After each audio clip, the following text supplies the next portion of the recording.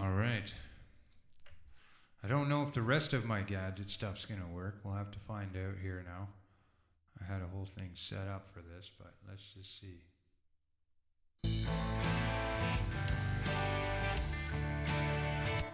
Seems to be working.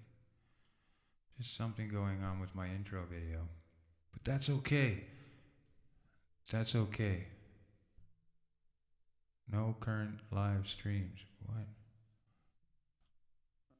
There we go. Well, welcome in, everyone. I tried to have a prepared situation set up, but it seems there's a glitch going on with the OBS at this point, which everybody knows is an OBS user. It seems to be a thing from time to time, so we just kind of have to roll with it. But here I am. I'm here. And I'm just reopening some windows because I had to refresh, which I had already done.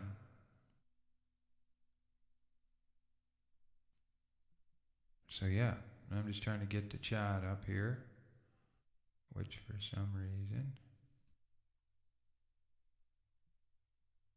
Oh, David Hunt. Nice to see you, fella. Thank you so much, my friend. I'm going to try something out. See, the cool thing is, Dave there, I believe he's using a Mac as well. So it makes it fun to kind of see off of everyone. Daniel Barry Sports Highlights in the house. Nice to see you. So I do have an unboxing that was endorsed to me. It was sent to me for free. It's a $170 package. Sent to me for free. And they wanted me to do a video on it. And I've had the product for about a week. Of course, I'm not going to give advice or any type of promotional stuff on something if I don't know what it's like to use the product. So I wanted to wait and make sure to see, how it was doing. Arkansas in the house. What? How come you're not? Let me get you, Arkansas. That doesn't make any sense. Should be a managing. There we go. That makes no sense. It's a good thing you hang out with your close friends, and we learn not to take so much stuff personal. Thank you so much for joining us, Arkansas. We very much appreciate it. And thank you so much for the late night talks and laughs.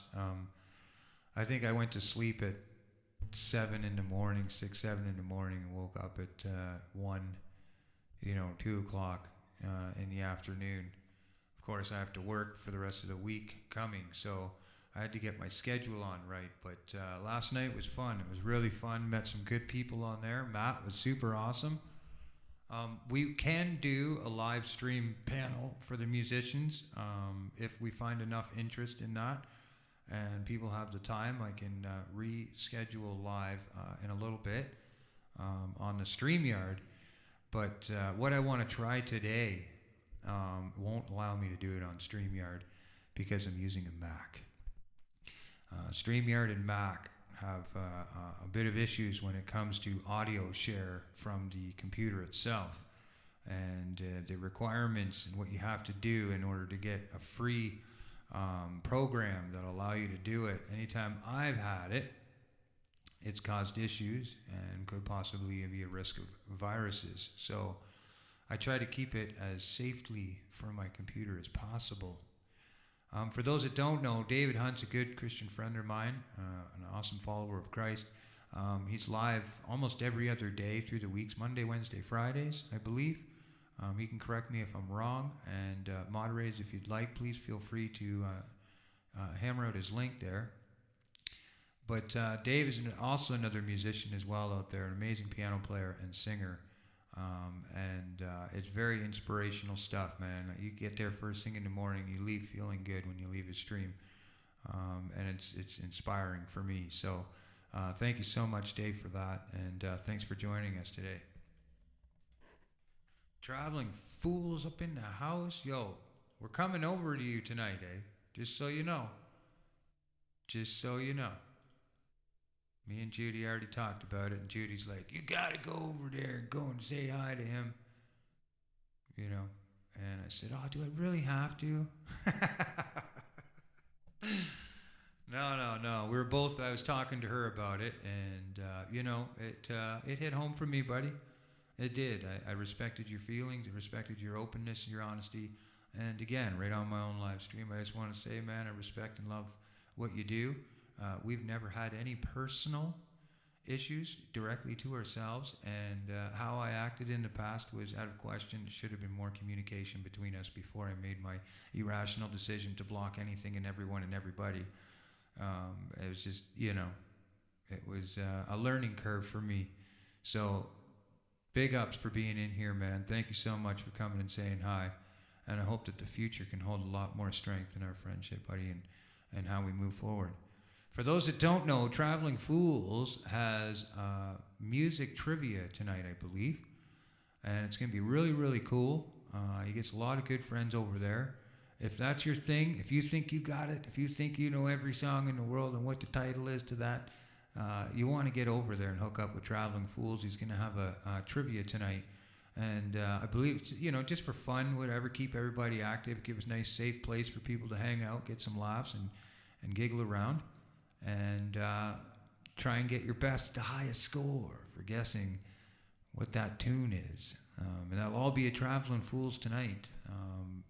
Moderators, please feel free to share Traveling Fools' link. I believe if he has a live already scheduled, we can post that out there. That would be super cool. And that link is CFM approved, if you know what I mean. So let me just, I have the chat up, so I should be able, let me do this without getting myself all frantic. Pete, another thing I wanted to talk to you about is consistency on YouTube. I can tell you the most important thing about that, and the hardest lesson I've learned, is consistency creates comfortability. To be comfortable with what you have, your gadgets, your sound system, everything operating around it. And still to this day, from the very first day till now, I still get that anxiety,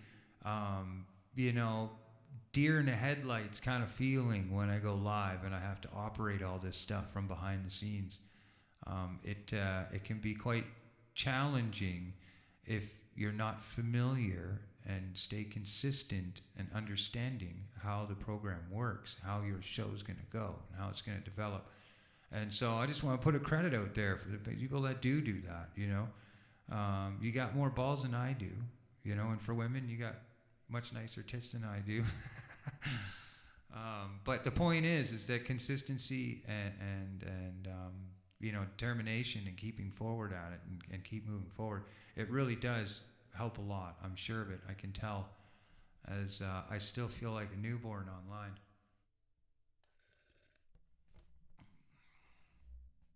So we'll get to the unboxing here in just a second, and we are going to play some live music, and I want to try something that nobody's heard on this channel yet, other than for videos, but we're talking live,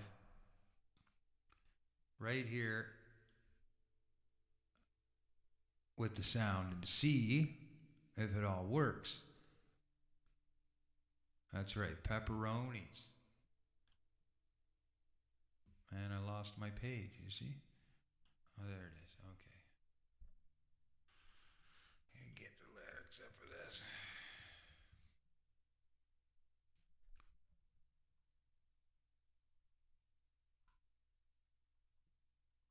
There we go. We got that. We're starting to get somewhere here.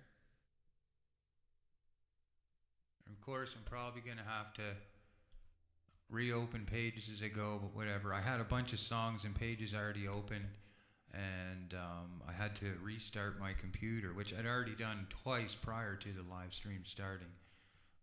But it seems to be the thing before you go live, is to restart, get everything going. And of course, I didn't do that at first, and all my programs started crashing down on the live that I priorly had scheduled to set up. So stick around. I got a wicked unboxing, and this unboxing specifically for people that are smokers. If you're a smoker through live streams, and stuff like this, or if you're just looking to create a better habit, this product is really cool. And I was thankful. I was hesitant at first. They were messaging me, emailing me. And finally, I'm like, you know what? This is kind of related to my channel. It's about being healthy and making better decisions with not only my body as a temple of Christ, but also, you know, my spirit and my soul. It definitely is a really wicked product, and I can't wait to share it with you. So definitely stick around. But first, let's see if we can do a little test run here without giving too much away. Let's see if we.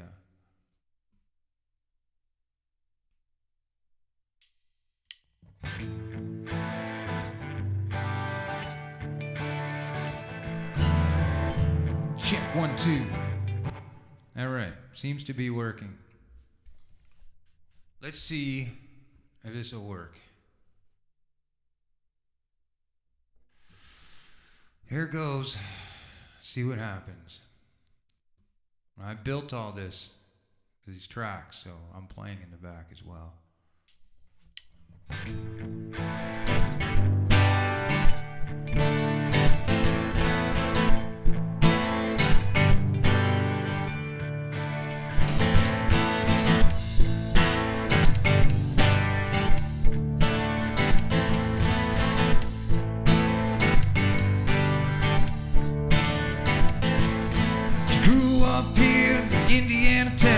Good-looking mama who never was around, but you grew up tall and you grew up right with them Indiana boys on an Indiana night. Let me know in the chat if you can hear me well.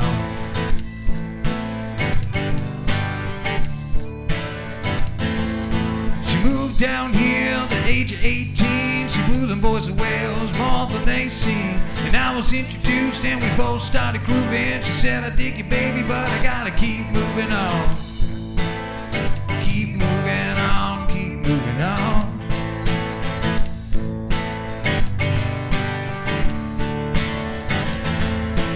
Last dance with Mary Jane, one more time to kill the pain.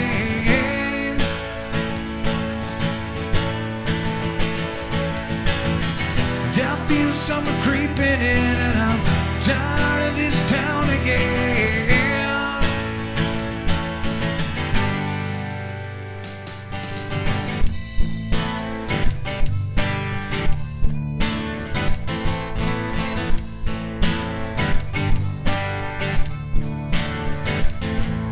Well, I don't know, but I've been told you never slow down, you never grow old. I'm tired of screwing up, tired of going down, tired of myself, tired of this town. Don't mind my, oh hell yeah, honey, put on that party dress. Buy me a drink, sing me a song, take me as I come, cause I can't stay long. Well, last dance with Mary Jane, one more time to kill the pain.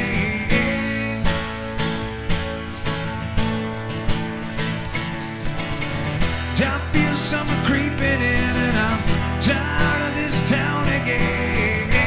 Tricky in the house. Tricky, tricky, tricky.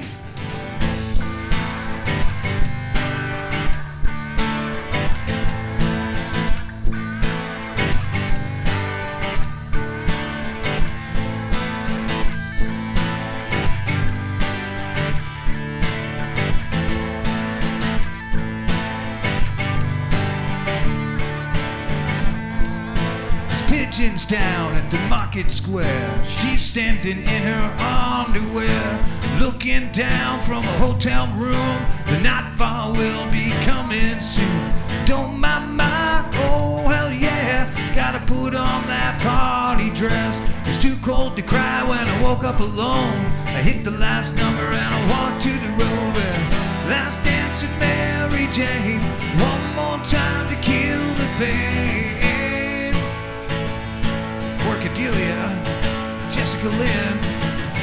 I feel summer creeping in and I'm tired of this town again.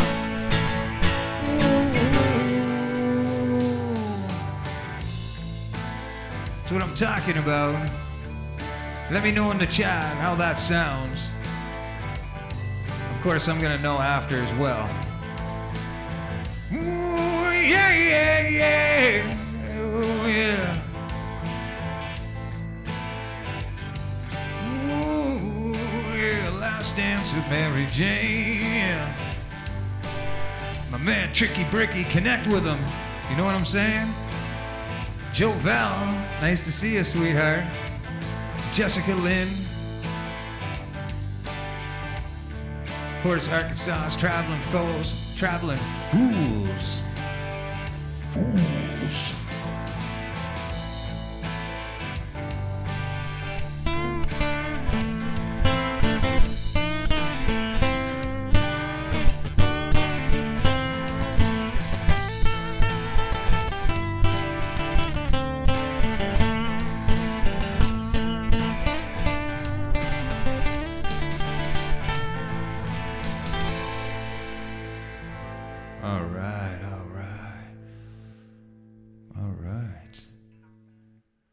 I don't know if that was ear blasting or what.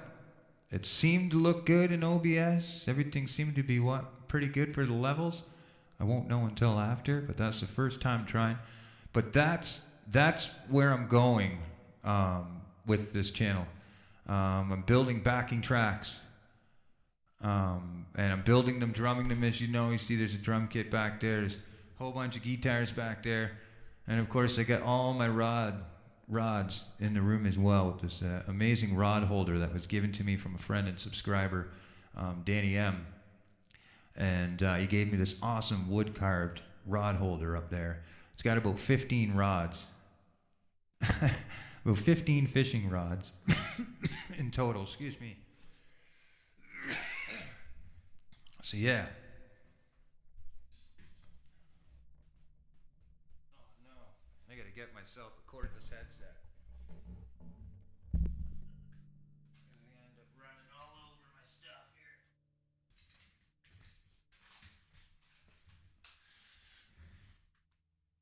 Judy is my rod holder. She wasn't hand carved, she was hand pound.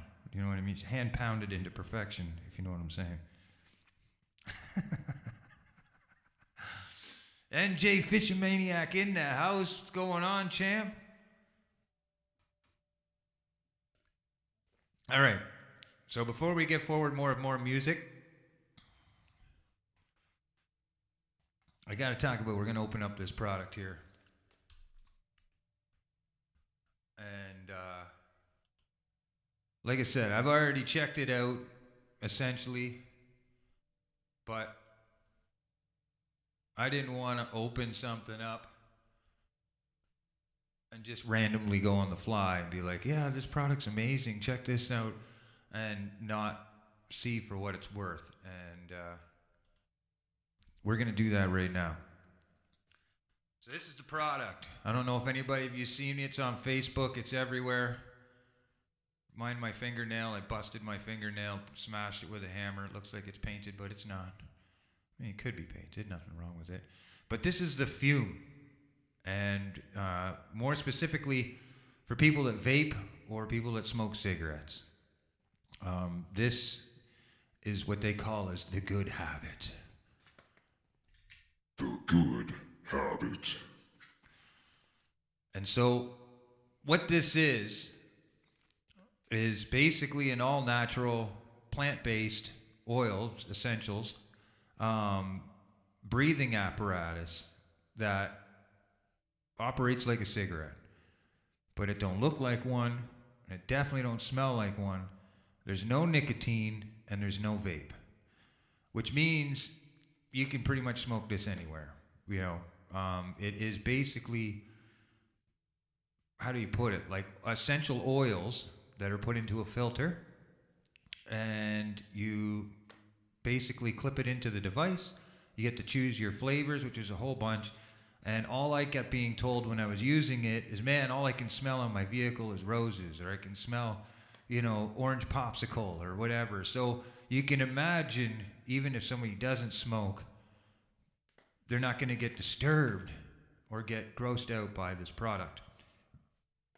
Now let me open it up here, and we'll get moving forward. All right. So the one thing that I'll show you is they do a really good job with the boxing. Like, I mean, it's pretty crazy. Has all its own little stuff, but there's more to it. So this is the Fume product. Here, we'll open it up. Comes with a cleaning kit. Again, case, look at all nice. Even the case, you open it up, it smells amazing. Welcome to the good side. I will have discounts available as well. It'll be attached to the video. I just have to set it all up. But they're giving me to offer my friends, subscribers, whatever like that. I think it's a 20% discount if you purchase it through a link that I provide. But I just want to go with the fly, put the video, talk about it, and maybe edit and do something later after the fact. But the one thing that this thing does is I remember, especially with smoking, fidgeting, like you always have to, if you didn't have a smoke, you'd be fidgeting with something, right? Well, this thing has that covered too. You literally sit here and, right? And you can twirl it. It has gears in it. You can hear it like a fidget spinner. I'll show you what the bass does after. But this product, again, is all natural. There's no battery, right? So you're not having to dispose of battery and put it, to the same big pile of batteries that are out there. One of my friends would tell me about vapes. One thing that they didn't like about vapes was that the batteries, the disposable batteries, like where are all these batteries going, when they die and everything. And of course, we know that batteries are one of the hardest things to dispose. And they have to be disposed in a certain way with, well, at least here in Canada, they have to be disposed in a certain way with the city, and you have to have tag and all this stuff. And, they have days where you can get rid of batteries of all types of different. You can't just throw it in your garbage kind of thing. They're not very good for the planet. But this thing, right? Yeah, it's got like a blunt look about it. You know what I mean? It's got like a blunt look. Okay? Now, again, you can get different kinds of ones or whatever, but this was the Journey pack. This is like their premium pack. And I think Canadian, after all said and done, for all the flavors, they gave me at least, I don't have to buy anything with this thing. That's the amazing part. Once you have these flavors, you can get a 10-pack of flavors for $34, $40. And the 10-pack will last forever. Like, I mean, forever. I haven't even went through one stick. I've had it for a week. So, But anyways, moving forward. So how it works, as you can see, there's no battery. Okay? There's no battery at all. Nothing. Again, mind my non-painted fingernail. But what it is there's these cores. You can choose between different flavors they have. Now, I haven't tried them all. Like I said, I only tried one or two so far. They have maple pepper, right? Which kind of like a cigar. Sparkling grapefruit for you fruity ladies. They have crisp mint. Peach blush. And orange vanilla. Orange vanilla.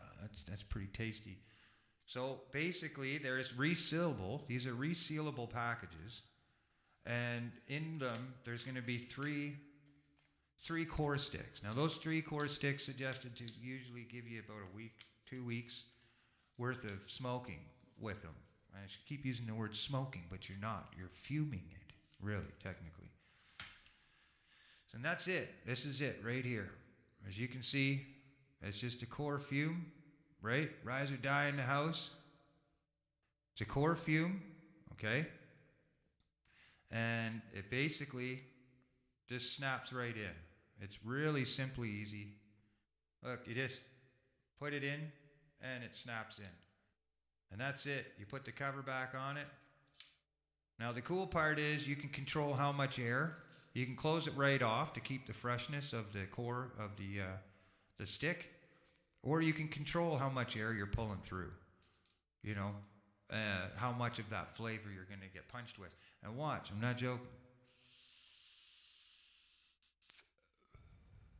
No smoke, no nothing. All I'm tasting is orange popsicle sticks. Orange popsicle, like, you know what I'm talking about. It's creamsicles. It literally tastes like I'm smoking a creamsicle popsicle.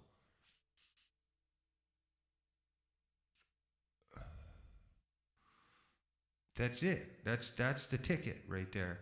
Now they sent me with some stickers and stuff like that as well, with the good habits. So thank you very much. I appreciate that from Fume. And like I said, there will be some shorts. I'm gonna actually make probably some type of commercialized video. I was fishing last week. I haven't been fishing this week. Tried to take a little bit of time. But this is the cool part. It's called the base, okay?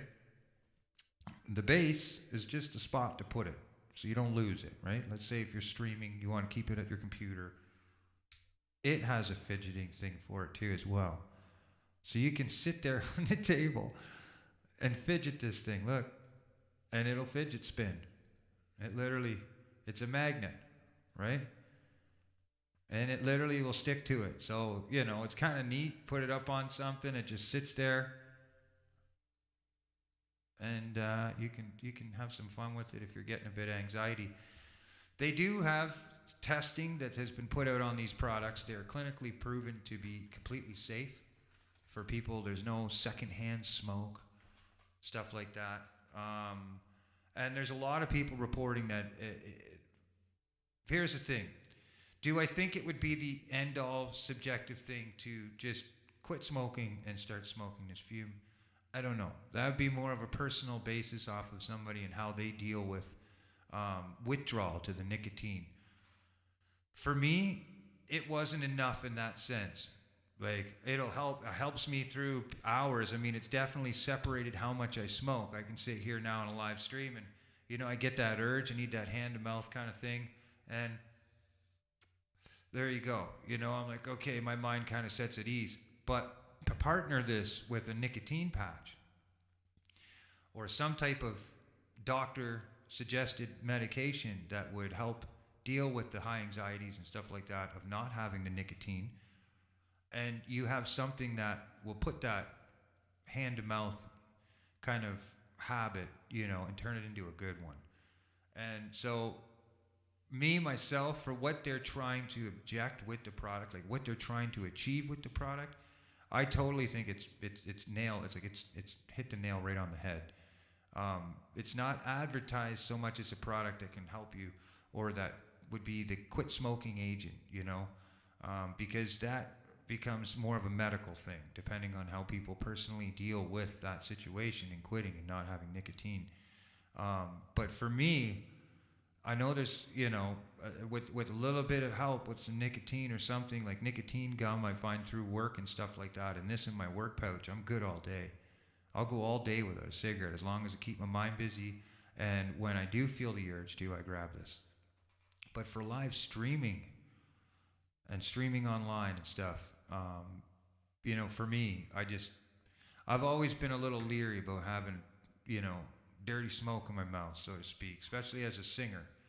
You know, I don't necessarily run a hang and chat kind of channel, you know, open kind of thing like that. So for me, I'm singing all the time. And if promoters and stuff like that, or somebody happens to be somebody from somewhere, has an interest in me and they say, man, this guy's got a really good voice, but then they see me crank out this, you know, big dirty cigarette, and I'm smoking a cigarette through it. You know, back in the 90s, that was a thing. Almost every damn rock band, it was, you know, it was loaded. The bars were loaded, the whole nines. Now it's not so much, you know. So for me, there's always been a little thing there about me with, you know, my video editing and all that stuff. Just having a cigarette through highlights and videos and stuff like that. That's just me, personally me. Am I subjective or judgmental to it? Not whatsoever. But there is that conscience that's been there. And me, I want to quit smoking, man. I need to quit smoking. I need to preserve whatever voice I have left. AMC in the house. AMC, AMC, AMC, AMC. Say that like 50 times really quick. AMC, AMC. AMC. It's nice to see you, AMC. It really is. Now, can I get a tricky?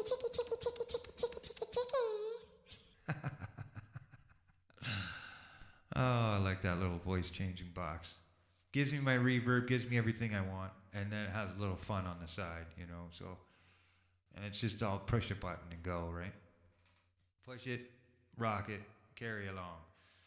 So yeah, that's the Fume product.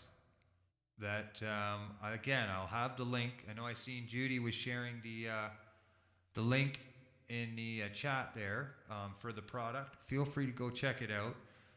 I'm telling you, it's a life changer. It really is. There's things about it that are super awesome, and I really think it's a cool product. I think it's really good, and for being one of my first product review that I've approved of, because I get hundreds of them through a day. I mean, the most craziest things, sunglasses, all this stuff, right? And the worst is they'll open up and go, we were looking at your channel and we really think that you're collaboration with us. And I'm going, you did you? So how did you think that a plumbing products would have anything to do with my fishing and music products and my channel? Where did that come into play? Like, where did you get that connection that you thought that me sharing about a product review, about a toilet stopper or a chain, where did you think that was going to be a connection to my channel? So anyways, there's a lot of them that I just, no.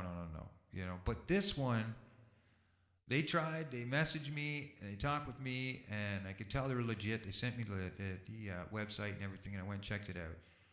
And of course, I've been really trying really hard to slowly get my smoking down to the point where I'm done. I don't smoke anymore. And so I was like, this could be it, this could be the product. Let's see what happens. And so I did. I took a leap on it. And so far, I could tell you, I'm really happy with it. I think it's cool. It needs to be given a really fair chance. And I think by consistency, we've used that word earlier, with consistency, I believe that it can be something that will definitely help and put separation between that, wanting a smoke when you're bored, wanting a smoke after you eat something, wanting a smoke when something exciting happens, wanting a smoke when something frustrating happens, wanting a smoke just because I want to smoke. You know what I'm saying? And for me, one thing that I've always learned, especially with mind over matter, is it's not necessarily about, same thing like I quit weed or drinking, I never say to myself, I'm done, I'm quitting forever. Because there's always situations, if life is in the right situation, people, places, and things, there's nothing wrong with moderate use of having a couple beers, for me, right? Weed is a little offy for me because there's the chemical imbalance that happens in there, and the brain ends up clutching to being on marijuana all the time, and then all of a sudden my brain doesn't know how to be happy anymore without being stoned. And so that's why I always kind of go on the fence with that, more for my own personal self. I mean, it's totally legal here in Canada. And you would think from years of it not being legal, but now it'd be like, yeah, but it's just, you get older. Us older cats, I'm sure there's a lot of people in the chat that can vouch for that. But as we get older, our brains, our minds, our body, it shifts, it changes in its own way, and we can't help it. And though they're making products stronger, they keep making this weed stronger and stronger to the bare minimum of almost being an hallucinogen. It's not the same when we were kids, and I hate to be that person to say it, because I used to hear my grandparents say it and my parents say it all the time, and they said, oh, when you get older, or when I was younger, back in the day, all those things, those little things. So here I am saying it today, of course. When I was younger, it was fun. It was sociable, accepting, and everything, and responsibilities may not have been so demanding. But now that's not the case. We grow up, we get older, our brains, everything shifts. And marijuana doesn't really do that for me anymore. I usually only use it for like psychological things, to get over something, to get through something, because I feel I need it. It's never really, I want it more than, I need it. And so, me, the whole mind over matter thing, especially if you're paying the government to do it, smoking cigarettes, paying for tobacco, paying tax on that, everything else. It's like that at one point was free out of the ground. You know what I'm saying? And it was a celebration. People would use it, native culture, stuff like this. It was a peace offering, everything like this. Now, tobacco is, one of the largest, if not the largest, drug-operated programs in the world. And the only reason why I think it's even legal is because there's no immediate death. You know what I mean? So what in 30 years if you get cancer? Prove it was from smoking. You can't. It could be from anything. You could have had it from the day you were born. All of a sudden, your blood cells change and you have cancer. So there's that type of situation. And for me, I hate having the government have a thumb over me. I hate that. I hate the feeling of being like I'm wearing a crutch, you know what it's like when you walk around with a crutch? It sucks. You don't feel like your exact self, right? You know what I mean? You always have to have this crutch by you. When you stand up, you got to grab it. When you sit down, you got to make sure it's beside you. That's smoking cigarettes and stuff like that for me.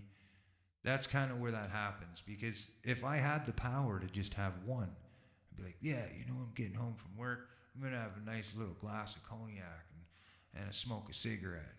And that'll be it. That'll be it for the day. It's not going to happen. One is too many and 1,000 is never enough. And that goes with any type of thing. I know that I have an addictive personality. So I always try to keep that in check. So yeah, the Fume smokeless, battery-free device. Don't want to call it a cigarette. But it's super cool. And there's other things that I could tell you this product could be good for, but probably shouldn't. But put the cigarette on the end of it and smoke it, and you got a flavored cigarette. You know what I'm saying? Just roll a nice one up, nice tight, put it in there. And then you got a flavored orange-to-cold doobie, Nitro Freak in the house. Nice to see you, Nitro Freak. Very much appreciate you coming in. Very much appreciate everybody coming in. Look at that. We got a big whopping 73 views already. Awesome. Thank you so much, everybody. I'm definitely going to get a little bit more consistent. As you can see, the studio is making its place.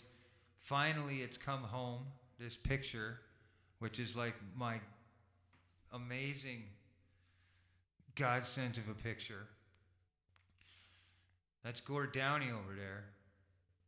And this was given from Judy, and it's been in a storage unit, and it is worth some serious moolah. That's Gord Downey's last performance, okay, with his record of the performance up there, and as well, handwritten lyrics from him himself, written by him, autographed in there as well, with all the pictures of him through that last performance. So that's super cool. I thought that was, really, really cool, and he's my idol, right? He's my hero when it comes to that stuff. And then, of course, we got all my certificates up there, tournament winning for fishing. That's only 5 of them. There's another 6 somewhere down on the floor down here. I have to hang them all up. Those are all winning certificates, $200 a pop at a tournament. Last year I won 1,000, and the year before that was a couple hundred. The year before that was 1,000. So yeah, but 2 years I've been listed as the top angler to catch the most tagged fish in the fishing tournament. So yeah, and that's the hand-carved fishing rod holder from Danny Boy.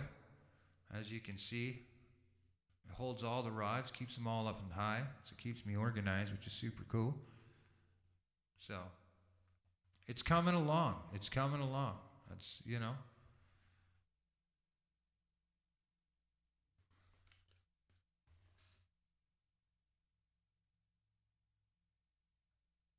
a good night song. A good night. Tricky Bricky. Yeah.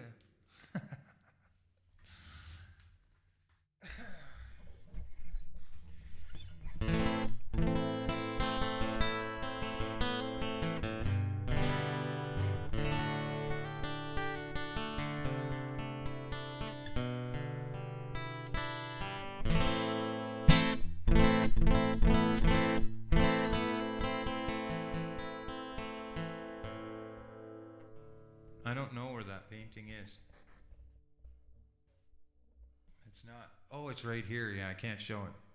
I'd have to turn the camera around off of the thing to show it as well. I have a Jimi Hendrix hand-painted custom picture that was painted from a friend from Judy, Trina, and from out east. And Jimi Hendrix is sitting there exactly the way that I am, just hammering out tunes. It's a really cool picture. Yeah, it's beside me. Yeah, over here up on the wall, way high. I'll have to change where it is to do that up. Let's see. All right.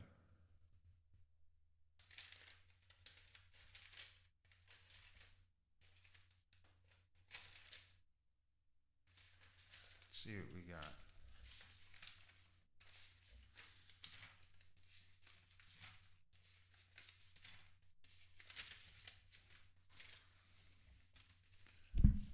Song I'm looking for. Of course, that's the other thing too. You're gonna have to start like an iPad fund, because I don't know how much they would be. I don't really have the money to afford to buy anything differently right now, as everyone knows. I'm a tax-paying working citizen now, who pays 2/3 to 50%, if not just my income alone, is to my rent. Thank you, Trudeau, bastard.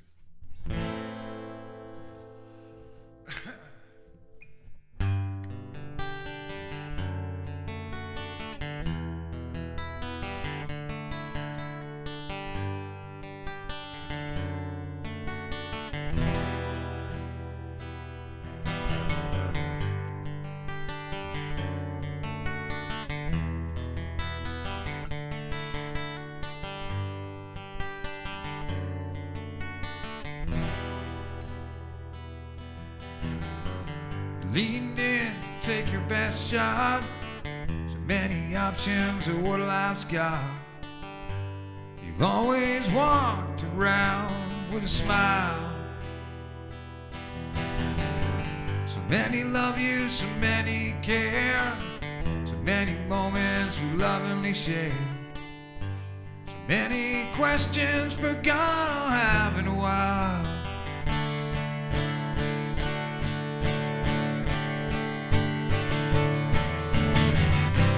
Backspinning to the time when we were playing pool. Backspinning to the time when you talked about ruling the world. Yeah, backspinning to the time when I walked in the club and seen you smile. 'Cause if I was feeling down, you were there to ease the pain. The pain for a little while.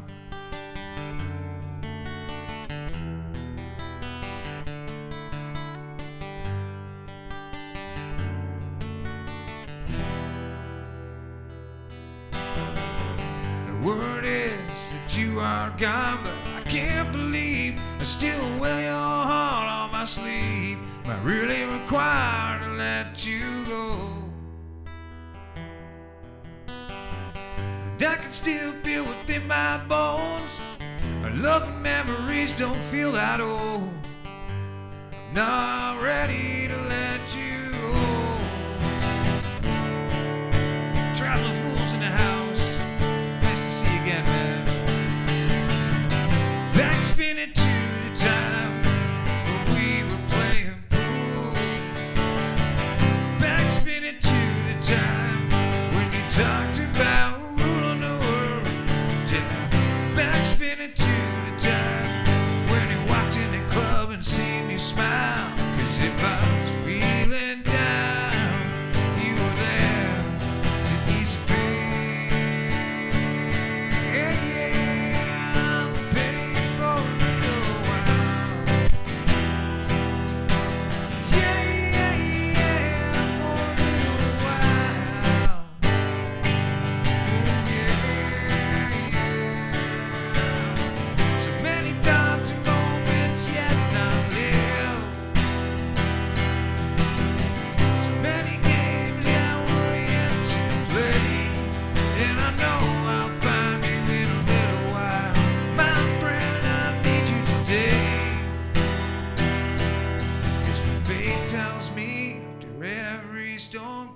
a sunny day.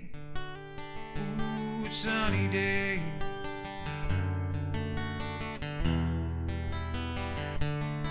Sending prayers to run.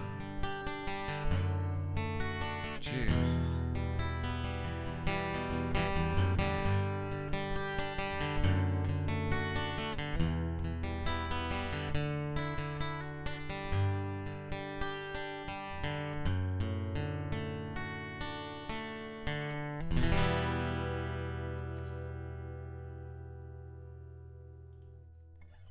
Everything seems to be working okay. Sounds nice. It's so much different than StreamYard, I gotta say it. OBS is so much different than StreamYard when it comes to the audio quality and having everything running around on its own. I was having issues in the beginning with it, but I think it might have to do with maybe my scene or something. There might be something going on. Let's see if it works here. There you go.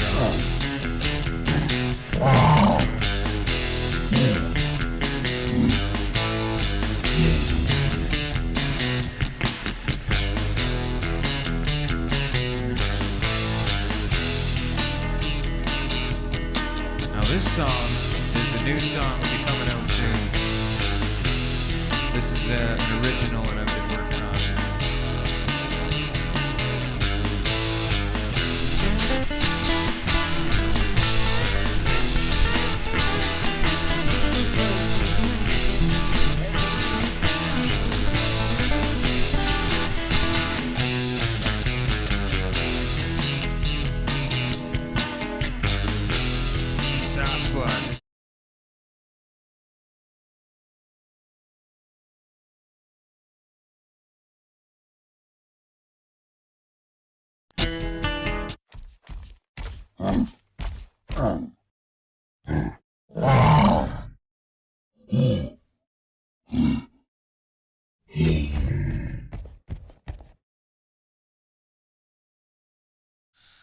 Oh, I love that scene. I don't care what anybody says.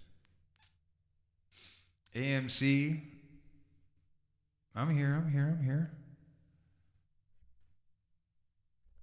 A Bigfoot sighting. Yeah.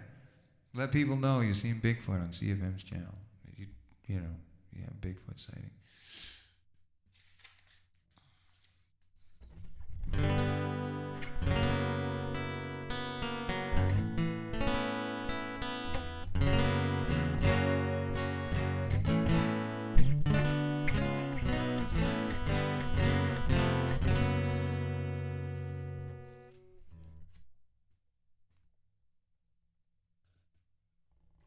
Oh, yeah. It'd be getting late for him. He'd be about 5 hours ahead of us. What is it, 6? 6 o'clock? It's got to be around 10 or so for him now, 10, 11 o'clock p.m. Imagine he gets up pretty early for his work as well. So have a good sleep. Tricky, have a good sleep. Do you want me to tell you a good night story, Tricky? Really nice good night story. I better not.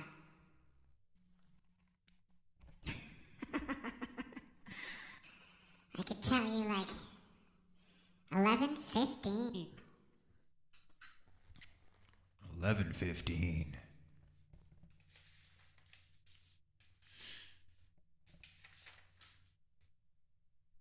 What should we? Oh yeah, I know.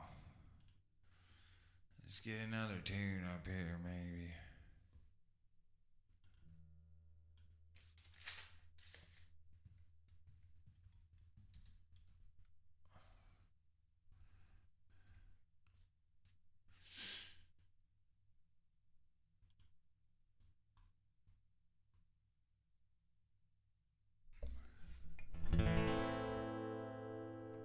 Yeah, exactly. I'm whispering sweet nothing in Tricky's ear.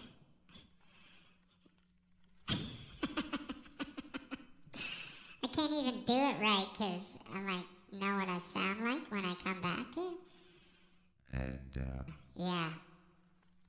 I'll leave that up to Orchidelia. She can do the sweet nothing in Tricky's ear before he goes to sleep. I'll be like to get conscience. The tricky bricky experience.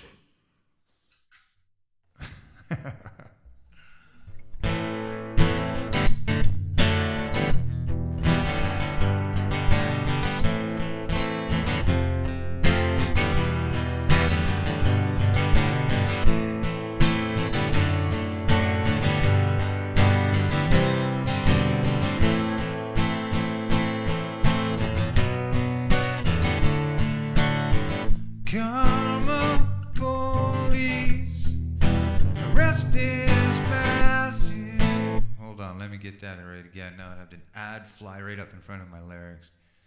Yeah, I need to get an iPad. I had literally some video come fly right up in front of my lyrics here because I'm looking at them from the computer. And it set me up for a wet up. Come on, police, toxin massive, buzzes like a fridge. Okay, hold on. Stop this. Hold on a sec. I'm gonna wait when we're done. There's another ad. Wow, thank you, Genius Lyrics. You guys are geniuses for screwing me over.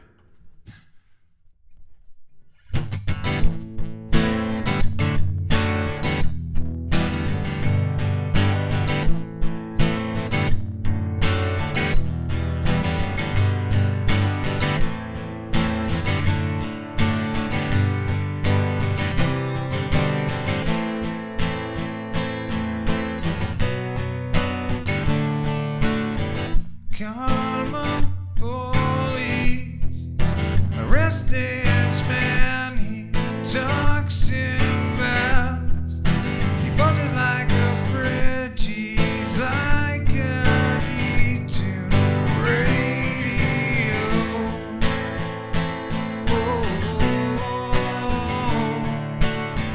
Come on, police, arrest this girl.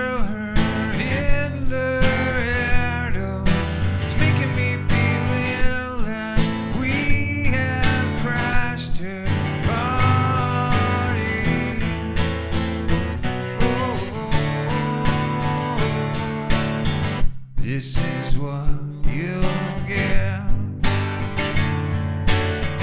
This is what you'll get. This is what you'll get when you mess with us.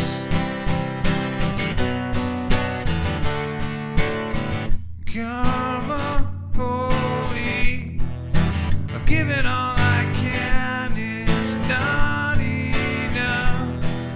I've given all I can, but we're still on the payroll.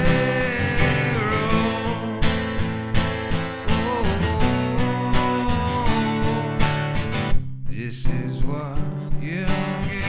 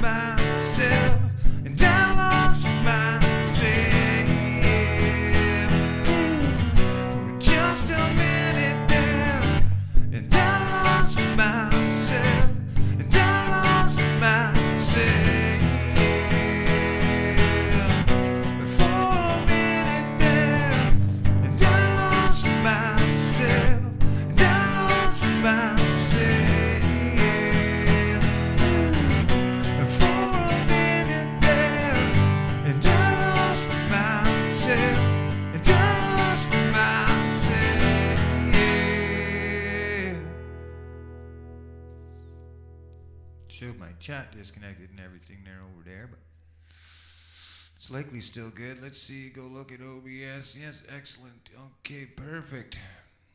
Wicked, wicked. Well, thanks so much, Tricky, for stopping in here, man. I just wanted to, do a little hangout here, a little quick little pop-up. See how everybody's doing. Should probably stay a little bit more consistent with my streaming, but, it is what it is. Almost every weekend I end up, I'm going to go live this weekend, get it all planned, and then I talk myself out of it. And not for any other reason, no other person, nothing, just, I'm just like, Yeah. So I need to get that passion back. I need to get the passion back to get moving forward and drive this thing again forward. Because I lost it a little bit. I did. I lost the passion a little bit, I'm not going to lie. Before it was fresh, it was new, it was fun, and I went through a lot of history and a lot of curves and things going on around down the path, and it knocked the wind out of me, metaphorically, and broke my little tiny heart. It broke my heart. It just broke my heart. And I just couldn't figure out a reason or a why to carry on. But here I am. Here I am. So, the other thing is, was it last week? I'll show you, for anybody who doesn't know, this is the iPad, or I should say, it's like, a Galaxy Tab, whatever. It's not even Galaxy. Look, it's the first generation of a Samsung. So if anybody knows about their technology, they're going to know how damn old this is. And she's all cracked up and everything. It's been flawless for me. It has 130 songs, 140 songs that I've built on there that I play. And she don't work anymore. She's toast. This screen's super small too, so you can imagine what it's like to see the lyrics on that little puppy anywhere from a distance, So it's died. Yeah, it's dead. It's died. It's done. It's over 15 years old, that thing. I guarantee it. If I could get her to start up, I'd tell you what generation it is. But on the back of here.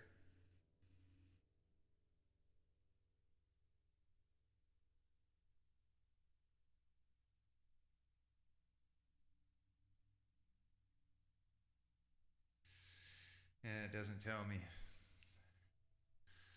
But that puppy's been slapped around, banged around, dropped on the floor, and I tried to get her to work the other day, and it can't even surf online because, of course, you can't upgrade it, right? Oh, Butt Nuggets in the house, man. Nice to see you.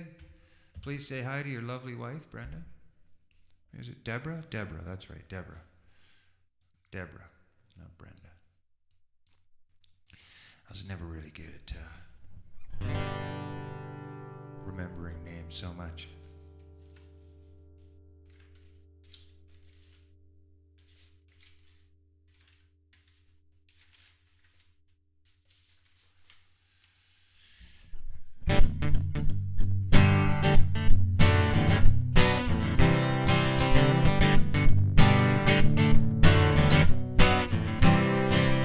This is how I got the Canadian Fishing Musician channel, based off this song and another one. That's how it all started. Walked up to the show this morning, the sun not yet quite to hit my eyes, yeah. There's no room for morning. Nature chills the soul. Catfishing, oh I'm itching, can't sleep at night just to go fishing. That's the life I had for me. Out in a boat, the waves are rocking, tips of the rods won't stop bumping. And that's the life I had planned for me. Oh yeah, out on the lakes of our country. Shorty in the house, been a while, sweetheart, hope you're doing well. waiting for a bite. I look in the sky and ask myself and I wonder why. How I ever wanted a life better than this. The line gets tight, I'm set for a fight, so I buckle up, I put my feet just right, and the rest of the story is nothing but play. Oh, I'm catfishing, oh, I'm bitching, can't sleep at night just to go fishing, and that's a life I had for me. Out on a boat, the waves are rocking, tips of the rods won't stop popping, and that's a life I had planned for me. Ooh, yeah, out on the lakes of our country, yeah. Out on the lakes of our country, yeah. Ooh, out in the lakes. Out in the lakes of our country, yeah. Ooh, yeah. Ooh, yeah. Ooh, yeah. Ooh, I'm fishing. Yeah, yeah, yeah. And I'll be itching. Yeah, yeah, yeah. 'Cause I wanna go fishing. Yeah, yeah, yeah. 'Cause if I ain't fishing, I'm up all night, I swear I'll be itching. Out in the lakes, out in the lakes of our country, yeah. Out in the lakes of our country, yeah. Out in the lakes, out in the lakes of our country, yeah. Yeah. Out in the lakes of our country. Shorty's Adventures in the house. Let me get you, sweetheart. I know it's been a while. We know you're all good people, amazing, supportive for everyone around you and people worldwide online. If you don't know Shorty, you probably should. She's an amazing, amazing person. She's got an amazing spirit. She's inspirational. And she's got an amazing community around her of good people that connect. And they stay connected. And they're very supportive. So thank you kindly for joining us, Shorty. It's nice to see you. Raging Against Machine. I never did this. Oh, yeah, I did. Okay. All right. What's going on, homie? Oi, oi, buddy. Oi, oi, man. Thank you so much. Tricky said it's a banger. Yeah, I mean, that song, I had high hopes for it. You know, I thought, she'd really smash out there when it came to the fishing things. Maybe it's not recorded right, not produced properly. I don't know. Just try to do the best I can with what I got and what I know. But the song, the theory, the thought, the passion, the lyrics, everything seems to lock in really well. I was very happy with how that song came together. And I enjoy it. I play it. It speaks from the heart. That's the big one. You want to get to know me the best. You want to truly get to know me. Listen to my music. And any artist will tell you that, especially as a songwriter. Unless they're trying to cop out and write the whole, get drunk, drink booze, drive a truck, get your honey, don't give a, then that type of stuff is just subjectable for sellable material. But somebody who's a very intricate writer that writes with feelings based off of therapeutic things they might be going through, and or their point of views when it comes to certain things in life, you can really get to know an artist by the music they write. So yeah, if you don't know me, spend a little time on that playlist that I just learned that Arkansas has like her own little playlist of my music as well, and Tasha and Jonathan and a few other people as well. So I really appreciate that. Thank you so much, everyone, for taking the time to play some of that music sometimes. It means a lot. There you go. Butt Nugget says he just subbed. Thank you so much for connecting. AMC Shorty, I could tell you, I know there's not like, a mass amount of people here. I don't have scheduled lives, and I've barely been live in the last couple of weeks.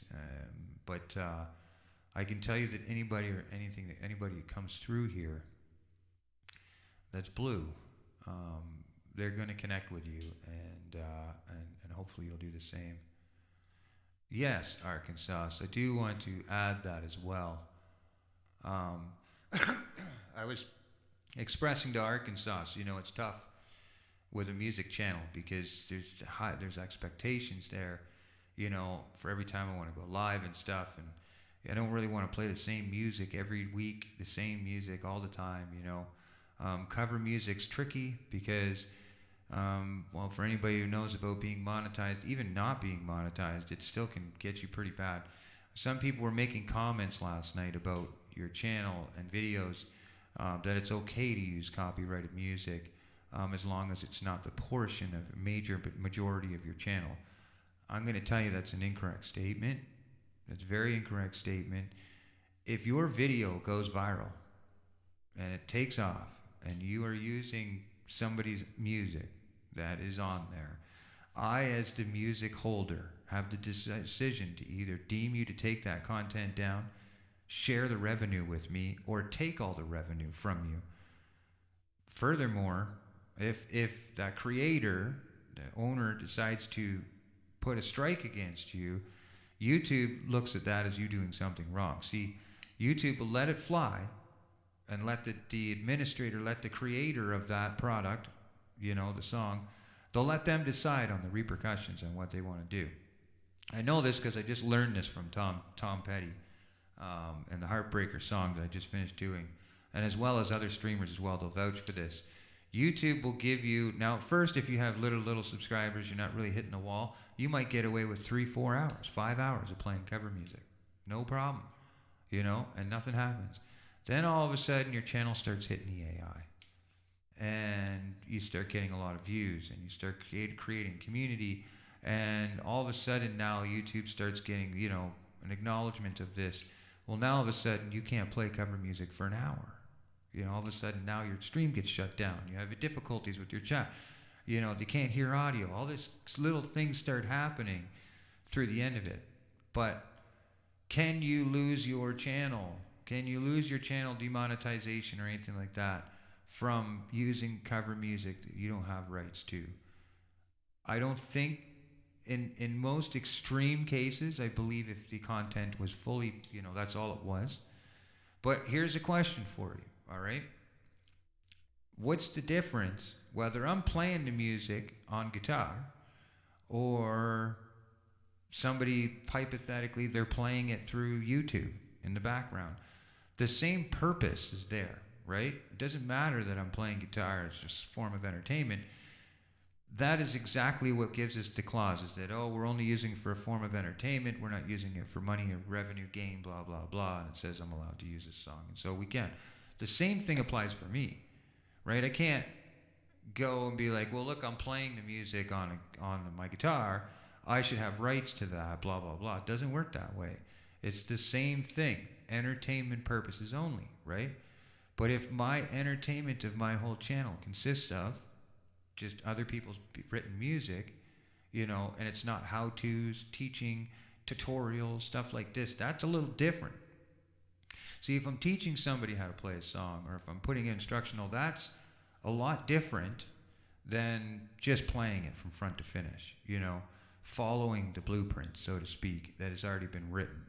And most artists commonly won't have a problem with it. But there is many low indie labels out there. There's many world franchise labels out there that are not okay with it. And what happens is, when I decide to play cover music, which will happen today, it'll happen today as soon as I get off this live, the video won't be monetizable. So they'll be making no revenue off of this. And if I play my own cover music, I can strip that video out and clip it out and repost it if I want to, or silent every song that I put as a cover tune. So which means that I'm sitting up here playing for hours, for free. Now, I appreciate everybody connecting with me and subscribing to my channel, but I never played guitar in public for bananas, okay? I mean by the monkey dancing. I never played for bananas, I played for money, and it didn't matter whether or not I was not quite happy with what I got. The point is, there was something in there for that work. Otherwise, I could just play in my own room for my own therapeutic situation, record it, post it out there, and be done with it, right? Be done with it. That's it. To go live and have all this extra work and the practicing, the gear, all the expenses and everything in it, only to have YouTube go, whoop, that video's garbage, right? All that work and everything, all that nice stuff you did, all that great stuff, all the money that you put into creating a good quality sounding stream, you can't make no money back on that video because you played somebody else's songs. So it took the passion right out of me. It did. It kind of gave me a kick in the nuts. And I was like, well, like some are shared revenue, but I mean, come on. How do you share 35 to 38%? You know what I mean? It really is, it's crazy. So it's not about getting rich on YouTube, because I have a full-time job, and I've had a job ever since I started playing music, because music don't pay shit, but the little bit that it did pay would help with a new iPad, a new pedal, gas to get to the venue, guitar strings, these little things that add up, that come into needing in order to make that presentation, to get to that show, to put on a good show, and to have good quality gear that's reliable, and that all cost money. And so that little bit that would come from playing shows, that helped.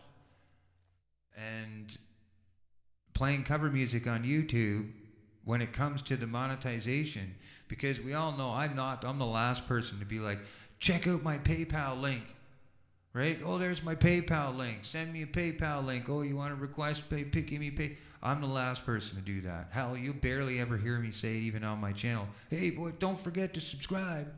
Subscribe. You don't hear that shit on my channel.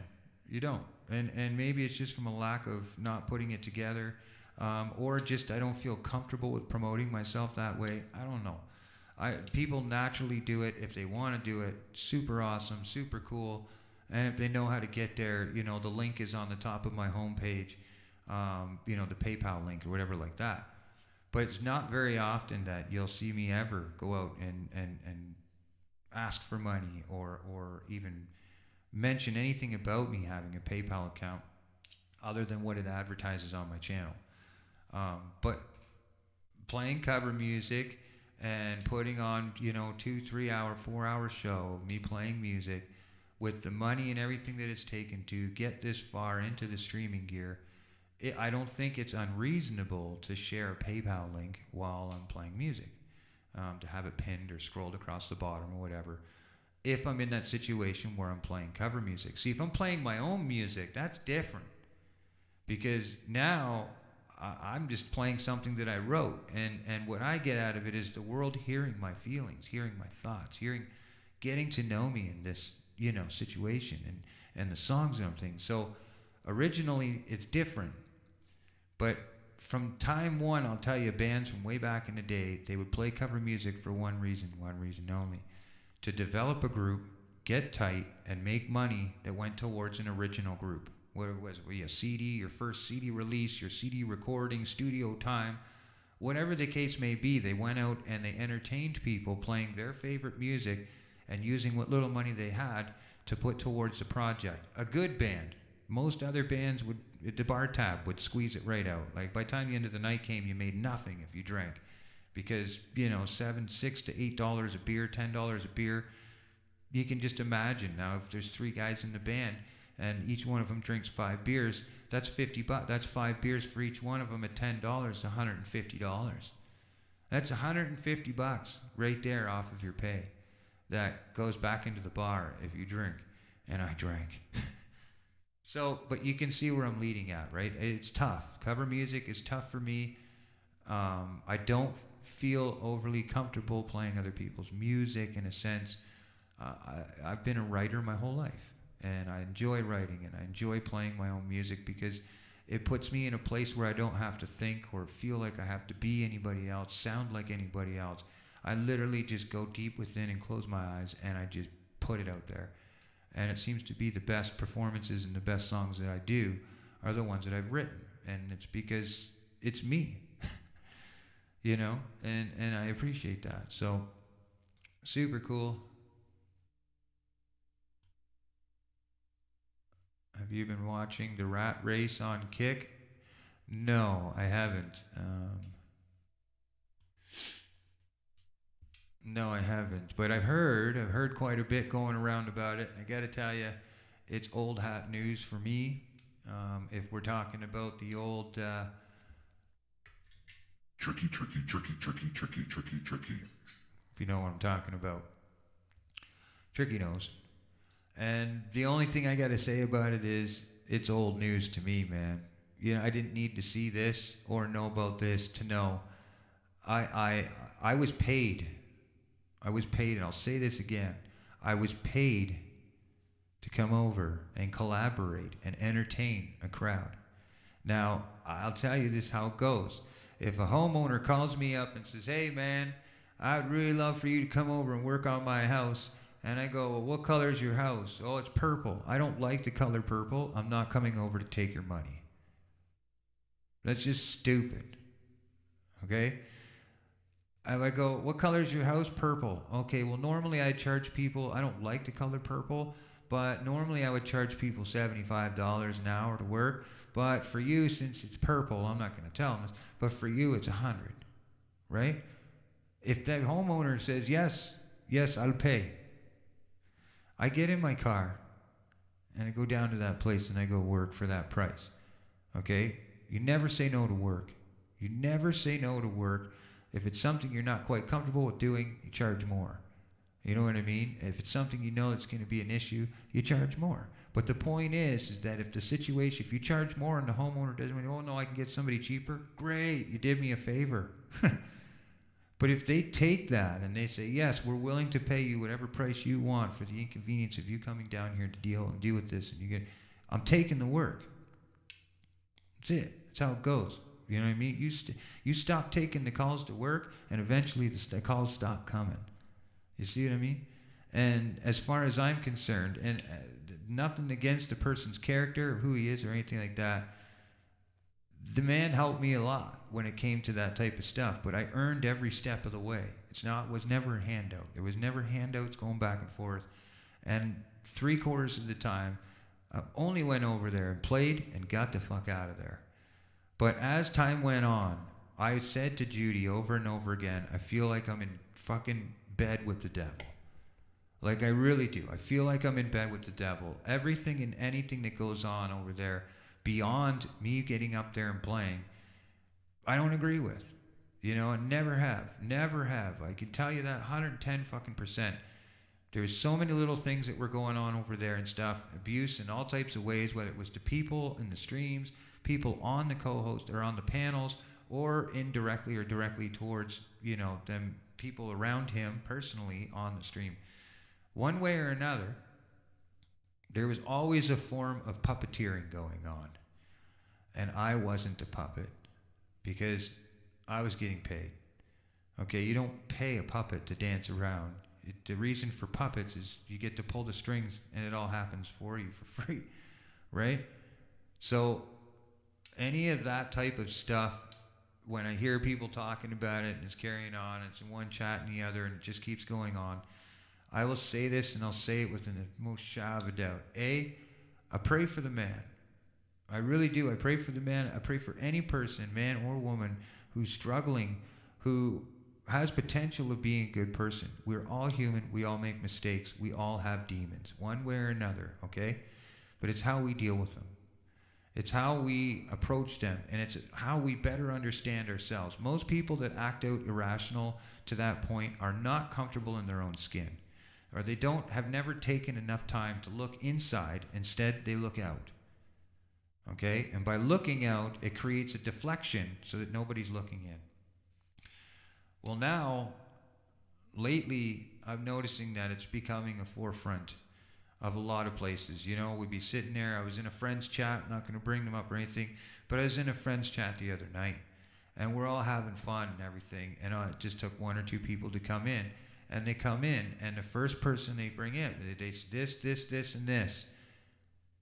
And that's they don't say hi, they don't say, hey, how's it going? Hope you're doing well. They don't give a shit about how you're doing as a person. All they want to do is drop the bomb in the chat and then see how everything plays out. And I'm telling you, for any of you people out there that know about the live streaming, just think, I could be a bogus channel out there. Nobody knows. All I do is come in, drop the bomb, and start my OBS recording. That's it. Now, nobody knows I'm that channel, not even the person that's being talked about. And then all of a sudden I take that footage now and I go under my own account and I send it to somebody and I go, hey, check this out. Look at this. This person's saying that. Look at this. Okay? I'm just starting fires in the background. Right? And then I go live on my main channel. Hey, everybody, love and support. I love you all. I'm so sick and tired of that shit. I don't want it anymore. Like, I've never done it at that point. I've always done it straight into my channel. I've always done it here I am. This is what I'm doing. This is what I have. This is it. You know, I don't have the effort or the care to go to that extent. But there's lots of people out there. And so all of a sudden now you see a live stream dynamic. It could be changing. And as soon as that moment happens, bam! You know, I look at the numbers, I see people all of a sudden now it's going up, it's going down, it goes down, goes down, goes down. People start dropping off the panel, right? The stream starts going it starts going to the shit. Okay? As YouTube creators, we want to be inspirational. I'm telling you, the world is full of negativity. You want to follow drama? Turn on Netflix and go watch that damn Mike Tyson Jake Paul fight. Perfect example of how we as humans can be goaded into a perception, believing in almost 110,000% thinking that something's going to go a certain way. You had people on bets, you had, undercard betting, people losing millions of dollars believing that something is going to happen, and it didn't, based off of drama, politics, and promotion. Okay? What we see isn't exactly the truth. You know what I mean? And it's disheartening for me. It really is. It really is. I was floored by that Mike Tyson fight. I was floored. You know, I know for a fact, 110%, that if Tyson wanted to go to death in that ring, like he said he would have. And it wouldn't have mattered if he got knocked down. It wouldn't have mattered if he was stumbling on his knees or he had a bad knee. I've seen that man 4.5 years ago fight Ray Jones Jr. And I'm telling you, in 4 years, you don't lose all that mobility. He didn't do amazing with Ray Jones, but he definitely didn't stay standing there for friggin' the whole rounds. And he lasted the whole friggin' match as well. But he was still always in and out, bobbing, weaving. But not here nor there, doesn't matter. Doesn't matter. I'm just saying, the promotions and getting stuff out there, it's easy to make people believe and see things to what either they want to see, right? Or the wow factor of what they haven't seen.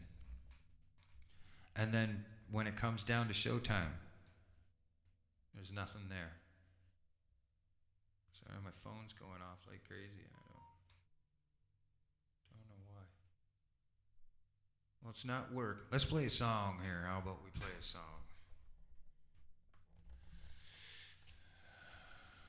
So anyways, yeah, any of that talk, any of the drama talk, anything about something else, just save it for another channel, for channels that are okay with that stuff. I'm not a drama channel. I'm music and fishing, and I've had it with that. All I can tell you is I've seen that type of behavior and seen that stuff a long time ago. I didn't need to see, and nor have I seen it. Okay, I seen a quick little clip of it because it was sent to somebody, and they sent it to me. And as soon as I seen what it was, I closed it down. And I asked that person, please don't do that again. Don't. Because you just wasted precious time of my life I can't get back watching crap that we all know is true. And yet, at least a quarter to 30% of the audience that is there are all spread out amongst users and everybody amongst us now. And, if I don't pay attention to it, then I have more time to pay attention to things that are more inspirational to me and my health. If I constantly am paying attention to negativity, what this person did, what that person did, what this person said, what that person thinks, I never go live. You know what I mean? all of a sudden my view, my perspective of YouTube and social platforms and stuff becomes degraded, and I'm just like, I don't want to do it anymore.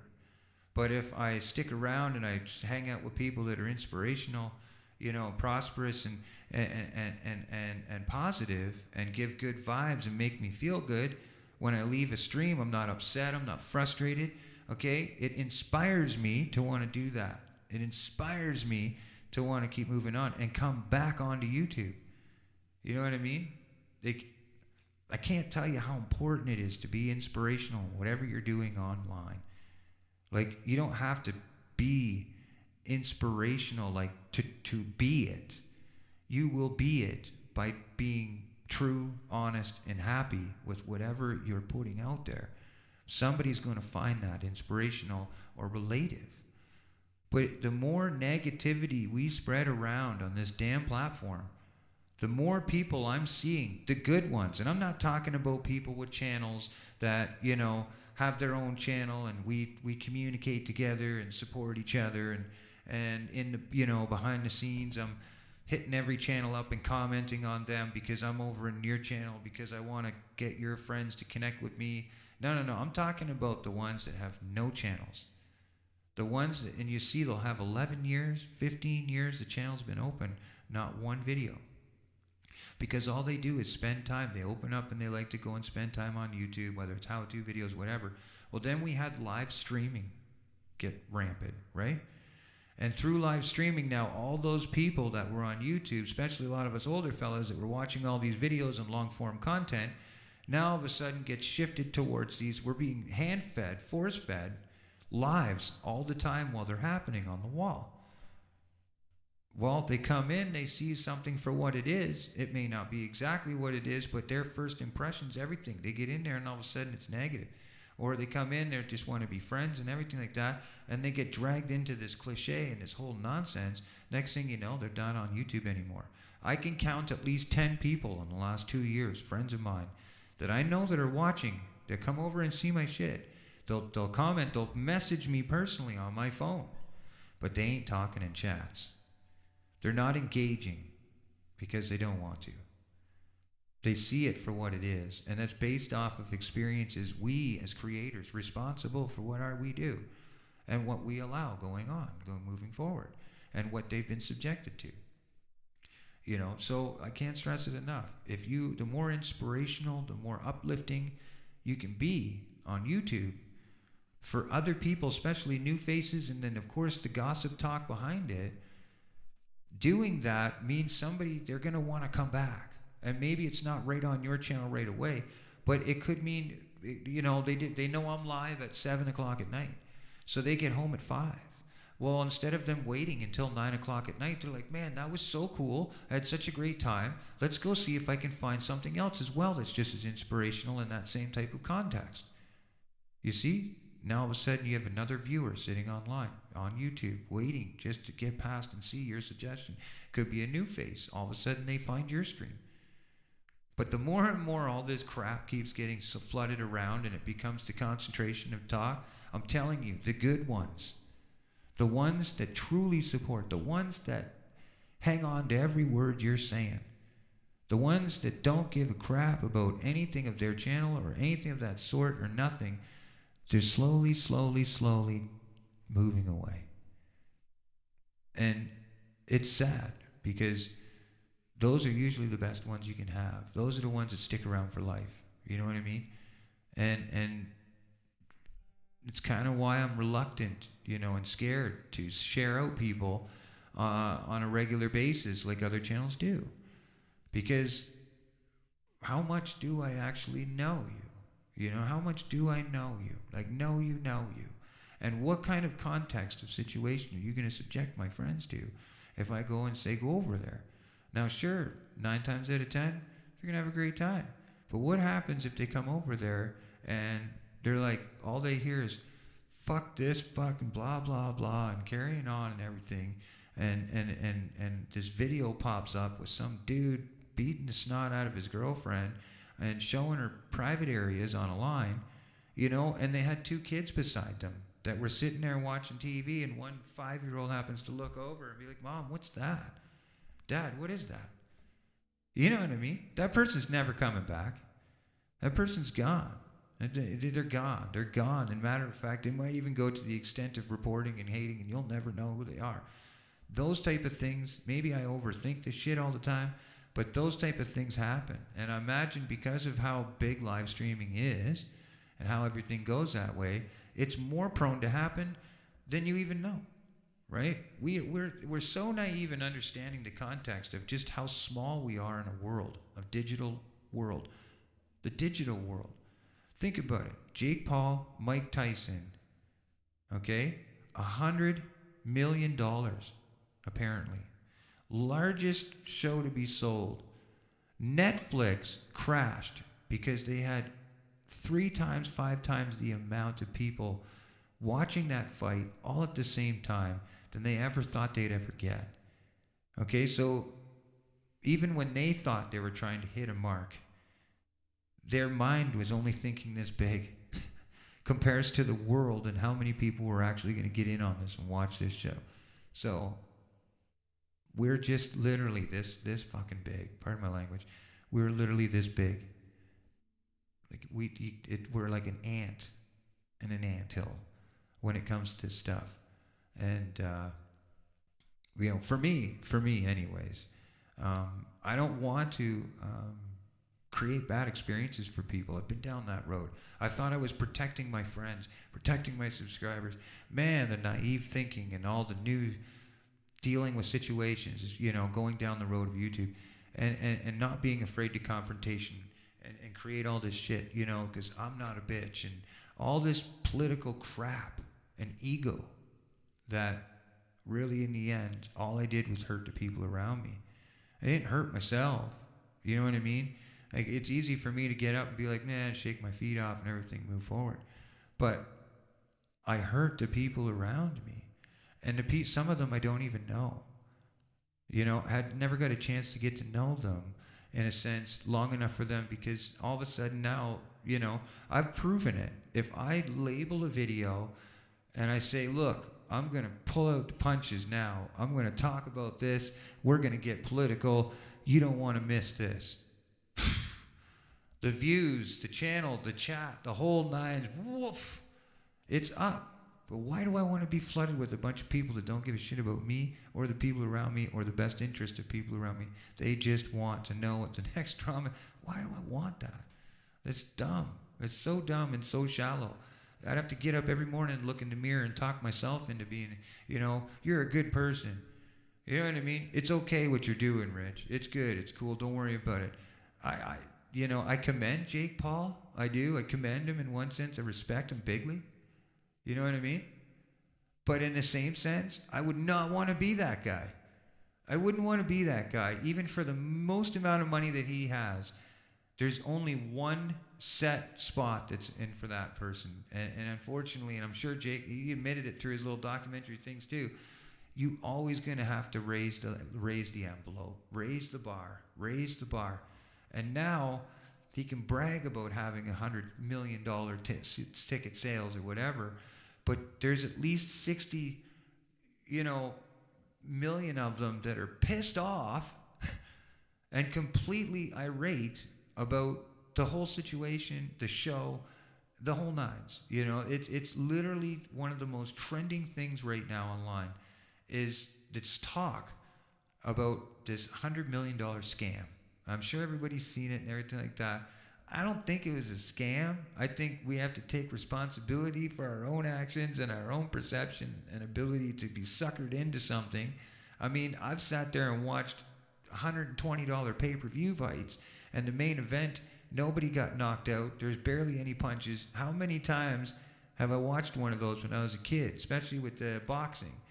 UFC, you know, they do the same thing. They hype it up. They talk it up like they're going to kill each other. Before, as soon as they start and they walk in the ring, they hit fists. You know what I mean? It's part of the business. So I don't really think it was a scam, but I do think that Mike Tyson could have definitely leveled him out a little bit more. Can I turn up my mic a little bit? Sure, I can. Sure.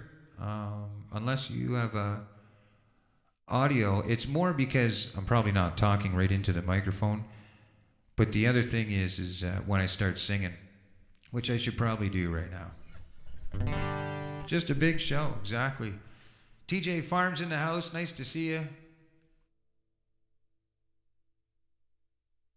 Oh, I know AMC, but I know it's disheartening. You're totally right. And you got to think, okay, as a musician who, you know, do I have a whole bunch of confidence in myself? I'd be the last one. I'd be lying to you if I told you yes. Do I think I have an amazing voice? No, I'd be the first one. I'd be lying to you if I said yes. You know, I'm my worst critic. I'm my worst critic than anybody can tell me. I'm not joking. But you can imagine being a musician, playing guitar, the skill that took, well, everybody else, my friend Matt, who I met last night there, another musician, we'll hopefully get connected more and maybe do a live or something together. But he said it best, you know, and I almost lost my train of thought right there. But yeah, he was like, you know, when it comes to playing lives and stuff, like playing cover music and everything like that, it's for me, okay, and that's me saying this. Well, everybody else, when they were in public school, this is 110% correct. While everybody else was chasing girlfriends, okay, their friends, what they wanted it to be cool, I was in my bedroom as a loser, playing with this damn thing all the time. I come home from school, play with it. Went to sleep, I play with it. I woke up in the morning, I play with it. It was the discipline. My parents couldn't stop me from acting good, you know, or bad by spanking my ass or beating me with a belt or swatting me or backhanding me or much more other things. No, they would smash my guitar, my dad. He'd smash my guitar or he'd take it away from me, you know, and I couldn't get it back. And that would make me straighten out. All the rest of it didn't make me straighten out, but the guitar did. And so you can imagine how disheartening it is, AMC, for someone to spend $14,000 roughly, 14 grand on streaming equipment, years of blood, sweat, and tears, writing music and playing out there, okay, to see somebody just sit here like this, get hammered, and talk shit to people, and that seems to be more trending. That seems to be more entertaining than to have somebody play live music. Now, if you go to a bar, right, you have the choice. This is what I've always said. If you go to a bar, you can go on a night when there's no band there, and you can pop $2 in or $4 into a jukebox, okay? I know that thumbs up thing's weird. Every time I put my thumb up, it does it. I'm not sure why, how it's done it. There's a plug-in, something doing it, and I've tried to find it. It's not anything that I've installed, but it does it, and it is what it is. I just let it go. But you can put $2, $3, $4 in, get 3 songs, $5 through 3 songs, and you can listen to your favorite song on the radio, you know, in this club. That's great. But then you can go to a bar and you can go hear it live from a band and almost get the experience, depending on how good the band is. You can get the same experience as you were if you were watching the band. If you get to a tribute event, well, you know, you're pretty much hearing everything the same. They just don't quite look the same. But some tribute bands, they dress it, they look it, it's like you went to their show, right? And they pay the royalty fees, right? And the bar owner pays royalty fees through their product sales. They pay a royalty fee towards the insurance to make sure that that artist that wrote the music's getting paid for this, and the artists that are playing it in the bar. So to have somebody create a bar scene, okay, and have all this negativity and this crap everywhere around us, right? Which God bless and God forgive. Hopefully something happens there for that person and them. Because again, I don't wish any hurt or nothing, and I'm not talking shit or trash.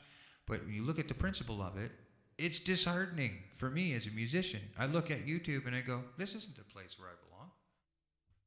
You know what I mean?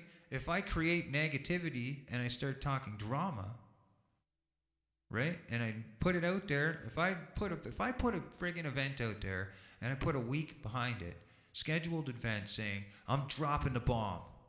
I'm dropping a bomb so big it's going to rattle the YouTube worldwide. I'm telling you right now, that fucking stream's going to blast. It's going to blast. And people are going to share it. And their friends are going to tell them. They're going to put it in their Discord groups. And their friends are going to come over. And there's going to be gangs and cliques and trolls. And oh, yeah. But it's exactly what YouTube wants and reads as success. Because the chat analytics are going through the roof. You know, people are fighting and arguing and carrying on. So the video, naturally, YouTube is going to push it out. They're going to be like, wow, this is doing so good. It's not like there's a creator, YouTube manager inside of there going, whoa, hold on a second. The AI reads that video as being successful. And, you know, so now it gets pushed more and more viewers and everything such and such like this. Now, I'm not talking Autobots, you know, and bots, because I do know for sure 100% you can do it. You can pay for it. It is 100% true. You can pay for bots to come into your live, and they will be sitting there. They'll look like they're there. They're watching. They're viewing, but they ain't real. And YouTube doesn't read it any different. They see it. They will see it as there's 100 people watching. There's 300 people watching. So what I'm getting at is you can see how disheartening it would be, Joe McGraw in the house, as a musician, right?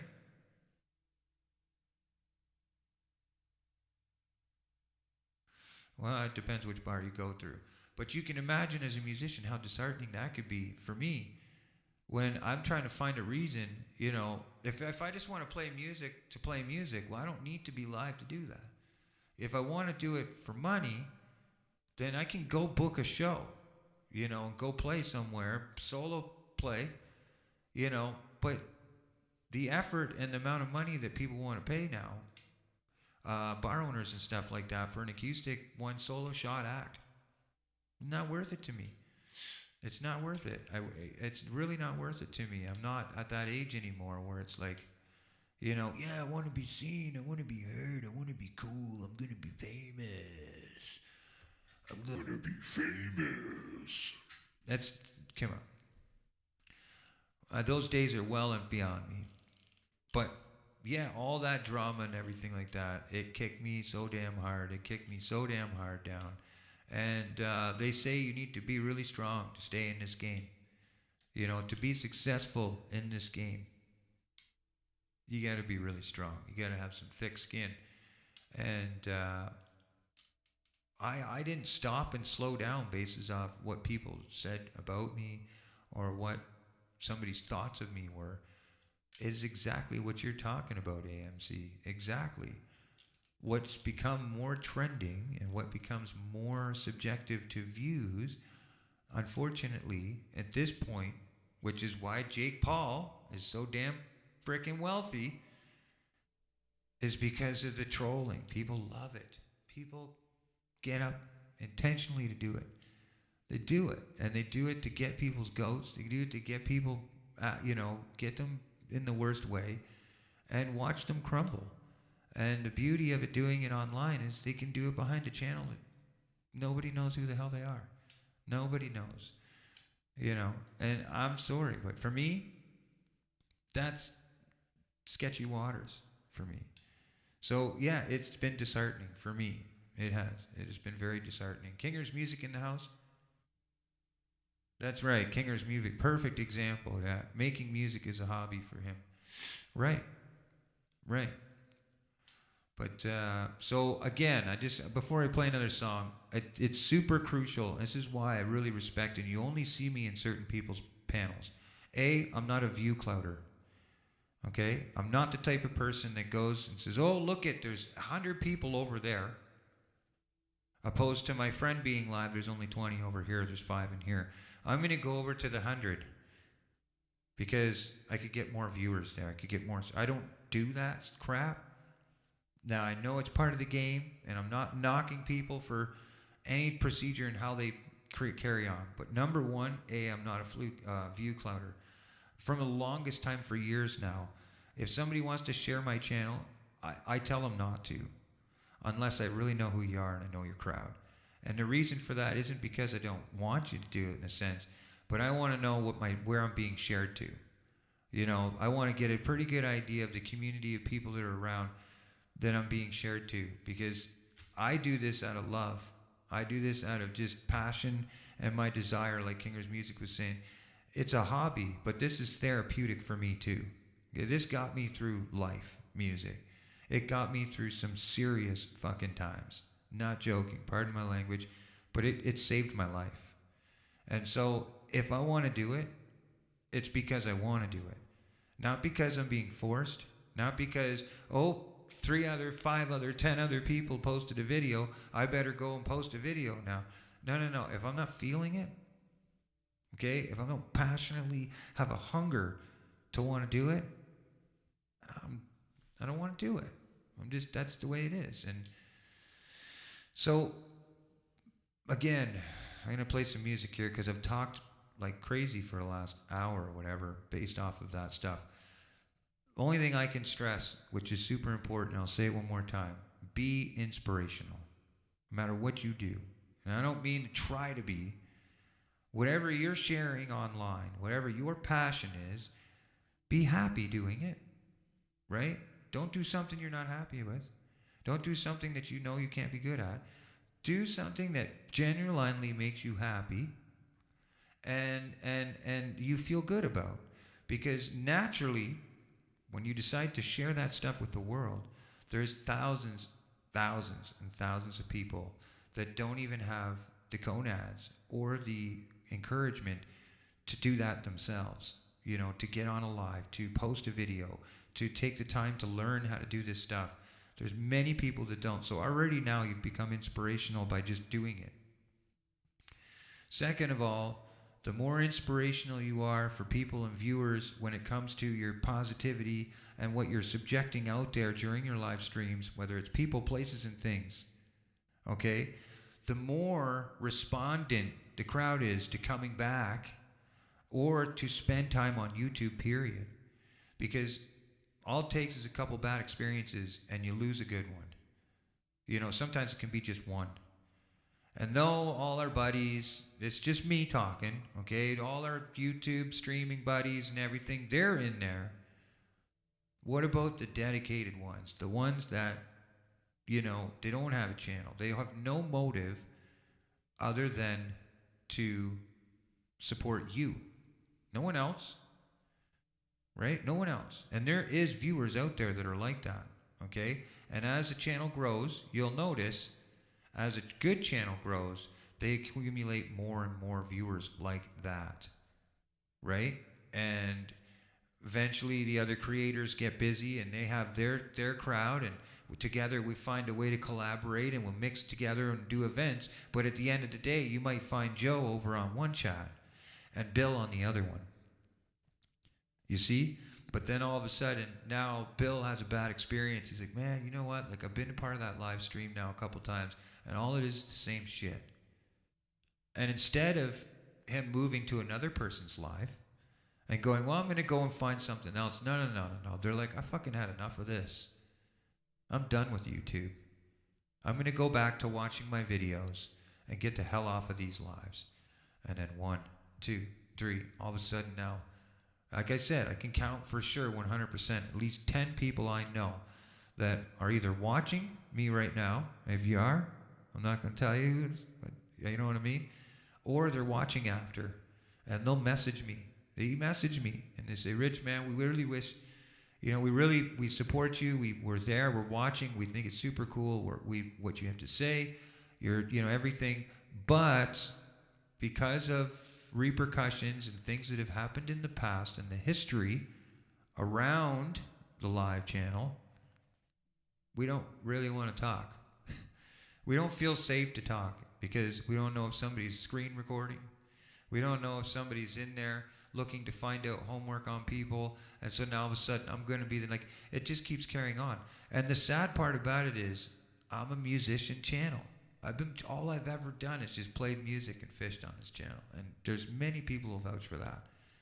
Every once in a while I end up butting heads of people because if I didn't play on their lives, if I didn't do a request, or if I happened to see behavior that was going on in somebody else's life that I didn't like from a certain person, so I didn't say anything, I didn't create rift, I just get out of the live, I block that person, they come into my stream, they realize they're blocked, and all of a sudden they're on their channel fucking using their live, blah, blah, blah, blah, blah, blah, blah, blah, blah, blah, blah, I don't know why CFM did this, blah, blah, blah, I have no idea. And then all of a sudden I pull up the clips. You know what I mean? I'm like, hold on, let me show you the ammo I have. Clip. And I show, right? And then the truth hurts, right? But all I was doing was just following drama, man. And my brain got so absorbed with it that I didn't have the energy or the time or the desire to keep writing my own stuff and to keep focused on what my channel was about. And so giving people those type of environments and giving them a chance, all you're doing is hindering your own spiritual growth, you know, your own mentality, your core. If you're a YouTube creator, you know, if you're not, then you'll totally relate to what I'm talking about. And you're probably in there going, damn right? Because some people, if that's what they want, that's what they want. People are going to go where they want to go. But I don't want to be the one responsible for someone to go, damn it, screw YouTube, I'm out. I'm done with it. I can't deal with it anymore. I'm done with the drama. I'm out of here. I don't want to be that person. I want to be the person that goes, I had such a great time. I want to go find out what's going on YouTube today. That's the kind of response that you'll get from people if you're inspirational, right? And now you're creating more views for other people around you in your community because YouTube already naturally pushes your friends out based off of who's in your chat, right? And who you're watching and viewing. Now your friends come into that chat and the AI goes, we could suggest this to you. Since you liked this channel, maybe you'll like this channel. They already do that shit. They do that shit down the wall all the time. That's how the AI works. That's how it works. Based off of how we respond, what information we put into the chip. And I'll call it the chip. Okay, remember they said, oh, no, they're gonna put a chip in our brain. No. We're gonna voluntarily hold it in our hands. Okay? And they're gonna put all these little perks on top of there to be like, here, look, the reason why you want this is because you can do this. But then there's that little gray line in there that goes, guess what? We're collecting all your data, every action, every move you make, and we have a computer that's reading your behavior, and we're basically going to take that information and we're going to force feed your friends it and force feed you back with it. And that's how it's going to work. And the world will be a better place because within 25 years of AI, right, we'll know exactly what every human wants. Wrong. We grow, we change, we develop, we shift, right? So what was cool 20 years from now may not be cool 10 years later. Like, you don't know, right? But yeah, we're holding the shit. Anyways, let's play a damn tune.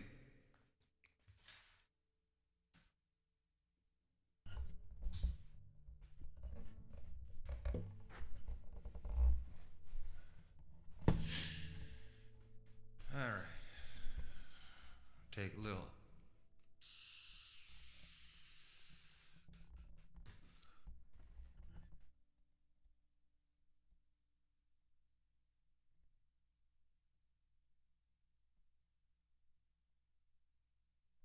Exactly.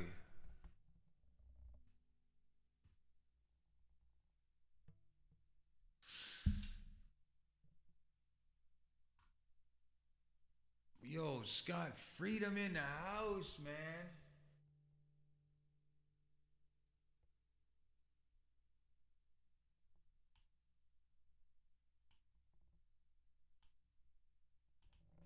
I got you, Scotty, man. I got you, buddy. It's been a while. Algorithm, that's right. The algorithm, whatever. AI. Algorithm is just the overall analytics, you know, and how they put it out there, but I don't know if I believe so much in an algorithm. I think it's just computers reading, man. They're reading everything. Everything. we do on a computer or on any type of device that has connecting to an Android, an Mac, it doesn't matter. If you're online, you're being watched. And that information is being used to make it a better place.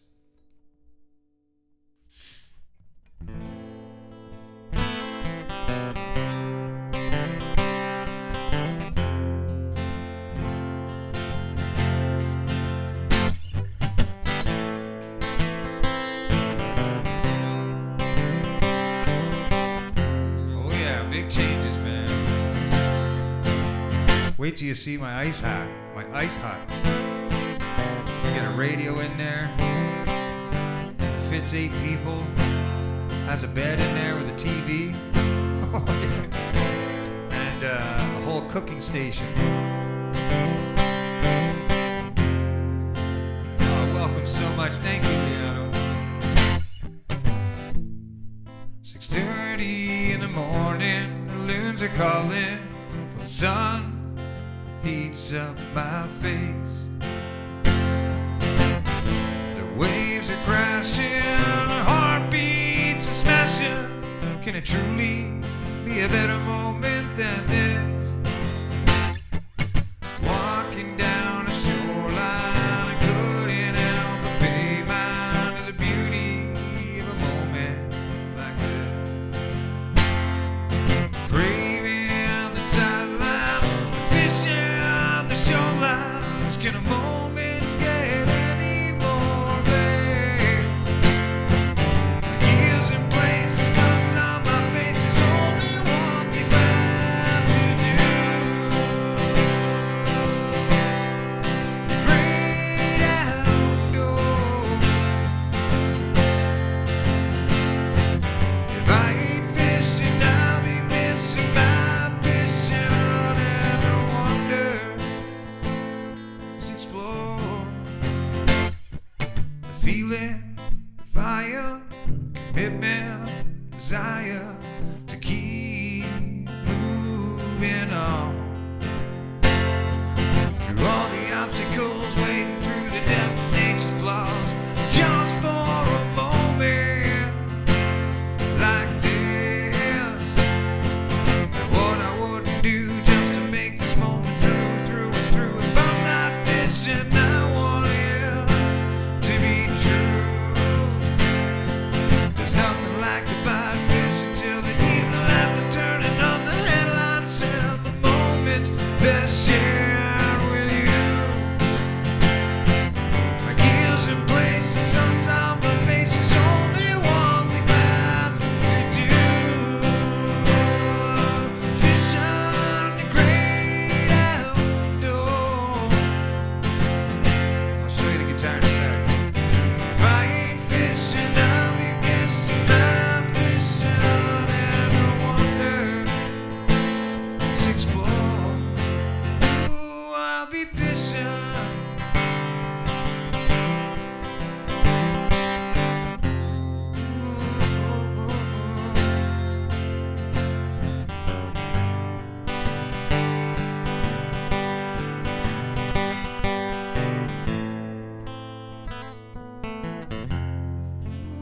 Ooh, I'll be fishing. This is a custom, handmade, one of a kind, because they're never all made the same. If a guy makes them out of his out of a little shop that he has in the back of his house, like a back property of his house. Oh, thank you so much, Liato. That is so wicked. Thank you so much. Thank you so much. And she became a member. Wow. I really appreciate that very much. This Canadian handmade Wolf guitar. And I believe the strings that are on here are the elixirs. Or elixirs, whatever. They're $20-something a pack. Mind you, there was some that were sent to me. And I believe I haven't got into those ones yet. But I do need to change the strings in this very, very, very soon, Lee.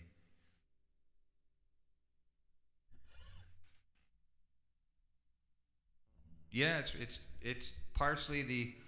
I'm just plugged right into a recorder pedal, which is a Flamma recorder pedal, $200 or something like that. But what it does is, yeah. But it'll add little wetness to the guitar, a little reverb. But right now, this is just plugged. This guitar is just plugged right into the Focusrite dry. There's no reverb on it. Nothing. It's all on my voice, and I try to keep that under control as well, so I'm not killing it. You can actually hear my voice for what it is, opposed to all this wetness. Unless I really want to talk like this, mess everyone up, tell you guys a sweet, sweet story. Tricky, tricky, tricky, tricky, tricky, tricky, tricky. Oh yeah. So that is the Flamma tone pedal, character tone pedal.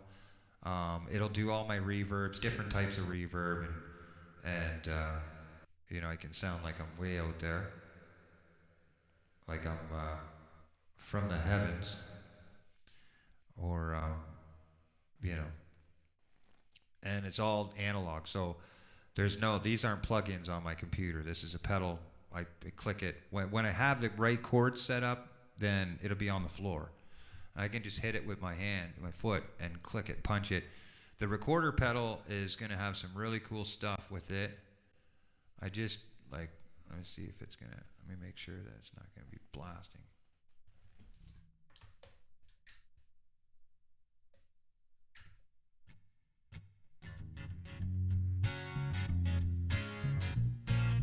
Now what this does is it allows me to create backing tracks, and I can have up to 8 backing tracks at 5 minutes long, and 8, 9, and 10 for the tracking. They're 10 minutes long, so I could have 2 songs on each one, depending on how the length is or whatever. But it allows me to play with it,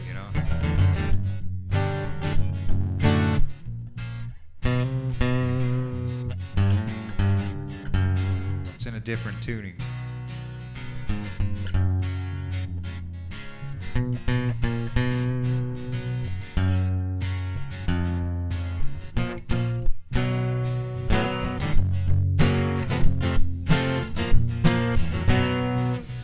But yeah, I've been working on legit. I'm gonna do probably Mary Jane one more time too tonight as well. I wanted to do it now. There's more people here. Is anybody opposed to me doing a repeat? I did it right in the beginning of the stream, and I'd like to do it again to see just how everybody. I want Leato to hear it, most importantly.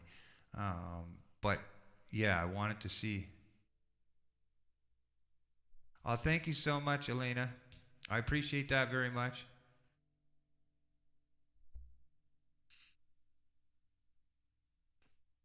Get a rooster pedal, nice.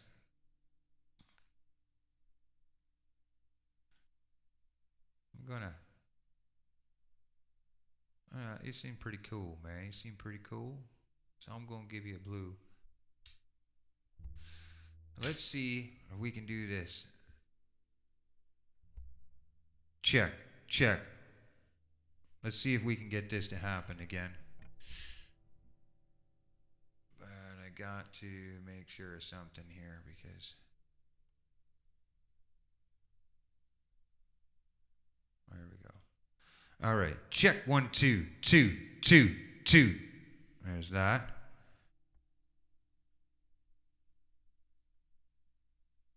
And one more check over here.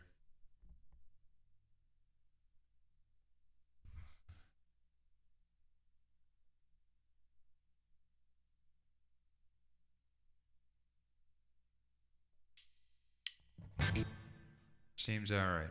Now this is the type of backing tracks that I'm going to work towards. This is a lot of work. You're going to hear it. And I'll tell you right now, it's Kinger's Music. Stick around. I'd like to hear an honest opinion from some musicians out there on what the audio's about. The recording's great, but I did the guitar work, the vocals, backup work, solo work. It's just the drums and the bass guitar that was already developed as a backing track.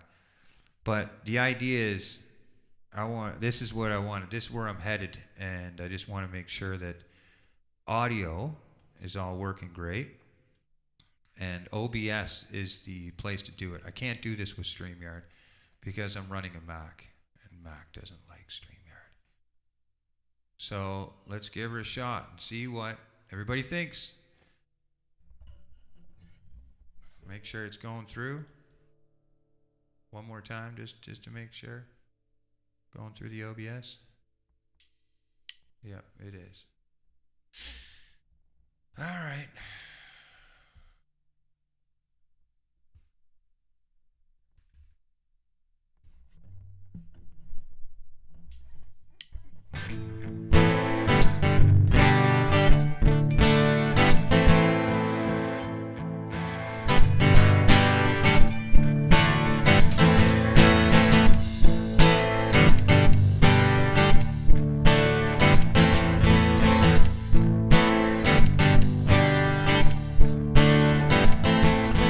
She grew up in Indiana town, had a good-looking mama who never was around, but she grew up tall and she grew up right with them Indiana boys on an Indiana night. Yeah.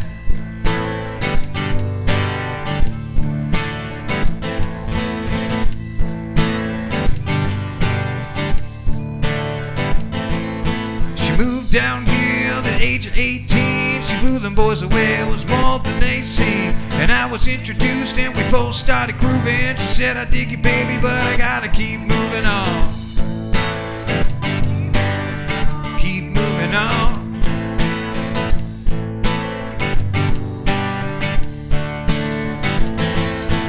Last dance with Mary Jane, one more time to kill the pain.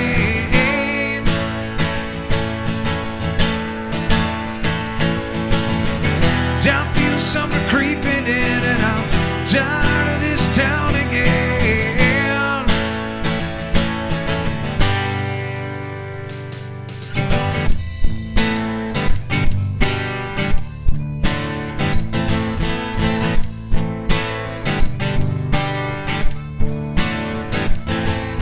Well, I don't know, but I've been told you never slow down, you never grow old.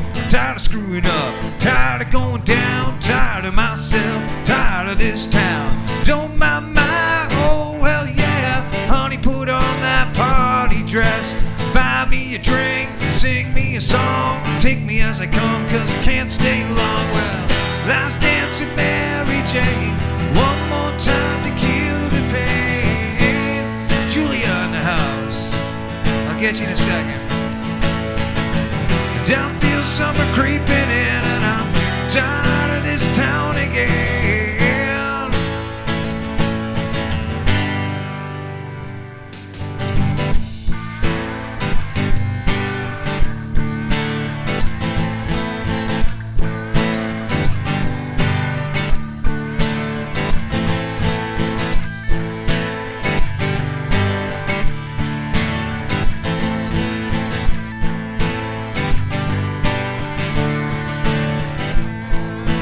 Pigeons down the market square. She's standing in her underwear, looking down from a hotel room. Not far, we'll be coming soon. Don't mind my, oh hell yeah, honey, put on that party dress. It's too cold to cry when I woke up alone. I hit the last number and I walked to the road. Last dance with Mary Jane, one more time to kill the pain.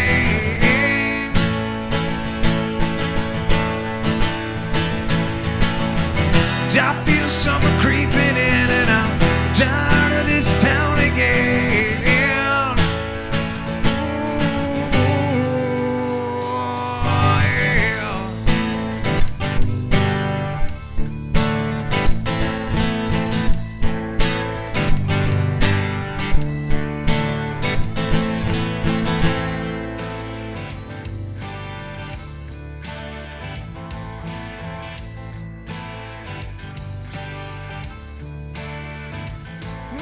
Yeah, yeah, yeah.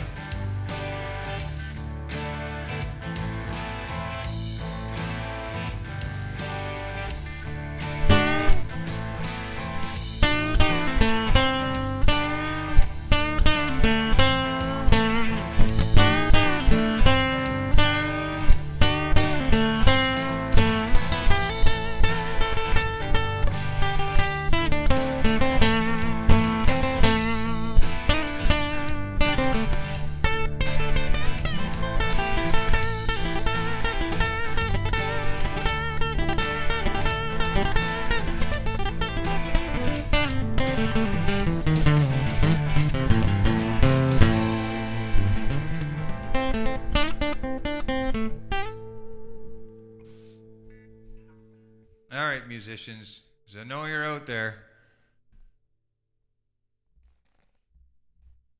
It seems like I get good response, but I know there's some musicians out there. I know you can relate to what I'm feeling. That's the second time. This stream's the first time that I've done it, and tried to put the two together. And like I said, the drumming and the bass playing, okay, that backing track. The backing track is quite low in the streaming mix. Like from my guitar playing. See, Kinger, I know Kinger's. He's going to tell me straight. It's great. Totally, it's great. Tonally, it's great. The backing track is quite low in the streaming mix. Okay. Okay. All right. Oh, I know why that is too. All right. Well, maybe we'll try it again a little. Yeah, just the volume. Yeah, that's all. Yeah. Oh, okay. Your vote. Well, that's good. At least you knew it was me playing it. Okay, I see what's going on. See, the readers on the OBS is showing me the GarageBand was just a slight little bit lower than my vocals, because I wanted my vocals to be on top, right? But when I looked over on GarageBand, the overall master volume was actually at -6 dB. So you could put it up to level 0, zero it out, and see what happens from that. But anyways, I'm glad to know that the tone, everything is just a volume thing. Cool. That's true. Yeah, that's true. That's right.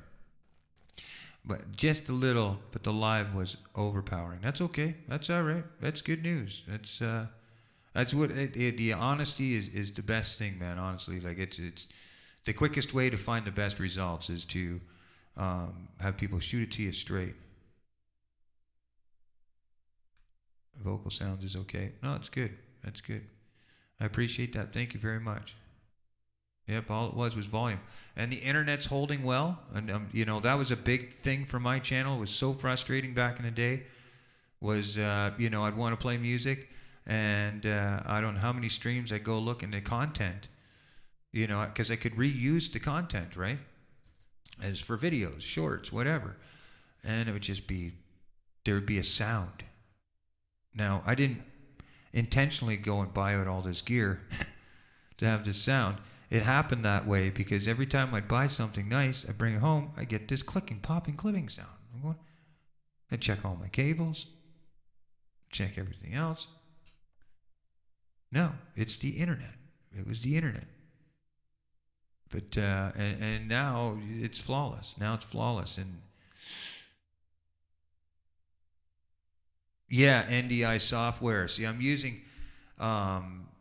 I have the MDI with OBS, so now not to StreamYard because I'm on with the Mac, so the Mac's a little bit different. I wish I could do this through StreamYard and have it work, but when I go to StreamYard, the only input from audio that allows me to come from is my direct microphone. There's no computer sound or nothing. I have to have like plugins or a software or something and with the Mac. So the Mac's a little bit more trickier when it comes to live streaming. This one's with the M1 chip and everything. I think it's only 3 years old tops, 3 years maybe. So it has the M1 chip and everything in it, but when it comes to sharing computer audio, like your desktop audio, it's not like a PC. If for whatever reason it won't. OBS does. OBS 100%. I can share everything. It's all going into OBS right now.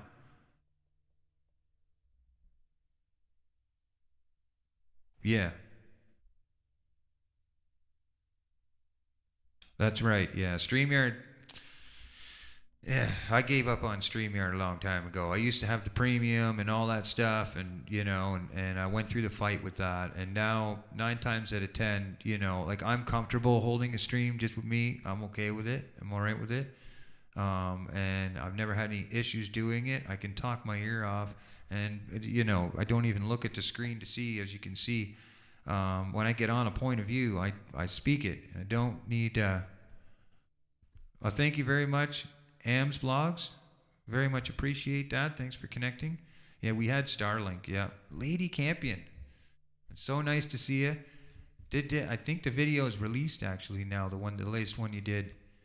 So I should probably check that out because I had it, unless it isn't, because I know I have my notification set with it. I should go look. Give me 1 sec. I really enjoy watching Lady Campion. If you're here because of music and you enjoy the music, then you need to connect with Lady Campion. And moderators, please, if you can, managing moderators, or if you feel free to share out Lady Campion's link. And again, I stress, if you're a barbecue channel and you're not really into music, it's cool to go over and connect, say hi once in a while. I'm not against that. But when I send out, and I tell people to share a link, connect if you truly want to support that. Connect if you truly want to be a part of that and see the growth of that creator and what they love to share. Don't just do it for growth. We're musicians here. You know what I mean? And there's lots of help grow community channels out there that do that kind of stuff.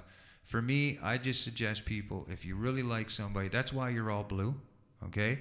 Has nothing to do with anything other than you have now hold the torch. You have the ability to make your own responsible decision on how people hold themselves in a chat, how they're staying incorrect. See, if I'm a creator and I stand in a chat, I'm looking, I look at the chat and I'm reading through and everything like that.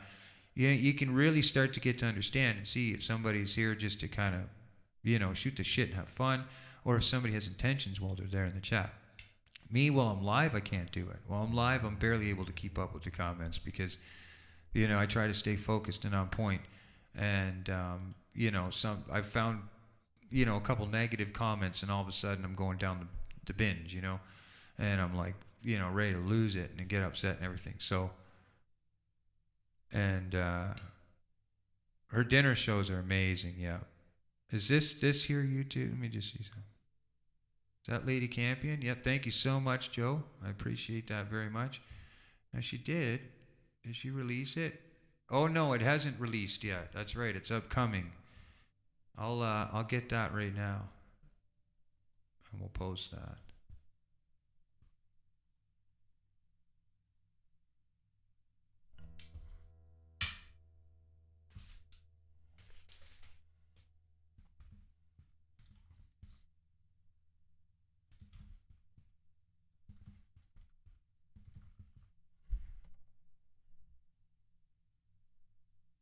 Right. Make sure I'm spelling everything right. Don't just click enter, Rich. Okay. All right. There. I can pin it, I think. Hopefully. There we go. There we go. So yeah, I'll check out that, make couple little tweaks when I hear it, and just raise the volume a little bit on that backing track. And the one thing that's cool is now with the setup I have, and being in this room is, I said to Judy, I don't care what happens to the rest of the place. It doesn't matter to me. I don't care. You can design the whole place. I don't care what you do with it. As long as this room stays exactly the way it is when I leave it, leave me to be responsible for cleaning it up. Leave me to be responsible for everything. There's no reason to come in this room unless she wants to use a computer or something herself, and that's different. But even that scares her, right? Because you don't know, right? All of a sudden, I come home from work and she didn't do anything wrong. And my computer goes on the fritz. It's better off it goes on the fritz with me. Because then the only person who can, the problem it is mine. But shit happens, you do what you got to do. But my point is, I told her, I don't care what anywhere else happens in the house. I don't care. The house is your oyster. The kitchen, the living room, the bathroom, our bedroom, which is really her bedroom, because I spend a lot of time in here. You can do whatever you want with it. But this room, I don't want it to be touched. Because the biggest downfall when I was in the trailer and all that stuff is it was so tight, and I had to move around in order for me to do things. I had to move cables, disconnect this to connect that, and there was never any consistency when I went to go live, because either something wasn't hooked up right, or what I found out later was the internet was really the worst part of it all. The clipping and everything like that had to do with the internet. But to have things be exactly the way that you left it means I can just come on.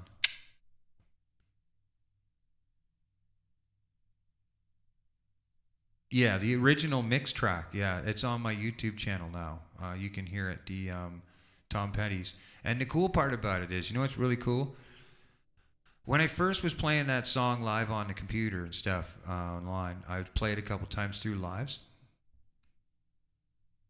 Oh, wicked! Thank you. Oh, that's right. That's right. I remember seeing you there. Let me get you. Thank you so much. Is it? I don't know how to say it right. Is it Miko? G-O-W? M-C... McGow? I don't know how to say it right, so I feel very bad for that. But yeah, Liato. That's another thing I want to do a big shout out to is Liato. We're going to put your link out there as well, so people can dial in on the next Sunday jam. I was over there today. I put a post out there. I was playing music over there with her, and it inspired me to want to go live. And I figured they'd played all day and everything. Usually I would go live on StreamYard, but I really wanted to try that stuff out live and try out my intro video, make sure that works.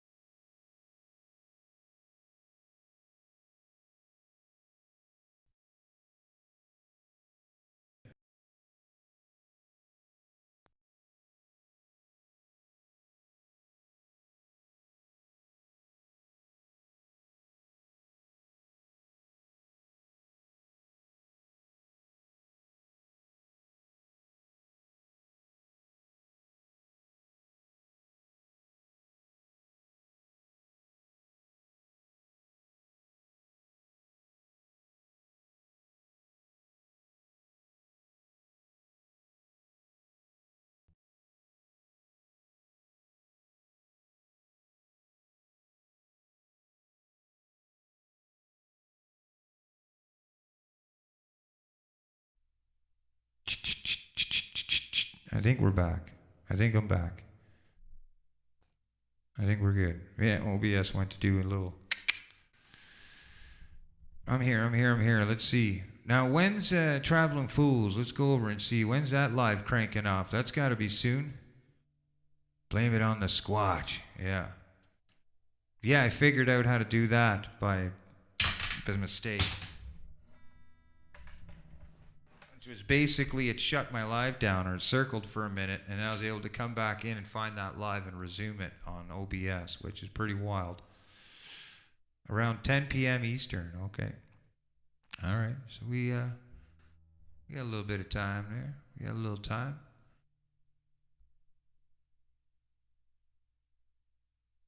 Canadian Cat says we can hear you now.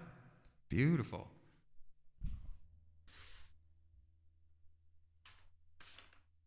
Well, let's do another song, and maybe I'll see if Judy will come in and say hi to you for a minute.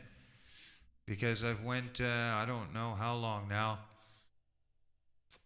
I went pretty long without smoke, and I'm sweating like crazy. So I need just a second to kind of look at it. I'm like, you can see it on my forehead. For whatever reason, I'm sweating in here like nuts.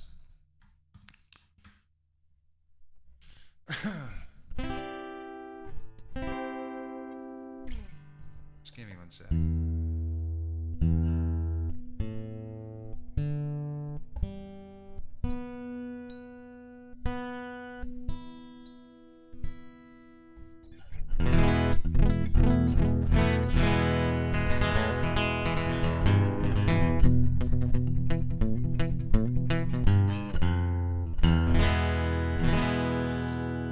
Oh yeah, she's hot. I mean, I'm sweating, dripping under my arms and everything. My guitar's soaked. So yeah, she's hot in here. Yeah, she's warm. She's got to be hitting over the 80s. Guaranteed. What is it, 85 or something probably?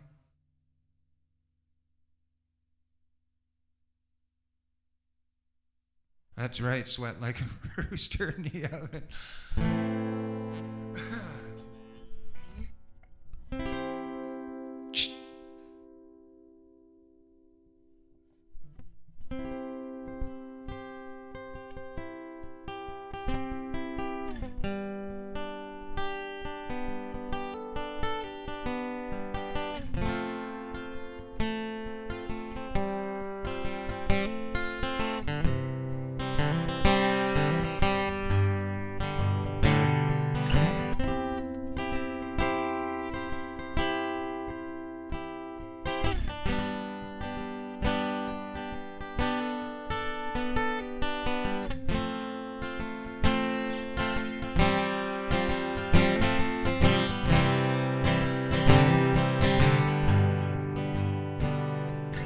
Live in a moment, don't let that moment pass you by.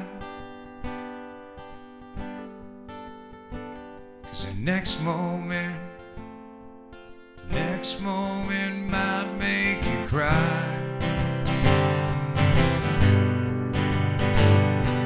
It's in that moment, the thankful moment we are alive. A hurtful moment becomes a blessing moment that we're yet to die. Oh, the question, my question's why. Oh, the questions I'll have before I die.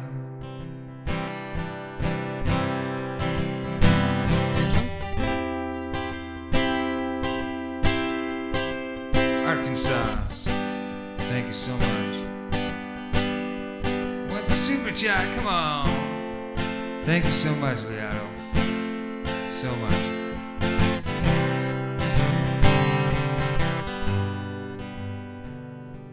'Cause when we dream, sometimes the dream's a message for you.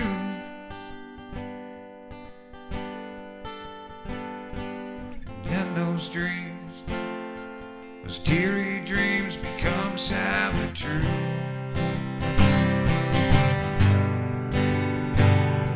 But it's in those dreams, those pretty dreams,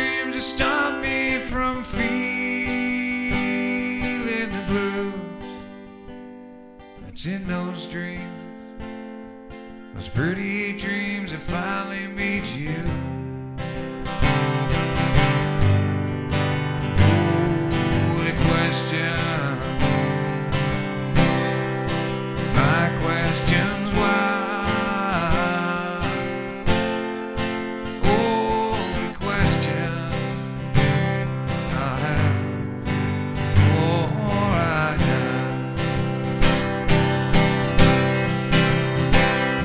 So many times I thought that I might have met you there. In 100 times I thought that they might care.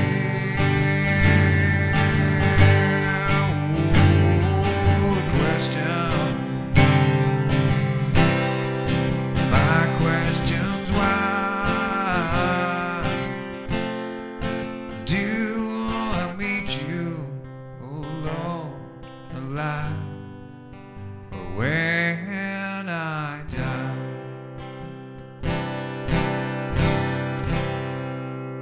Oh, the question, my question's why do I meet you, Lord, alive, or when I die?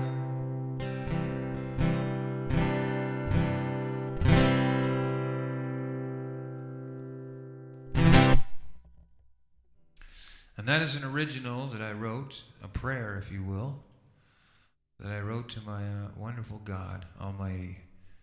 And it's the conversation. I was explaining this earlier, that song. It's the conversation, the debate of conversation. It's the exact same moment when Christ was on the cross and he looked up for that 1 second and he goes, "Oh God, why have you forsaken me?" You know, speaking honest and speaking from the heart. Kind of shit right there. Pardon my language. Gotta get that language under control. But but it is. It really is that. It's the conversation of me, you know, understanding that every moment is a crucial moment, you know, because you never know when you don't have any more moments. You know what I mean? We take for granted that we wake up every day. Literally, we plan ahead. We're like, tomorrow, I'm going to do this. Next week, I have a schedule and doing that. Like, we have our whole life planned ahead of us. And we may not even wake up tomorrow morning. And so all these things, you know, that's a big psychological thing for me. Cheers from Toronto to Big Smoke. Nice to see you, Scum TV, man. Shoot. That's right. Rock and roll for life, man. Nice for coming in. Thank you very much. The Big Smoke T.O. That's not far from me. Probably about 3.5, 4 hours. Well, maybe not that long. Yeah, maybe not that long. Maybe about 3 hours. 3 hours probably if we were left on the right traffic. That's super cool, man. I'm glad to see a local come up in here. Fellow Canadian. I've seen a few other Canadians as well. Canadian Cat, thank you so much. I appreciate that very much. And the super chats and memberships that have been gained from Liato is just amazing. Thank you so much.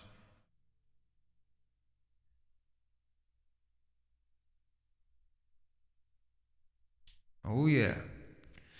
So yeah, Before I Die is that type of song. That's where that song come from, you know. And then the $1 million question, you know, because we want this big sign, right? This big evolutionary sign that shows us that he's there and everything is, you know, and that, yeah. But sometimes it doesn't happen like that. It could be through people, it could be places, it could be things, it could be the littlest thing, little tiny signs that all add up into a big one.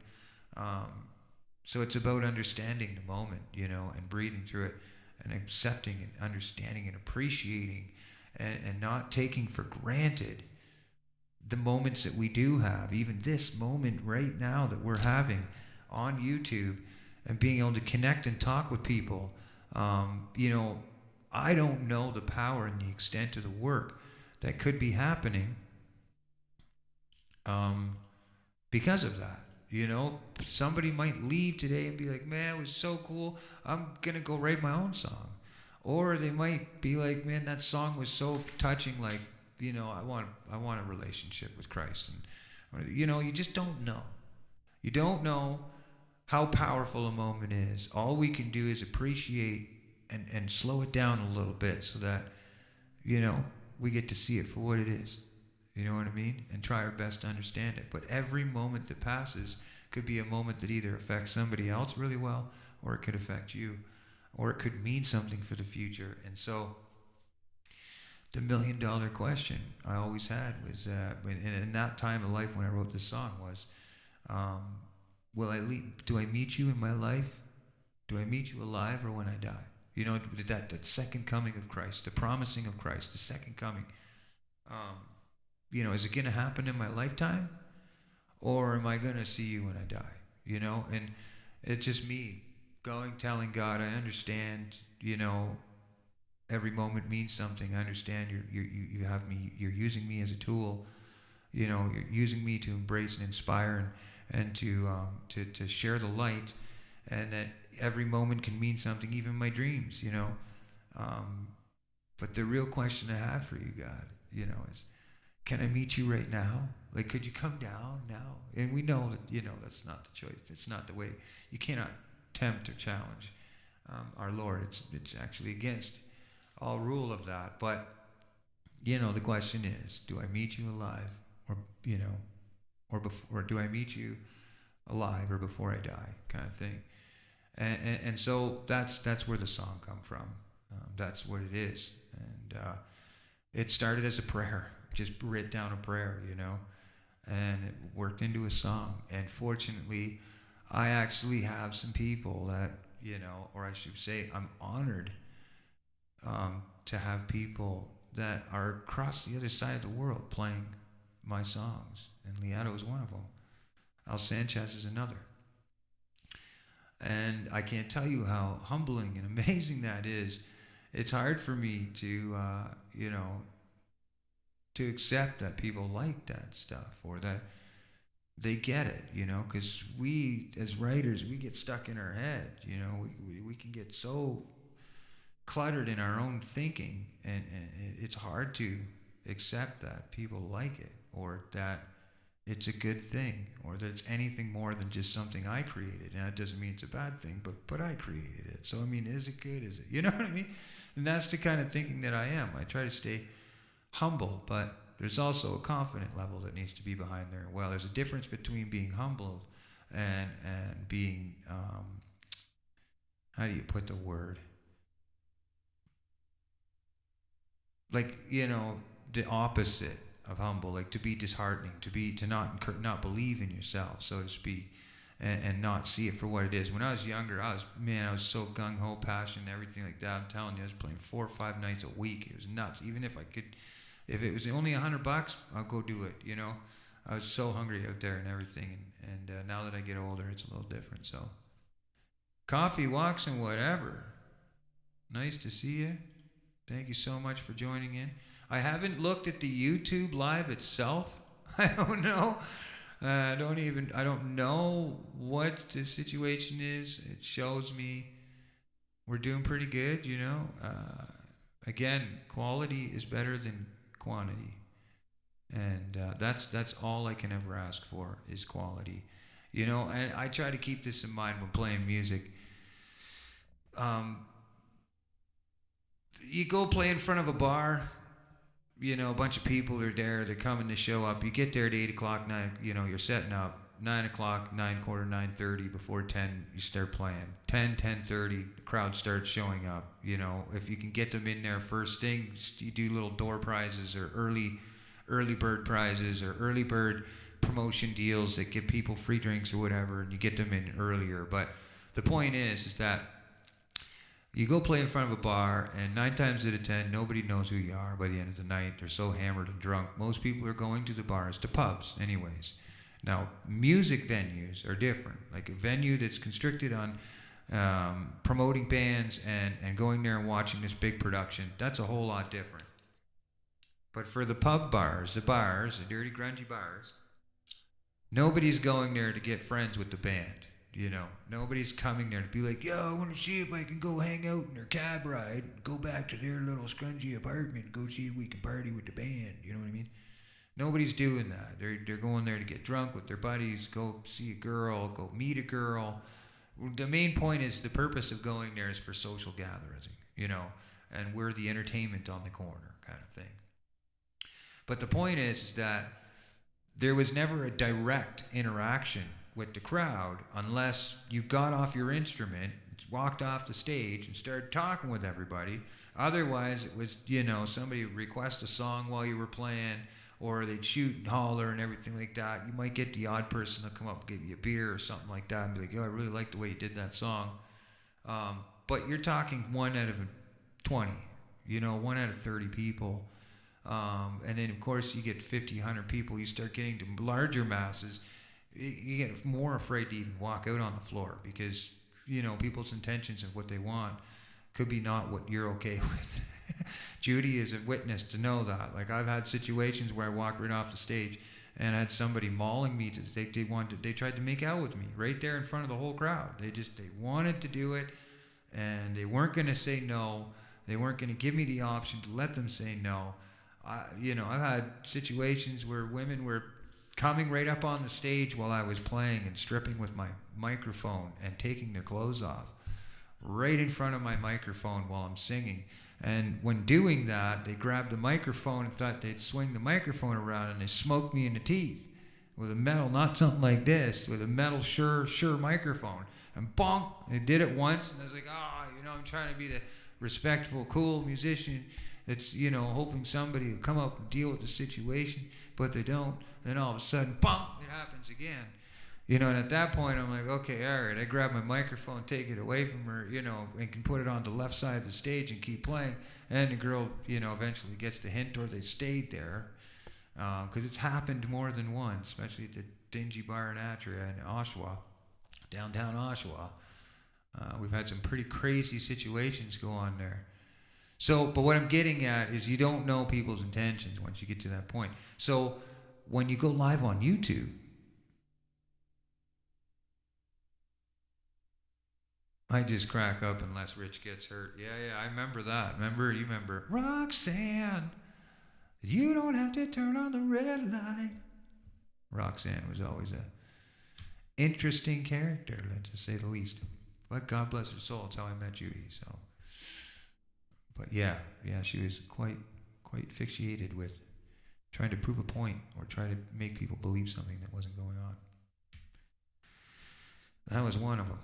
And there's about 3 other ones, situations happened. And then, you know, there's lots of other dynamics. But the point is that when you go live on YouTube and stuff, if there's 13, if there's 15, if there's 30, if there's 40, you know, the same type of thing happens. People will naturally conversate, you know, throughout the chat, even while we're singing and playing. You know, they're going to do their thing, and we're kind of that person off to the side. You know, where when they get a second to breathe, they look up and go, wow, that was really good, and then they get back into their conversations and everything like that. But the point is, you can affect more people intimately this way. In a bar situation, it's so much harder. And I think that's part of the reason why there's a lot of pressure that I feel on myself, is because when you're at a show, when you say things on a microphone, it'd be a joke, you know, or some type of psychological mind kind of thing that would get people thinking, or, you know, or you share some story of the last thing that happened at a bar, something of that sort, but it's quick, it's easy, it's not too serious, you know, it's not too crazy when it comes to that stuff and personal beliefs and all this stuff. But when you're on YouTube, right? When you're on YouTube, it's a whole different ballgame. At least it has been for me. Maybe it's because I have the two mixed with fishing and music, which I've talked about. I may get to a point where I'm really, really contemplating on separating the two genres into new channels, keeping one genre in here and one passion, if you will, or hobby on another one, to start staying completely focused on one thing on one channel and one thing on another channel. But you don't do this. You don't do this talking. You don't get to personally, unless you get backstage backstage thing, tickets. And even then, you're only going to get to know so much about that person in that evening. You're not hanging out with them, holding their hands, conversating with them the whole time. You get to see what happens back the stage, but you're not really getting to see all of it. And you're only going to see what I want you to see as an artist, whether what I tell you and everything. At the end of that night, when you leave, the idea is to leave you completely infatuated with whatever I'm trying to sell you, so to speak, hypothetically. Either it's my music or theory or personality, whatever the case may be, the CDs, merchandise. The point is as a selling person, as a person trying to produce production in that sense, you don't get a chance to know what my favorite color is, whether or not I go fishing. Any of these type of things. You don't know that stuff. You don't. And it would be the last thing I would share with anybody at a bar with people that are all hammered. I don't try to, how do you put it, get intimate interaction with people at bars, because they're like, it's you know what it's like. I mean, musicians can explain 100 times, especially if you're a sober one there and you're sober and you're beginning of the night, you'll see first set, crickets, like you get they're into it, but the band's the loudest thing in the room. Halfway through the second set, you'll start getting the cheers and the banter. By the third set, when you go to close the night, one more song, I love you, man. I just tell you right now, I just want to let you know that I love you.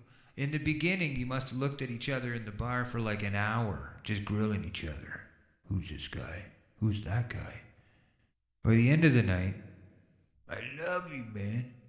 You know that? You just rocked my world, bro. You rocked my world. Okay? And then in the morning, they go, what band was that?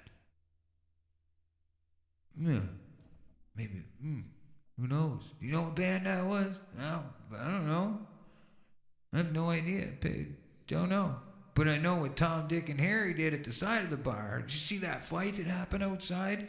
Did you see all that other crazy? You see the police come around, man? It was pretty crazy. What band was that gave me such an amazing time? I don't know. You know what I mean? I'm telling you, that's playing the music scene in a nutshell for the 9 to 2 gigs. 9 p.m. to 2. That's it. That's it. That's what it was. And I did it for years. Years. You got to imagine, I was, promoting, managing everything on my own. And I've closed down my whole Facebook in a sense. I still have all my history on there and all my events and everything.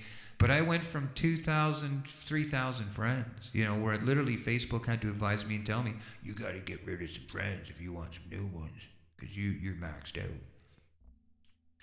And it was all for promotable access. That's it. It was all for promotion. That's all it was. That's all my own personal Facebook. I literally promoted so hard on there that nobody on there was my friend. None of them. They were all just hit marks, right? When I had a show coming up, poof. And I'm telling you, man, I would spam message every single person on my Facebook until Facebook would tell you, you can no longer send this message anymore. Because they realize it was the same link being shared over and over again. And they want you to pay for promotion on Facebook, just like YouTube in a sense too. They have that option as well now. Directly you can pay YouTube to push your videos, get more views, all this shit. Right? So, but that's what my Facebook turned into. That's what it turned into, a promoting mayhem. And it was great, a lot of people, but I could tell you, all it took, it'd take a couple bad shows and some people wouldn't show up again. If the sound wasn't good, they'd be like, fuck. It could only get better, or it better be top notch from the moment you come out there, because you can only get your mom and your dad and your friends and, your sisters to come out to a show before they got other things they got to do. So you really need to affect the world in a way, and the people that aren't connected to your family and all that stuff, those are the people that are more important, because they're the ones that go and spread the word, right? They got their families and families and brothers and sisters and their families and the list goes on, right? And so the exposure would be built that way, and that's what I did. And now I got rid of everybody. I think I got 36 friends on my Facebook. I have 800-900 on my band page, Canadian Fishing Musician. If you want to check that out, feel free. Canadian Fishing Musician on Facebook. You're more than welcome to follow or whatever the case may be in that sense. I usually just share a lot of my YouTube stuff on there, and oddly do I go live there. But yeah. Memories for an entertainer, that's right.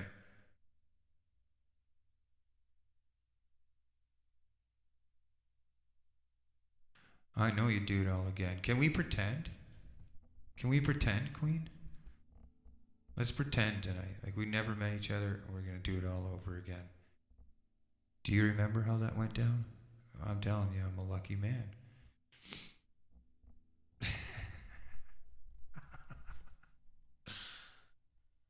right. Got a couple more songs out there.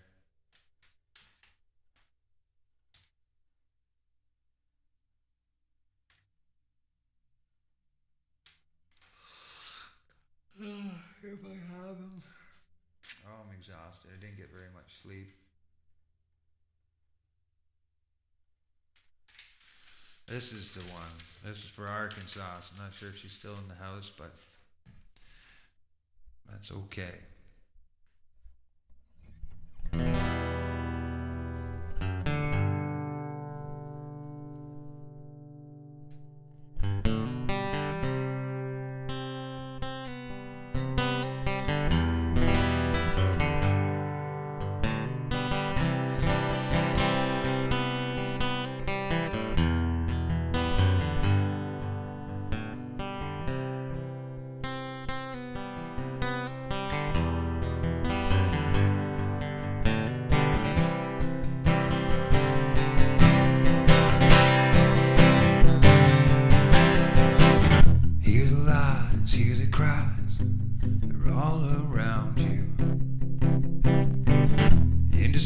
I realize that I will bleed too.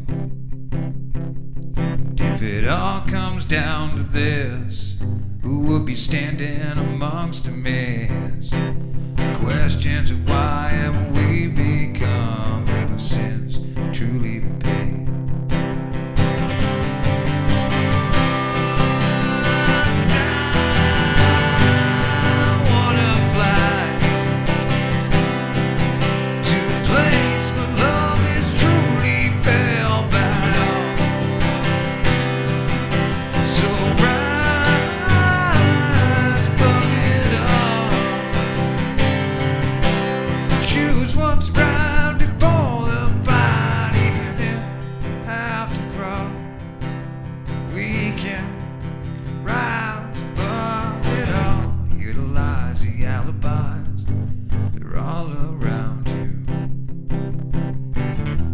Skies, I realize that I will bleed too. If it all comes down to this, would I be standing amongst a mess? Questions of why and what we've become ever since truly been dead. Let your will be done, 'cause I wanna fly. Rise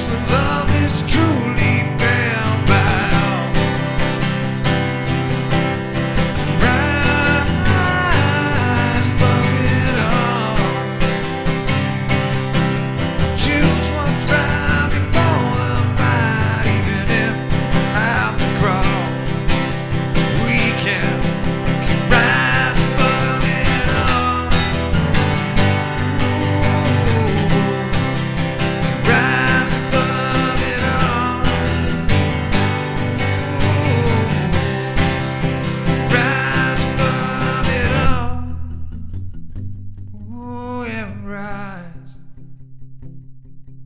yeah, we can rise. Ooh, we can rise. Ooh, we can rise above it all. Ooh, I wanna fly to a place where love is truly spellbound. So I wanna fly. Choose what's right before the fight, even if I have to crawl. Right? Choose what's right before the fight, which means stop and think. Make the decision based off what the right thing to do, and fight for that, even if you have to crawl. This was written based off of YouTube and experiences in the past. I wrote it a long time ago, not too long ago though. Arkansas, I was friends with her, and I released it. She was the first one. She was like, "Man, I really liked that song." She really liked it, and she actually brought it out of the woodworks. I think it was yesterday, by talking, and like you can see, look at the paint stain on there. Look at the page stain, like it's all yellow. Those were the trailer days. But exactly, right? Hear the cries, hear the lies, they're all around you. In disguise, I realize that I will bleed too, meaning I'm just to blame, right? Like there's no judgment, you know? If it all came down to this, who would be standing amongst the midst? Like, you don't throw a stone at somebody else unless you don't have a reason to throw it at yourself, right? So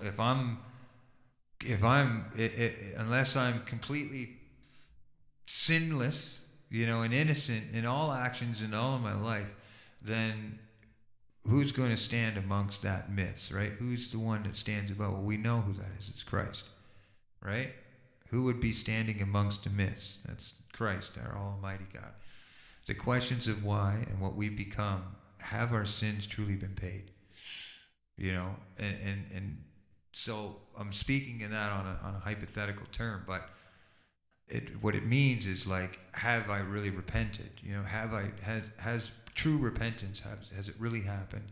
Because if I ask for forgiveness about something, but I continue to keep doing it, was my forgiveness, God knows me as who I am before I even say a word. He knows counts every hair on my head. So if I'm not being true to my repentance, if I'm not being true and honest with God, He knows already in myself that I'm not. So how can I accept that to be forgiveness, right? How can you base a deal on something like that, on illegitimacy?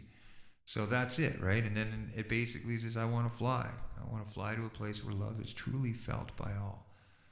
And this was how I felt going through a bunch of drama on YouTube. This is how I felt, where I wanted to find somewhere that existed where love was truly felt. We don't just say, I love you, I love you, I love you, I love you. But love is felt. Love is there.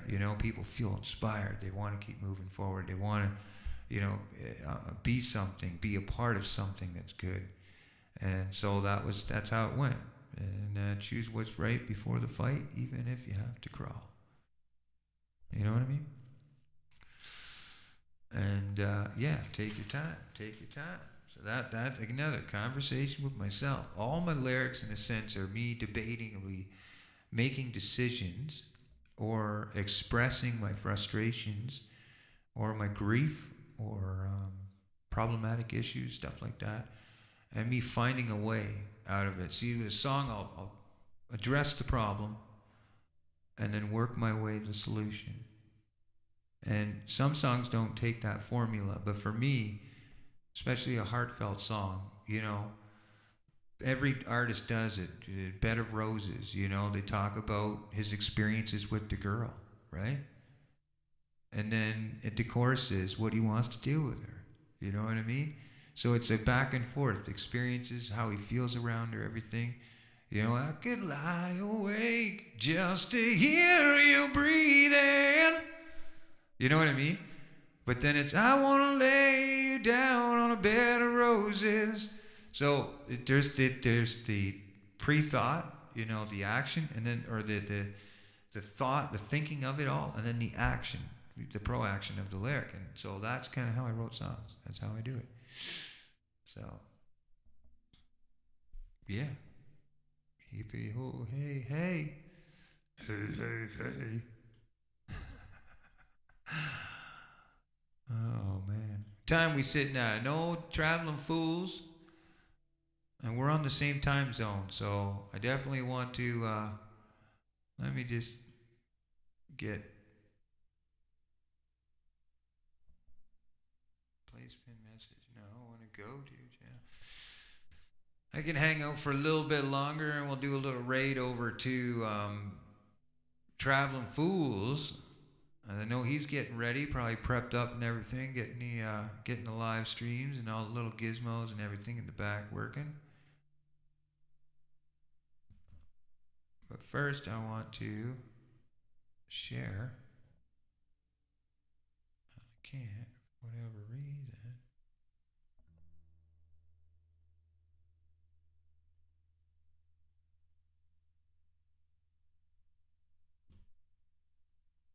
There we go.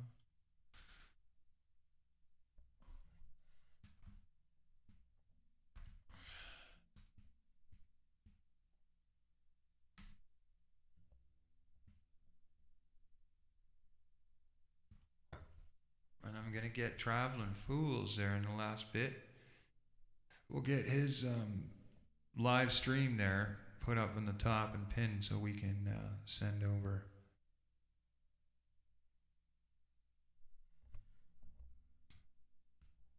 Like this. We can go over and hang out there and go say hi. But I'm going to repost. I'm going to pin this. There we go. So for those that aren't here, please, if you can, feel free. If you're enjoying this and you're enjoying the music and the overall environment, I can promise you have the CFM guarantee that you will enjoy yourself. The music, try his community page, community.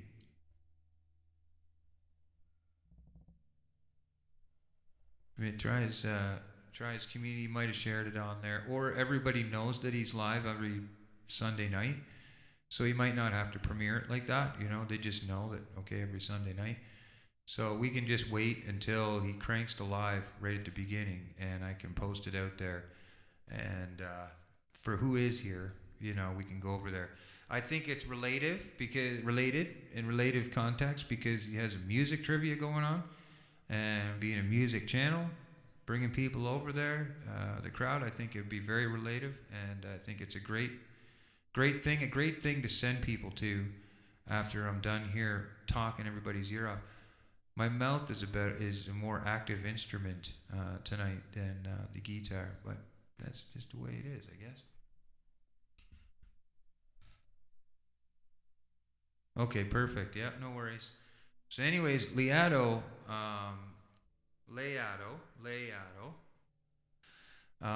she has an amazing Sunday streams, and I mean, she has video content as well, out the yin yang. She's just awesome. She's an amazing female singer, and guitar player as well. And we call, what is it called, the acoustic queen or something like that. I think Al Sanchez was talking to her. But all that aside, she's an amazing heart. I know her both on other platforms as well. And I see, you know, who she is as a person. And she's full of smiles.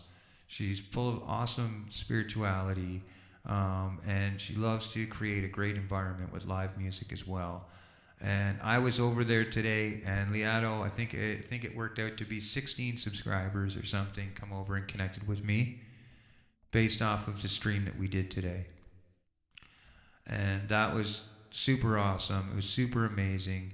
You know, we can only do what we can do as creators, right? We share people's links out there, or we share the people we think we should. And if people connect, they connect. You can't force feed people. And to see that amount of a response come out of the live, this is the least I can do, you know. I really appreciate the kindness and the unconditional support that comes from the Filipino people. It really does, especially for music. They don't care, what you look like. They don't give it crap if you have an amazing sound system. They just love music. And they love it so much, especially I'm jealous of it, to be honest. I'm jealous of the hunger and the cultural aspect behind it. We take advantage of it. We're like, what, rock and roll? Nah, shoot, we've heard this shit since we were a kid. In certain areas of the world, they weren't allowed to listen to this stuff. Right? What happened?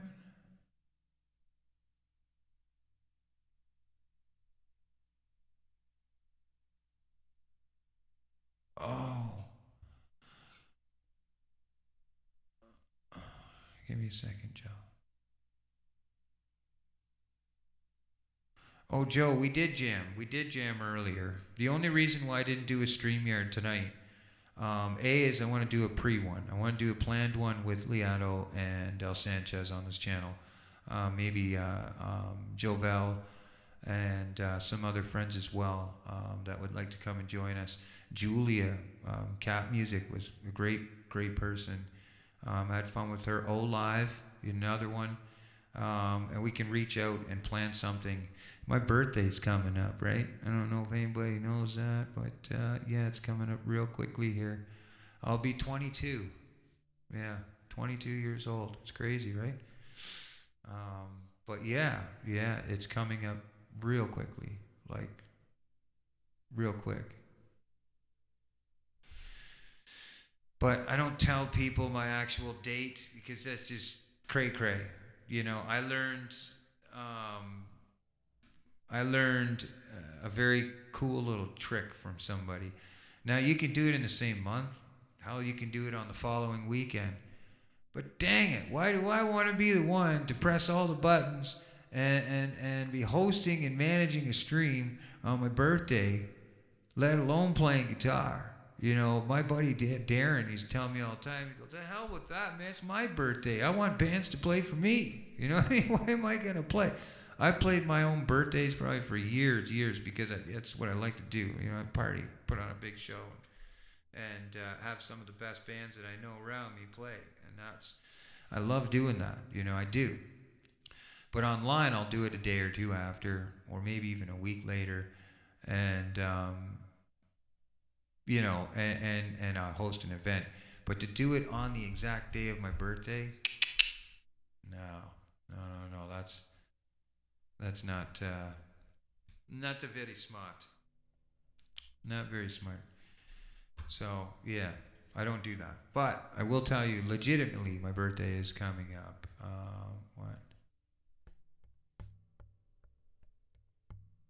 Less than a week. I do remember my fancy cake, yeah. Are you talking about the one I ate or the one I licked? I'll tell you in Messenger, but it's less than a week ago. Or less than a week away. I'm loving the new place. Loving it. Honestly. It's coming along. We had some stuff that were in storage for a while. And like I said, Judy can do whatever she wants. The 25th? Stop it. Come on now. Well, let's put it this way.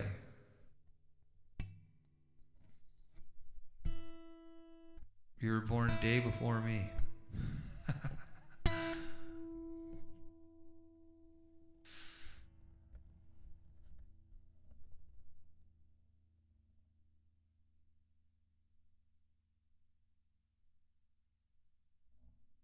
What? Yours is in November too? No. Liato, yours is in November?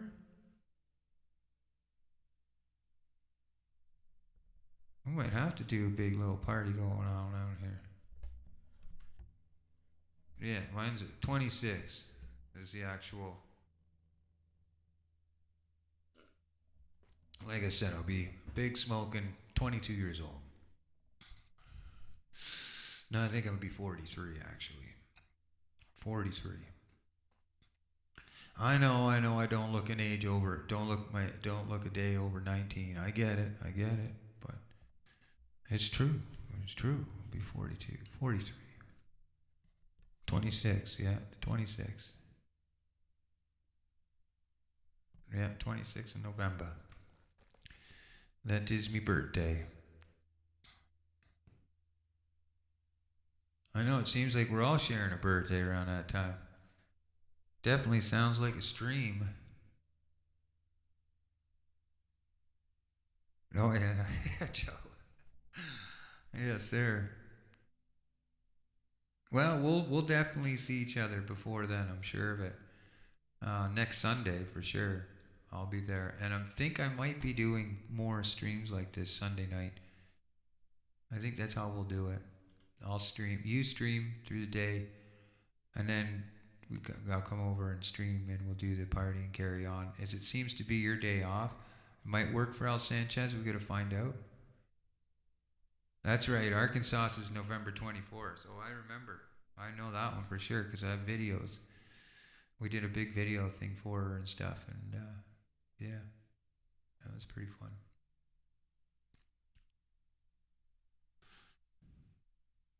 $42? Are you sure? Still wet under the ears. Stop it. Hold on. You're right, too. Oh, wait, that's sweat. Okay. Never mind.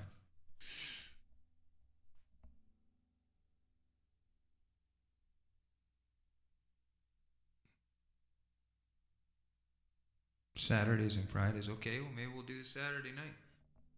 We'll see how it works. I'm going to talk with Al Sanchez and then we can figure it out. But yeah, I'd like to do one. Like I said, I don't matter. I would sit up top and I would hold the stream anyways. As you can see, it wouldn't bother me none. But it's fun to have my close friends and close musician brothers and sisters to get them involved. So however way it works, I definitely will be doing a weekend stream. It might be every other week to start to build it up again, or it might be every week. I don't know. It seems to be we're doing not bad, for no pre-planned live or anything like that. Nobody knew I was going live, and being in this type of live, not on a short, that's not bad. But I definitely need to get some consistency so that people get the word out that CFM is playing live all the time on his channel again. And I'm scared. There's a part of me that's scared, I'm not gonna lie, because it's exactly that recipe that got me where I was in the last time. But I'm stronger now. I have Christ in my life, and I'm a little bit smarter than I was then. So but there is a part of me that's scared. I'm not scared about my performance or whether or not I can deal with it, but more or less the people it's going to attract. I come to a stupid conclusion for a while that got me out of streaming, which if you've noticed, anybody knows on my channel, is that if I have nothing you want, then you'll just leave me alone. And that's kind of what my theory was. If I don't go live, then I have nothing to offer you, right? That's it. And that was kind of the way I wanted to kill it off for a while, and hopefully have people move on and do their thing. And yeah. It took real forgiveness and understanding of forgiveness, not only for other people, but for myself, for that moving on point to happen. And I hope that it has. I hope that it really has, because, I can't be bothered with the fighting anymore or anything like that. It's not in my spirit. I mean, it's easy for me to get there because I've been in a lot of rough spots in my life, and it's easy for me to go, how dare you treat me like that? How dare you? But there's another coin to that, and that's, who am I? And what does it matter? Like, who am I to even say that? How dare you treat me like that? Who is me? You know what I mean? Like, really. So, I use the serenity prayer. God grant me the serenity to accept the things I cannot change and the courage to change the things I can and the wisdom to know the difference. And that saying is so true. If I can't control it, let God deal with it. If I can't contain it, if I don't understand it, give it to God. And then move on. Let it go. Move on. So, that's right, yeah.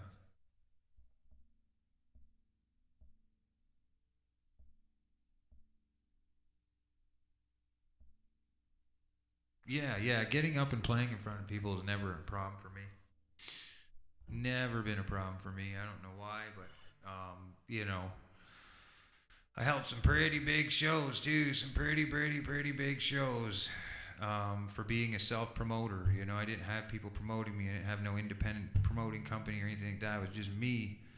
And I got as high as playing and promoting, booked my own show at the music hall where the Big Rack, Oasis, Three Doors Down, All Types, 3 Days Grace. There's lots of Tea Party. All these bands played on that stage. And all I kept thinking, I was like Jake Paul in the ring when he was with the girls things 2 years ago. And he hadn't even fought in an actual ring, in a boxing ring yet. And I was basically like Jake going, I'm going to play here. I'm going to book a show here, and I'm going to get bands from the town that wouldn't normally get an opportunity to play here. We're going to have an undercard bill here, and it's going to work, and it's going to be awesome. And it friggin' was. It really was. It was so awesome. I mean, the club fit, I think it was, I want to say 14 or something, maybe even more, a couple thousand people or whatever. And I might have sold 7, 8, maybe 1,000 tickets top. So not even half the bar, half the club was full, But it still wasn't a massive achievement for a local guy who did it all on his own. Even his own band members didn't sell tickets. They didn't bother promoting. They just showed up and got drunk and played really hard and loud and left. And that was the band I had. But I played some really nice shows, man. Really nice shows I'm thankful for. Opened up for Billy Talent years ago at the Dundas Square downtown Toronto with a call-in card at the NXNE show. It was in North by Northeast. And that was really cool. I got to play a couple cool gigs with some high-end people like Kim Mitchell's bass player, David Wilcox bass player. So it's some cool little highlighted moments that I thought was pretty good for being somebody who never seen an agency, I don't think they wanted to touch me back then because they knew exactly what it was about. They knew I wasn't going to do it for free when I was making money doing it. So.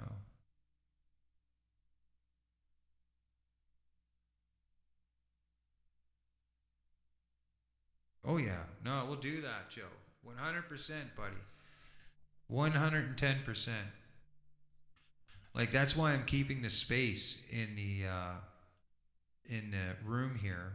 You'll notice this is where, like, Joe, if you were here, I would right back here, this whole back wall is going to have a futon, like a nice full out king size futon, a leather one with the pillow tops and everything and cup holders.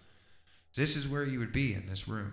You'd be in here, got the YouTube, the whole gadgets, all the guitars sitting right there, the drum machine, and you'd have this room basically to yourself for, I would say a week or two. I mean, depending on how long you want to stay down here, we would definitely host you for as long as you'd want to come,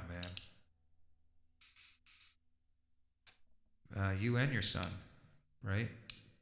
We just here is different. I don't, but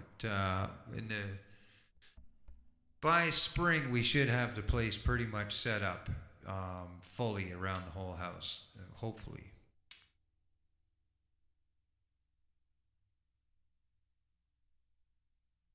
No. What do you mean couldn't do that to you? Are you kidding me? No. You wouldn't be doing any harm for me. You'd be doing an awesome blessing, man. We could, stay up, crash, talk as long as we want, sit in the room, hang out. You know what I mean? It's your own room, so it don't matter to me. You just close the door. I have my room and my girl over there. Like, it don't matter to me, man. Shoot. Plus, you'll get way better cooking over here. You know what I mean? And the hotels and eating out, man. Judy will, you end up putting on 20 pounds or something before you leave.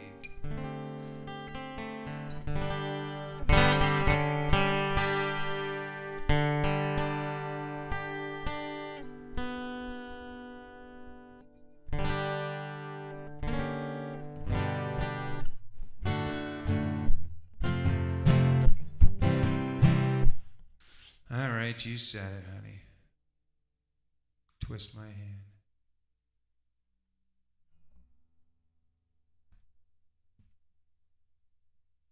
We're getting close down to that time, so if I'm lucky, I might get 300 views out of this.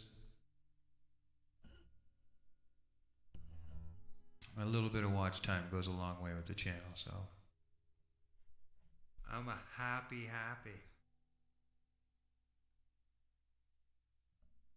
Oh yeah, Joe.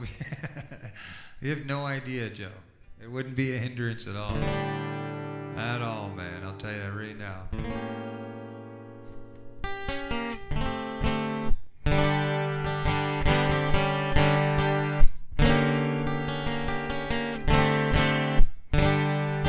I don't say that for everybody. I don't let anybody just come over here with it.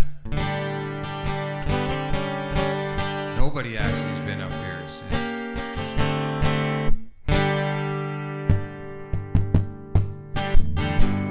And I feel the time's a wasted gold.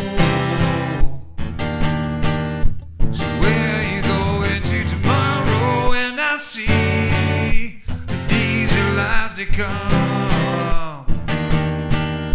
So would you even care? And I feel it. And I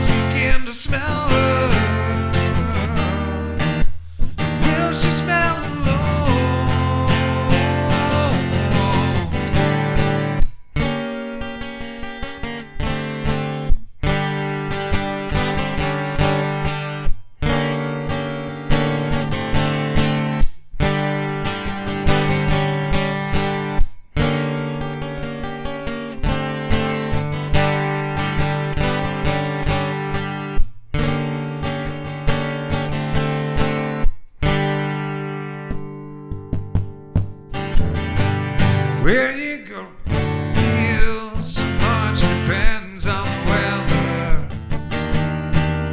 So is it raining in your bedroom? And I see that these are the hours of disarray.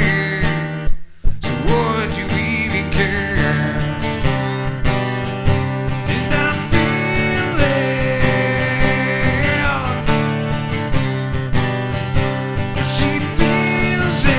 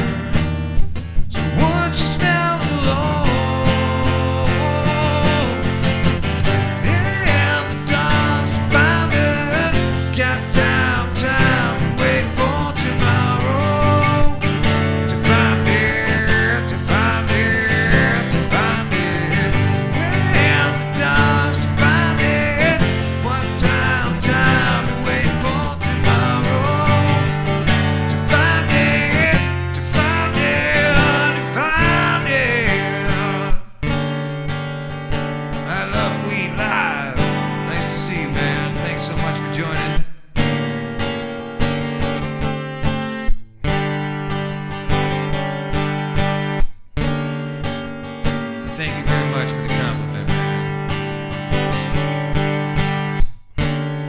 From yeah.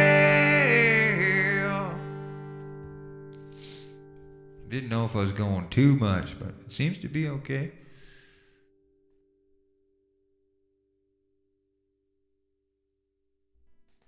Well, thank you very much. Thank you very much.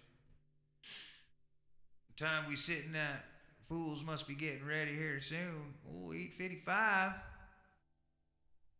Well, thank you, Arkansas. You've been an inspiration for me. You did last night. You put a little fire under my arse.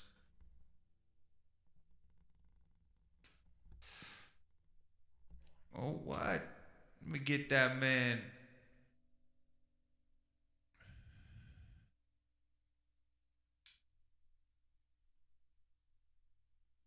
Thank you very much for the super chat, my friend. I'm going to share your link out there.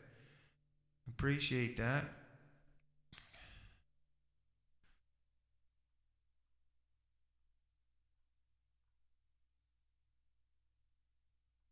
Just take a look.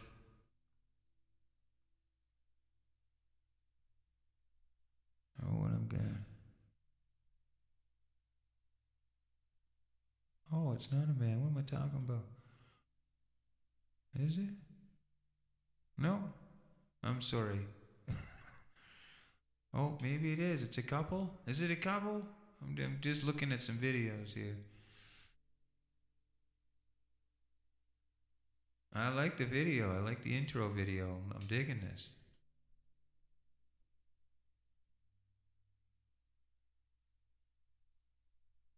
Let's see. Oh, you do? You have an upcoming for 9 o'clock. Nice. Well, one thing I'll say is I don't smoke myself. I mean, I do and I don't. I don't say I'm a quitter, but I don't smoke myself, but I'm not against it at all by any means. And I know there's lots of people out there that do, especially around in my crowd of people. So I'll definitely share your link.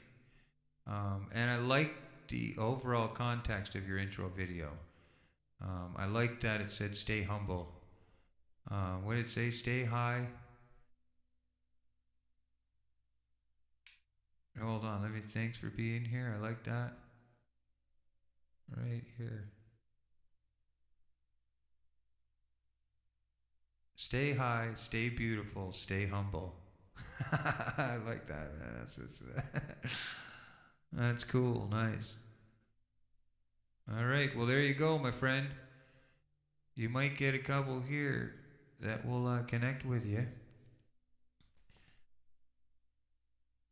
Let me just grab this and go like this, and go like this, this, and then I'll take this. I'm going to post your live out there and give people a chance to go over and say hi to you while you're live, because I'm interested in it too. I'm going to go check it out, and we'll all make a clear little, yeah, we'll have that. So I'll copy this.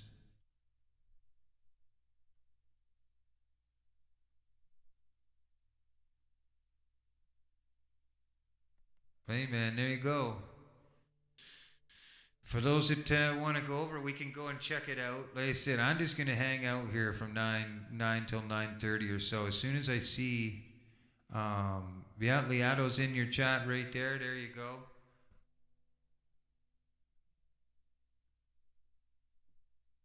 I never checked to see. Is it a monetized channel? Are you monetized?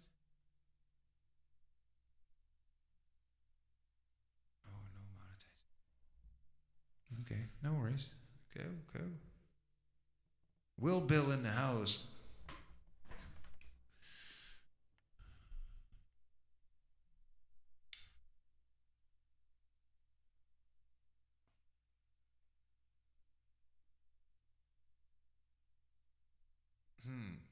Will Bill, nice to meet you.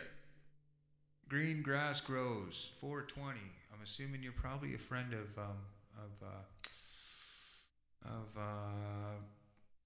I Love Weed Live, maybe? Let me see, you in there, chat?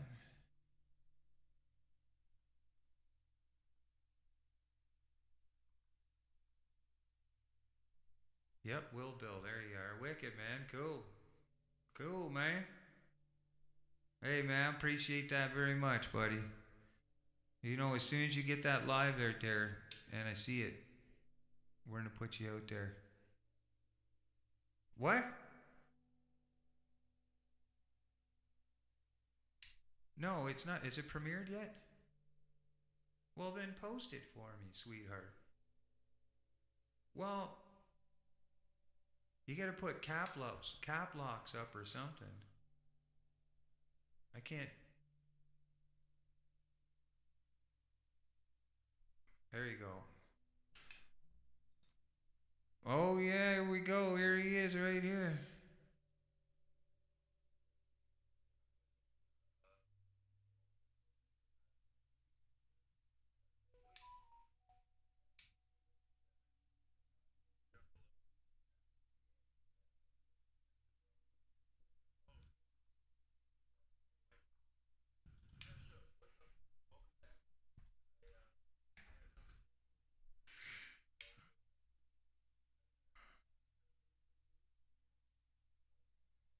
This guy actually pretty cool. I'm watching him right now. It's Lay, yes.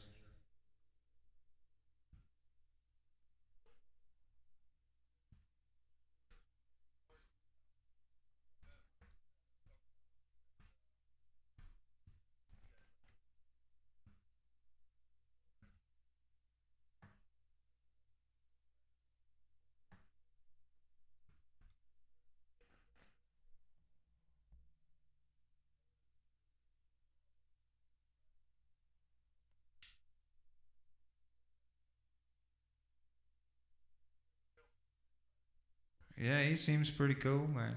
He seems pretty cool, not gonna lie.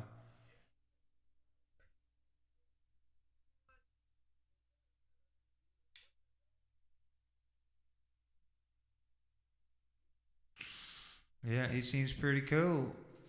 So you put Traveling Fool's link? There it is. Okay. Yeah. Yes.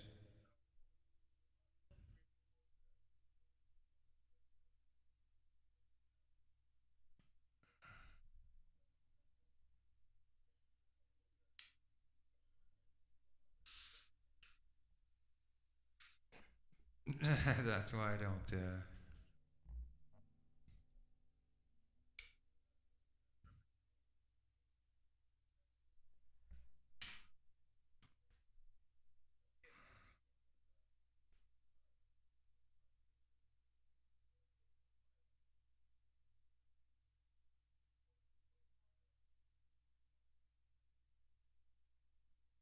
Ain't nothing wrong with a pothead. You know what I mean? I'm gonna tell you that right now. Nothing wrong with a guy who's a connoisseur. He takes a lot of passion into it. Um, um, no, I haven't played that song yet. I have to practice that one up. But for him to just show up in here and be supportive, send a super chat, and now he's literally he's going over there and he's checking. He's got my chat open too. And if you're from here, he's going to moderate you right away so he knows who you are. Oh, sure. Give me a second, Sharon.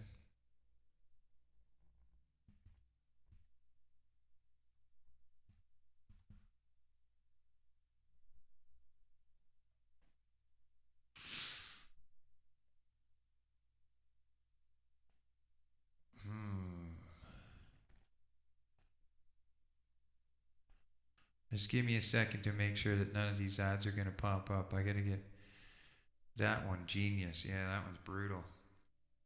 Give me one sec. Let's see. I could try one out, Sharon. I could try one out. You know, I might be able to see what I can do here. Okay? Try one out for us.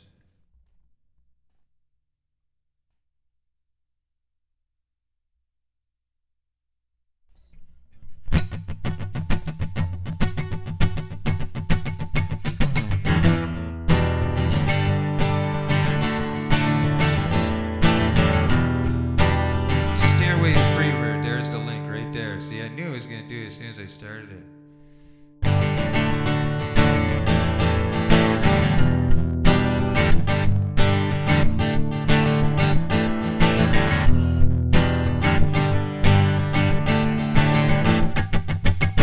Today is gonna be the day that they're gonna throw it back to you.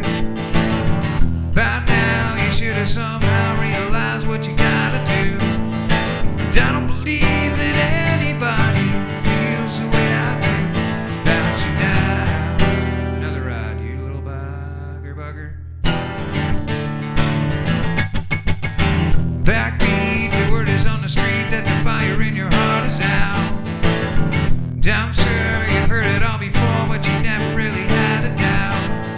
And I don't believe that anybody feels the way I do about you now. And all the road we have to walk are winding, and all the lights that lead us there were blinding. There are many things that I'd like to say to you, but I don't know how. Come on, everybody, you know the words. Because maybe you gotta be the one that saves me. And after all, you're my wonder.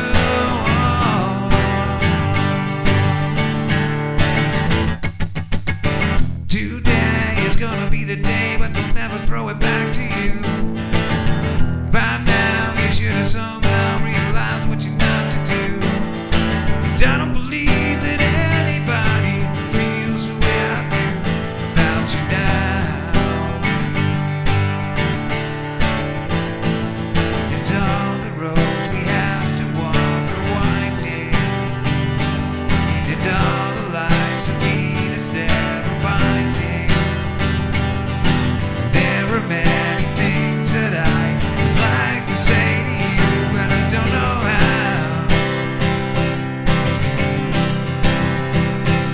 Because maybe you're gonna be the one that saves me. And after all, you're my wonder.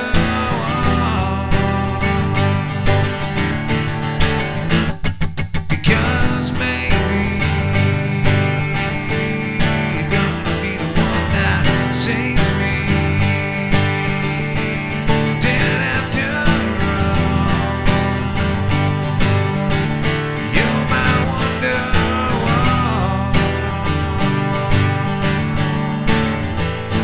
Because maybe you're gonna be the one that saves me.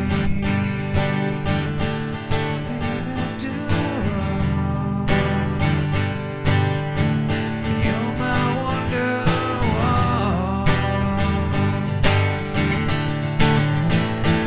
Because maybe you're gonna be the one that saves me. And after all, you're my wonder.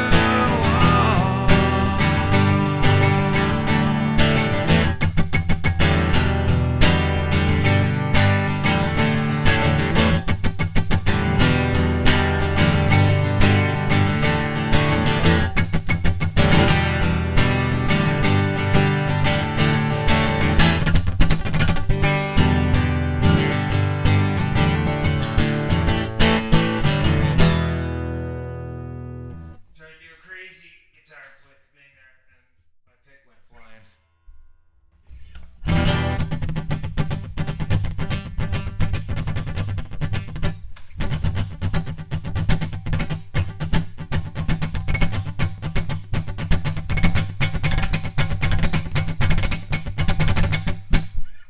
Yeah. Pew pew.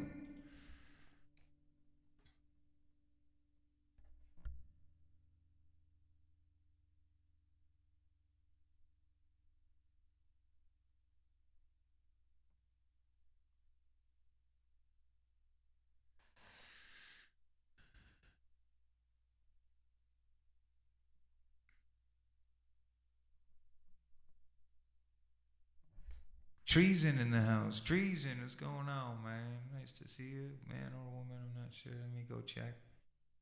I'm gonna go look. I'll make sure. Oh. Lots of playlists, no content. It's cool. It's cool. Thank you so much for joining over here, man. Yeah, on the fly. Yeah, I don't do that song very often.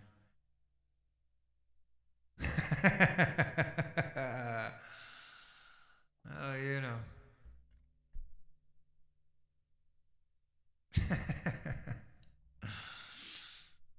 That was yeah, I don't do that song very often, but yeah. Definitely got to keep that one on the list, I think.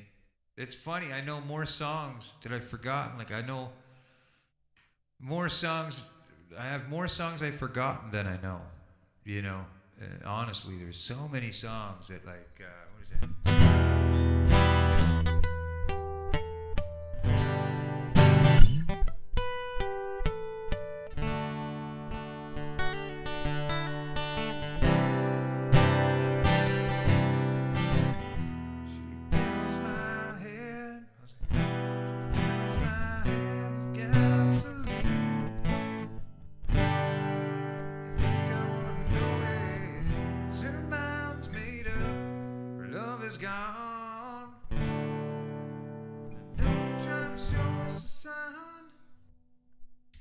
I think I'm on my way. Oh, who's in the house? Let me get you before we even get started. Thank you so much for joining in. You want to talk about support? Oh yeah, 2001. Yeah, you're not going to get too much 2018 and 20 out of me. There might be a few of them, but not many. I'm a 90s guy, man. 90s. But I got one here. Let's see. I looked at your page, and this one might interest you. We'll see. Yeah, it just depends. All right, we got easy. Just give me. I got to sit here and talk for a second. Wait, because it seems that it knows when I'm going to start playing, and all these ads start popping up in front of my lyrics. Because again, I don't have a lyric thing anymore, no lyric pad. She went on the fritz on me, and I can't get it to go again.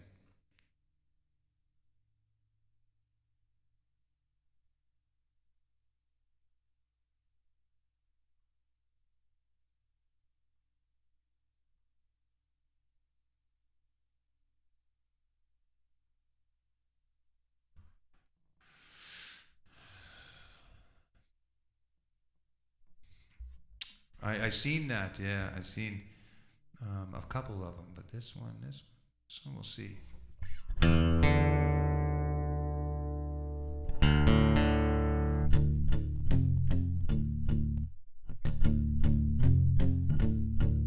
You're devil to my child, and a child to my son. We must never be apart.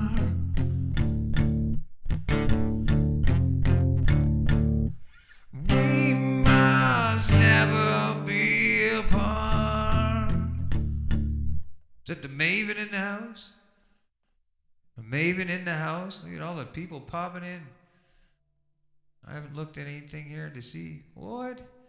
All right, here we go. Here's one for you. I don't know if anybody knew that song. Did anybody know that song? It's one of my favorites. There's that. There it is. See, the ad come up. There it is. Thank you so much. As Arkansas said. It's so funny. Thank you so much.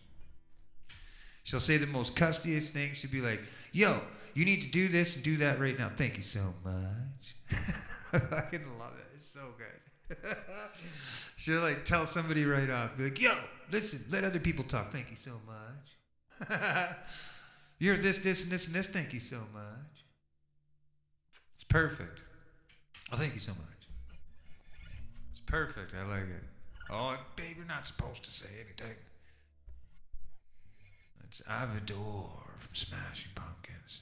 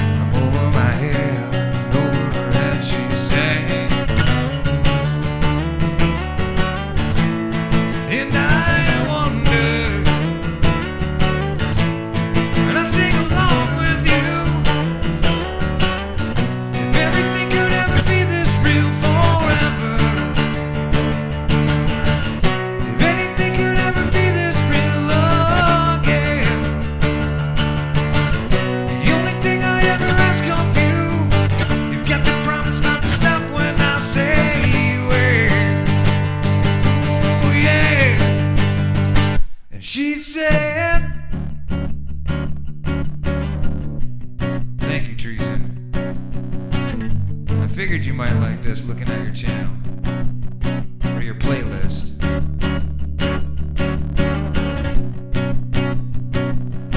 Early Mix Live, thank you so much for joining in.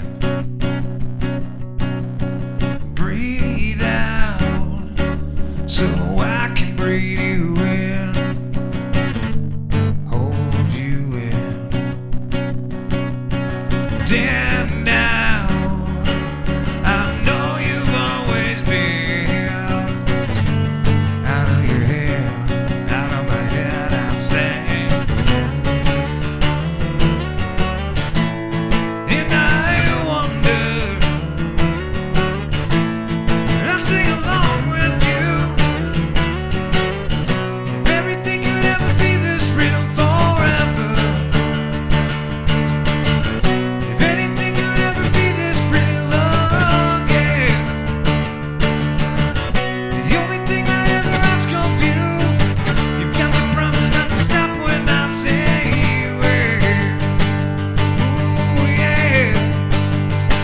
She sang, way up dude in the house, let me get you, man. Woo.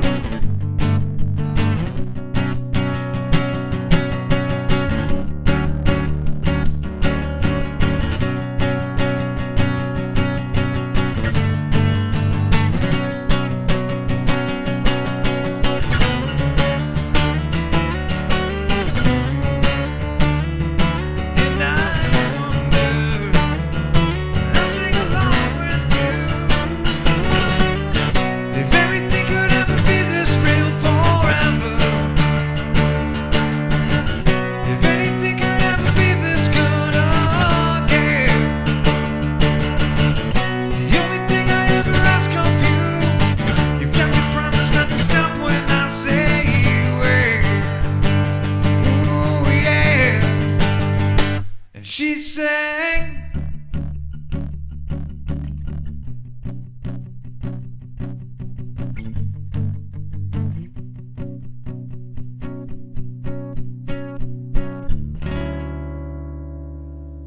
Canadian cat in the house. Way up, dude. Let me get you, man. Let me get you, man. Way up, dude's got like the hottest profile photos going around. You know what I mean? He's got, you know what I'm saying? I mean, other than the real thing, which is my girl, but, you know.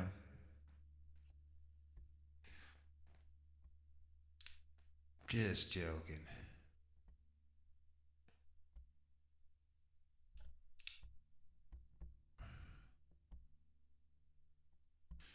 So yeah, for those that want to support, feel free, hit that subscribe button. But for those that would like to help me out just a little bit, we started a little, call it a birthday slash iPad fund. This is what I usually read my lyrics off. Now, as you can see, this puppy is over 10, 15 years old. This is one of the first generations of a Samsung. Okay? And she's gone now. She's done. She won't turn on. She's toast. So I need to get a new one. And yeah, for those that would like to help, support, whatever, there's a PayPal link. Feel free to do it.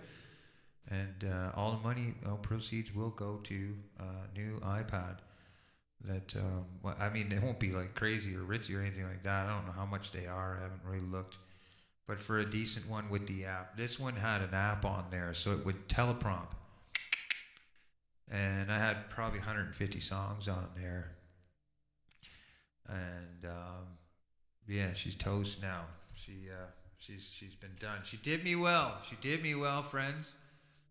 I gotta say, at least, yeah, this Samsung, I want to say it's probably the second or third. Like, it's really that old. I'm not joking. It's really that old. She's all smashed up. She's done a lot of bars. She's been with me a long, long time. But I need to get something a little bit more appropriate because, A, it doesn't work anymore, or at least I can't get it to work. I'm not sure if I can keep it on a charge for a long period of time. Maybe it'll end up figuring out something, but it's been through it. It's been through a lot. And I need to get a new one, or else I'm sitting here behind the thing, looking up lyrics online, which sucks because I can't just flick through and make it a set list. And the second part is the ads. They're pushing ads up, and so you'll be playing the song, and all of a sudden, bam, there's an ad. And the ad goes over 3/4 of the lyrics. So I definitely have to get one. There's no question about it. Look we're hitting up to the 300 view.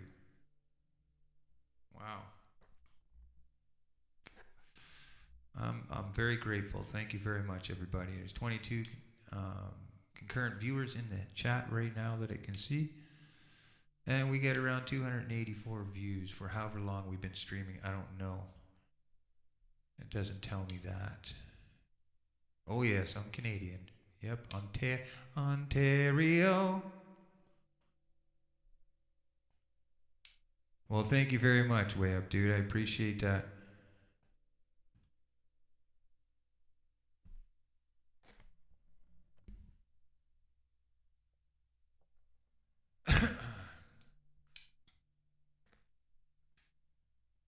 Early mix vlogs. Let me see. Go to channel. We're getting close to that time. I know Traveling Fool's going to be kicking one off at 10 o'clock here. We're going to do a raid over there. Okay, so it is early mix vlogs. There you are. I grabbed you up. Thank you so much. Get 10.7 thousand subscribers. And she knows some of my friends, too. She knows some of my musicians and singers. I think she may do some singing. F4 keys. Early mix vlog live with a microphone. I'm assuming we got a little bit of singing going on over here on this channel.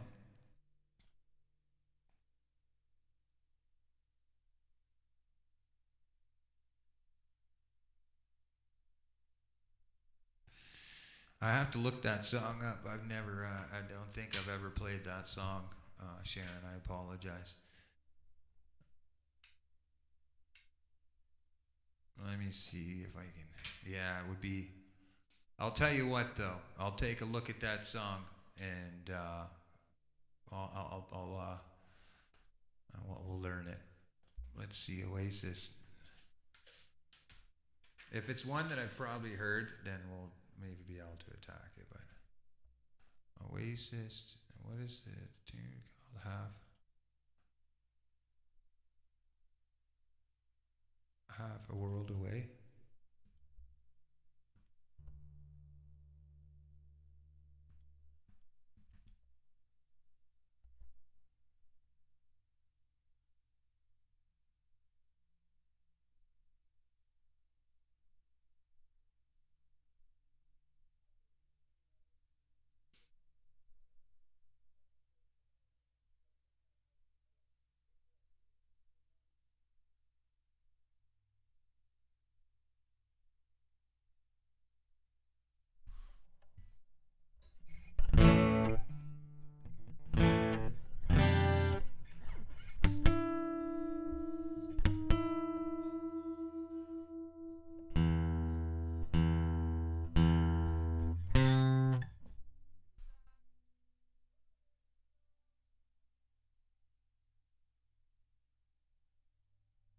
Leave this island, myself into soul asylum, 'cause I can't hear the warning signs.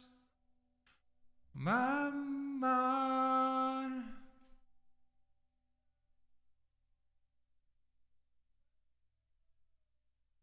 Old home. And is very old.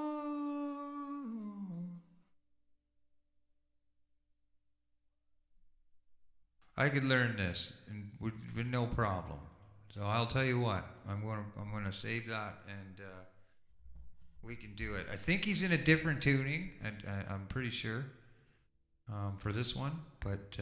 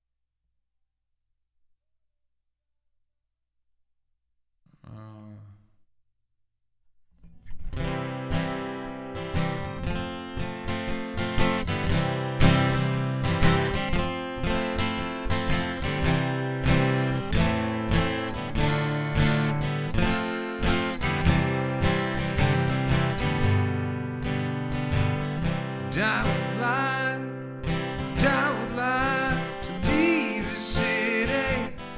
This town don't smell too pretty. I can feel the warning running through my mind. When I leave this island, I book myself into a soul asylum, 'cause I can feel the warning signs running around my mind. So here I go, still scratching around. Yeah, I gotta learn it a little bit, but you can tell it's there. I just had to hear the melody. Don't like to leave the city. This old town don't smell too pretty. And I can feel the warning sign running around my mind. Something like that.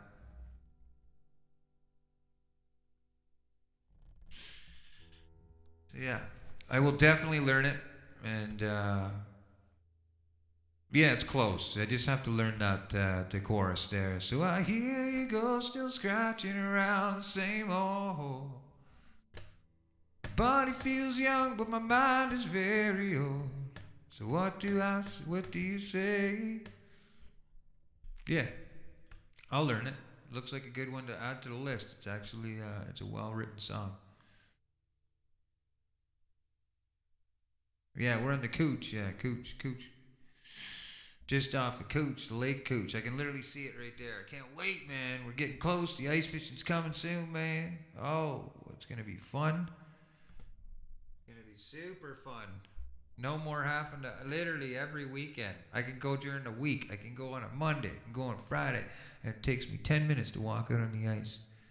I can drill holes out there and keep them covered and come back the next day, and they're there.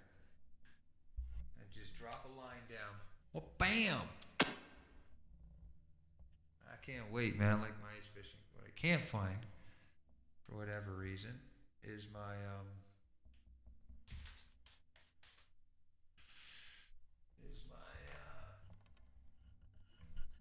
Fume. Where did that go? That's pretty much held me almost the whole stream.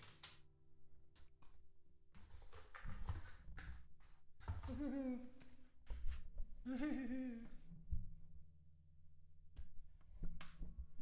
of here.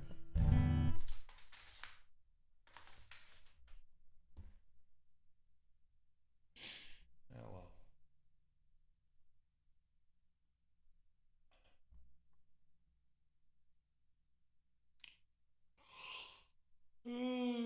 Excuse me. Tired boy. Been either on a stream or in the stream for a long time now. 4 hours over at Liato's.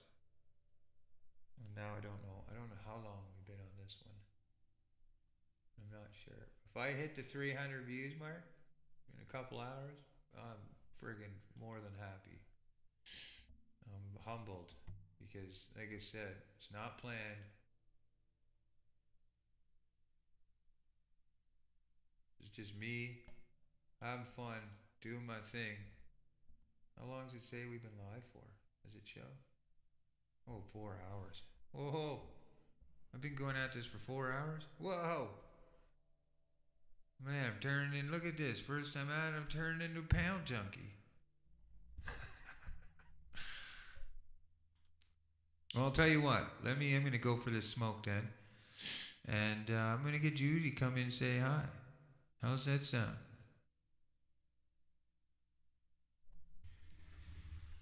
And then,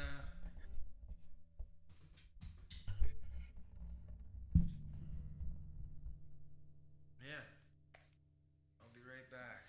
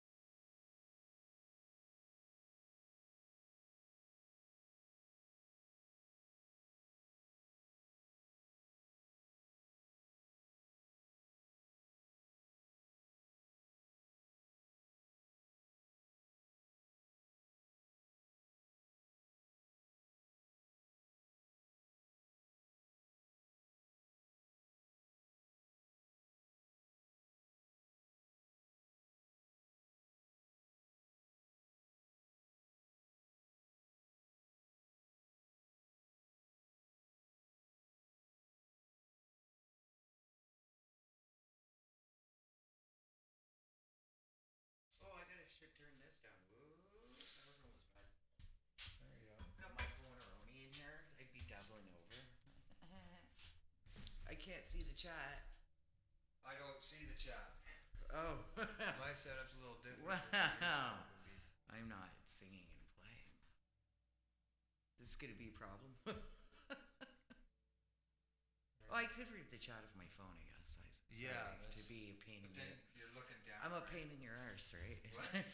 It's a pain in your arse. It's better than being a kick in the Did. dick. I'll I'll take a pain in the arse and a kick in the dick. Hi, everybody. How's everyone doing?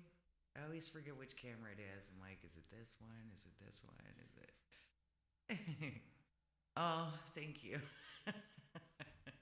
Arkansas knows. I'm still in the same digs from like at like 4 a.m. this morning. I wake up. I literally this is my out of bed look. Look, no lip gloss even Arkansas today, and I still look the same.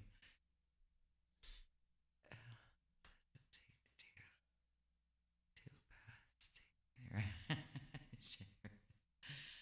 Aw, thank you, AMC. I appreciate you. Hello, Joval. Hey, Lay. What's happening? Hey, Maven.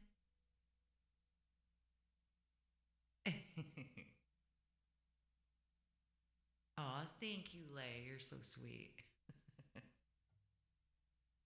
Yes, it's Sunday. I was, lazy. I had a bunch of stuff to clean up. Like, fight night, I just, I made a bunch of stuff. And then Saturday is just, chilling out or whatever. And then I woke up and, like I said, I was in Arkansas for a bit. And it was lots of fun. We had a blast over there. Traveling Fools was over there at some point and everything else. Whoa, that's okay. Okay, no, don't go into the mic. You're Oh. good there. You can stay Oh, right okay. there. If I turn it up, then you stay where you are. If I'm really loud, sorry everybody. I honestly feel like I should maybe turn it down. Or Rich always has this cranked in his ears because he's playing and stuff. So like I feel super loud to myself right now. Oh my goodness. Oh, I feel my mic chopping a bit. Yeah. Sorry. Rich has these cranked right now. So I'm like, am I that loud to them? Or is this just loud in my ears right now? Oh, because can you turn my ear sets down? Because that's super loud. There, that's better. Thank you. Yeah, I'll come into the mic, but I didn't want to blow my own ears out. There, that's better. Thank you, Lay. I was afraid for a minute because the closer to the mic I got, the louder it was getting my ears. But like I said, Rich has to have it cranked because he's singing and playing. So he has to be also able to hear his inner ear self while he's doing it. So he has it cranked so loud. So when I come in here, I'm like, oh my God. Like, hey, Oliver, nice to see you. Rich will have to get you when he comes back and give you a jacket. But yeah, sorry. Thanks, everybody. I try, but I'm not really one of these personalities on the panel. I'm not like a channel creator. I just cook and oh my goodness, you want me to sing? You're like, dude, Janice. Oh, thank you, Rich. Rich has got you. Yeah, it's maybe a different stream when I'm a little bit more prepared, but I always get so nervous, you know, singing. I like to have like maybe one or two in me before I decide to get on the microphone and shake the nerves off, But no one's supposed to know that I sing. Shh. So funny. Yeah, Rich must like literally put his mouth right up to this. No. You're terrible. What are you doing now? Is it going to hurt me? Why can't I hear the reverb? I can literally hear myself wheezing. It's tough. It's bright. The microphone. It's crispy. Ting. Yeah, I don't know. I might be a little shy for that today. Aw, thank you. Oh, sure. Thank you. Yeah, see, Lay knows there's no reverb unless I go really loud, I think. Chick, chick, chick. Hello. Oh, there's. That's, yeah. Oh my gracious. I feel my face getting red. I'm like, oh my goodness. Grab an instrument. Let's hear it. I don't really play an instrument. My voice is my instrument. Yeah, definitely. It helps to carry. I don't know. I always have to sing with like one ear in and one ear out, but this is a little bit different. I don't know. This might be a little trickier because, for one, I've got the huge headsets on, and it's hard to do the one in, one out on it. Oh, goodness. Doo-wop, doo-wop, doo-wop. I can literally feel myself having a hot flash. Literally. I'm like literally in the hot seat. I don't know why every so often it cuts on me. I think it's because I have to have my mouth right up to the microphone. I feel like kissing it like... That's what she said. Oh my gracious. Yeah, I'm totally not prepared for this kind of stuff today, but...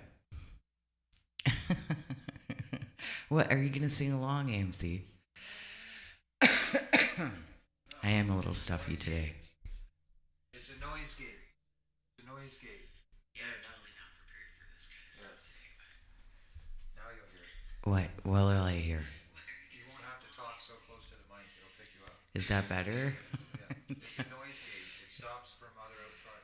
Oh, okay. In case I decide to walk by your room while you're singing and playing and like sing off one. Hey Jude. Yeah. I used to get this one when I was in school. That song in particular, because they'd be like, "Hey Jude, I saw you nude. Don't try to fake it.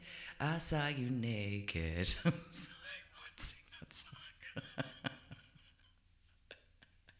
You're already warmed up. Well, AMC. Wow. So like, I don't know if everyone's gonna go over to Traveling Fools after this, but we pinned the link to the top. So after this, he's got some awesome music trivia on the go. Joe knows, right? I know. That's always the one too. People are like, "Do the Hey Jude," and I'm like, "No." They're like, "Why?" And I'm like, "That's why."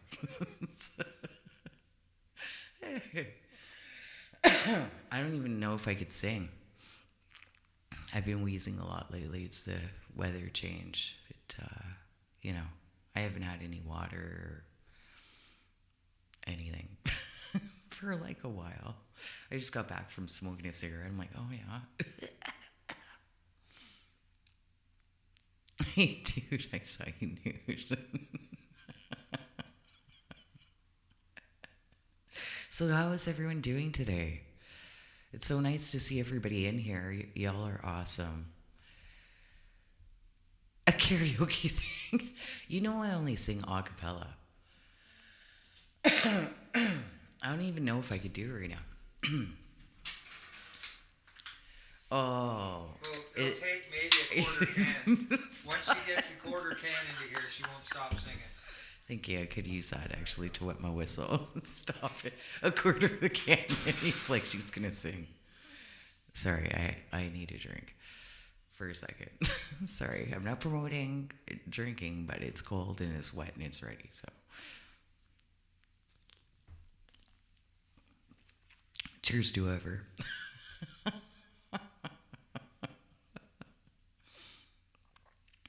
Yeah, the karaoke thing. I don't know. It's so weird because maybe I'm just a really stubborn person, but why never mind? Sure, definitely. It definitely is. It definitely is. I've had the time of my life. Pretty soon I'm going to be like, she's like the wind. Run right out of here. But, oh, it's so good. Starting my day all as well. Oh, that's good, Maven. Good to hear. How's that sweet young lady over there as well? She doing good? Cheers, Lay. She's so nice, Maven. I always love seeing her come on when you're live.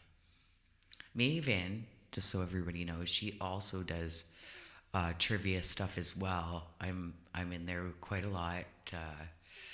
At 10 a.m. Eastern Standard Time during the week, I'll go into Maven's when she does music trivia. She does crossword stuff too, and she also does crime stuff. It's very interesting over there at Maven's. So if you haven't checked her out, check her out. She's right on. Change the lyrics. Sure. You're awesome. I love your sense of humor, sure. And you like many drinks to sing and sing better than ever. I know it's good. You start to feel good. And then all of a sudden you get up enough courage to sing, and then it doesn't sound as good as you think it does to everyone else. That's so funny.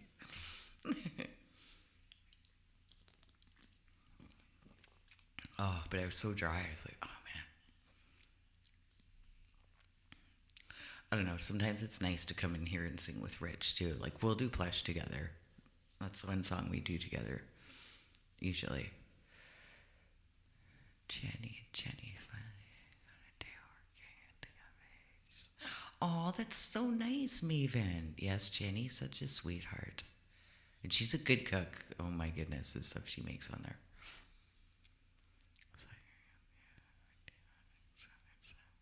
I don't know. We'll see. I'll have a few more sips and see if I can carry one. I usually don't do this off the cuff. I kind of gotta work my way up to it, or I know what I'm getting into before I get into it. Like, if I go over to Shelly's, I know, because Shelly sings all the time on hers. She likes it when I come over there and sing for her.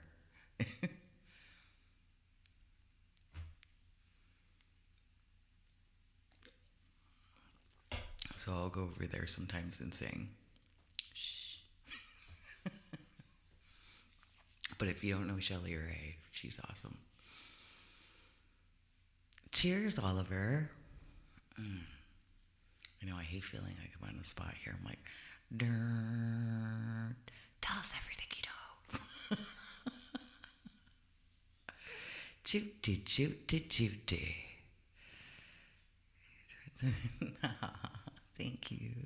Thank you, Saren. Oh, let's see if I'll even remember all the lyrics. When I get shy and nervous, I forget them. It's a very long song. I'm almost there.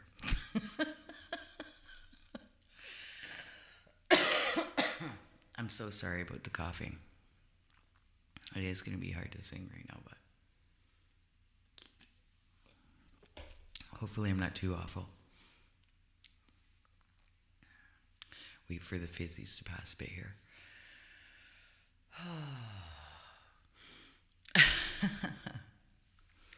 Busted flight in Baton Rouge, waiting for a train. I was feeling nearly faded as my jeans. Bobby thumbed a diesel down just before it rained. I rode us all the way to New Orleans. I pulled my harpoon out of my dirty red bandana. I was playing soft while Bobby sang the blues, yeah. Windshield wipers slapping time, I was holding Bobby's hand in mine. We sang every song that driver knew. Freedom's just another word for nothing left to lose. And nothing, honey, it ain't free, no. 'Cause feeling good was easy, Lord, when it sang the blues. 'Cause feeling good was good enough for me.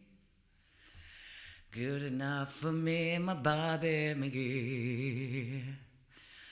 From the Kentucky cold mines to the California sun, Bobby shared the secrets of my soul. Through all kinds of weather, through everything we've done, oh, Bobby, baby, kept me from the cold. One day out near Salinas, Lord, I felt him slip away. He's looking for that home, and I hope he finds it. 'Cause I trade all my tomorrows for one single yesterday, to be holding Bobby's body next to mine. Freedom's just another word for nothing left to lose. Nothing, that's all that Bobby gave me, yeah. 'Cause feeling good was easy, Lord, when it sang the blues. 'Cause feeling good was good enough for me. Good enough for me, my Bobby McGee. La da da, la da da da, la da da da da, la da da da da, Bobby McGee. La da da da da da, la da da da da, la da da da da da, Bobby McGee. na na na na na na na na na na na na na na na and the Bob McGee, yeah. Na na na na na na na na na na na na na na na na na na. Hey, hey, Bob McGee, yeah. Well, I called him a lover, called him a man, called him a love, did the best I can now.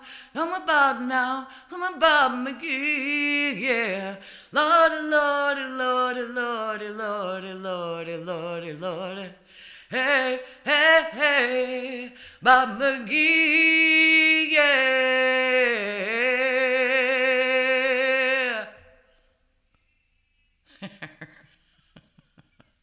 Whew. Aw, thank you, everyone. You're awesome. You're too kind.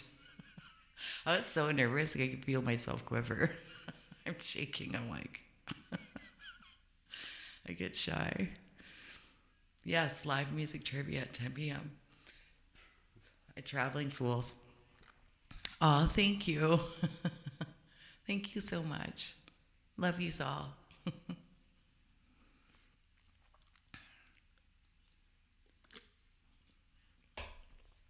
Oh. Get out of here. You sing so much better than I do. I'm so rusty. I've got brass on, you know? Oh.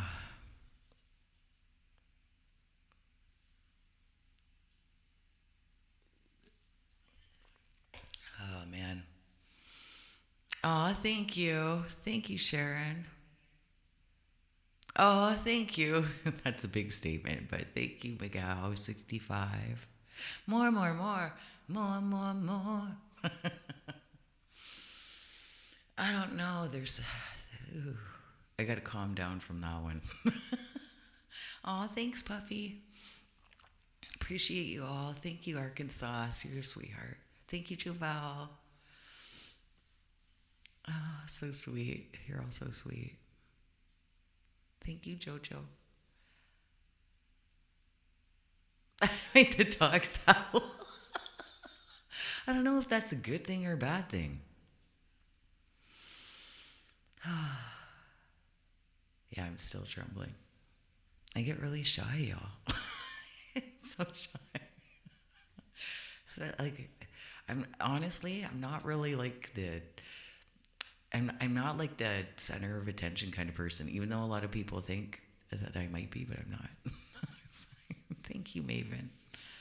Oh, big hugs.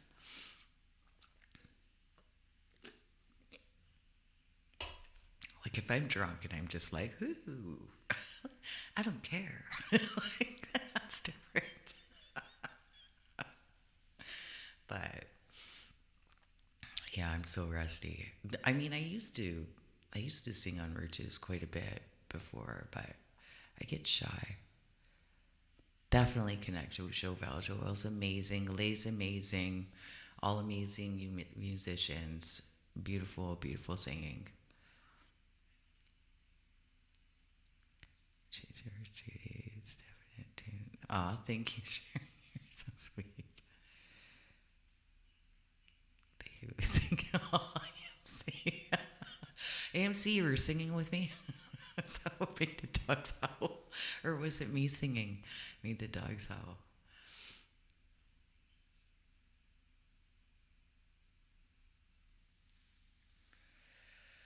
Whew. I'm not gonna lie, I like singing anthems. It's kind of my thing.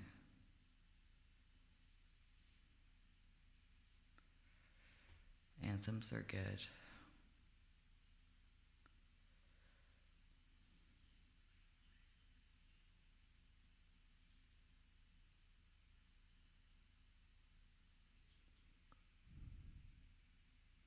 Yeah. Oh, 5 minutes away.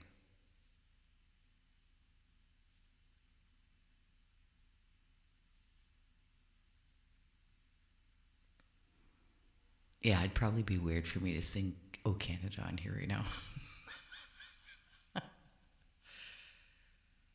Aw, AMC, don't you hate it when someone interrupts you when you're singing? How dare they?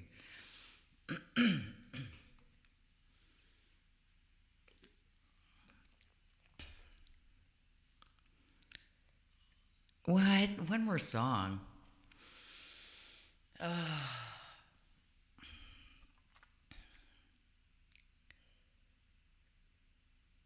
Yes, most definitely. Most definitely, Sharon. Thing is, I brought too much of the woman's touch. I have to actually sell a bunch of my, dresses and purses and coats and shoes. And I have like a whole, well, actually more than a laundry basket of perfume. Like I collected a bunch of stuff, but I like, I had like 2 rooms, you know what I mean? And that I could keep my collections and things in, right? So, tank tops. I don't know. What should I close out with, Rich? Like, should I do the Canada national anthem? I gotta calm down for a second here, though. I'm so nervous. I can feel it in my breathing.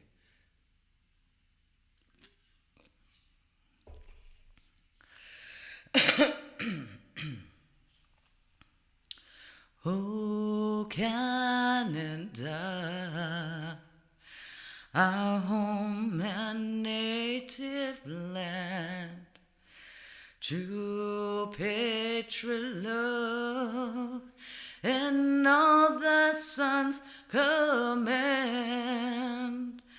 With glowing hearts we see thee rise, the true north strong and free. From far and wide, O Canada, we stand on guard for thee. God keep our land glorious and free. Oh, Canada, we stand on guard for thee. Oh, Canada, we stand on guard for thee.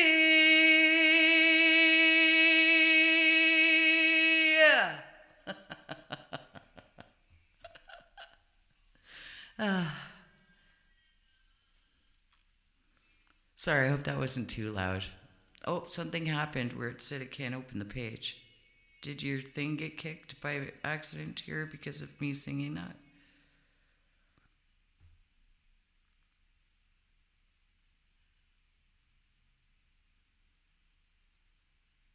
I hope not. I lost chat.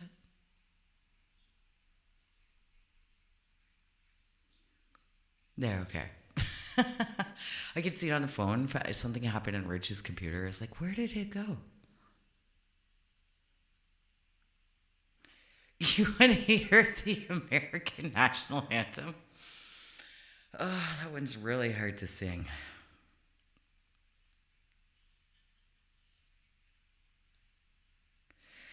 I don't know. Should I do it? Put a one in the chat if you think I should do it. Thanks, everybody.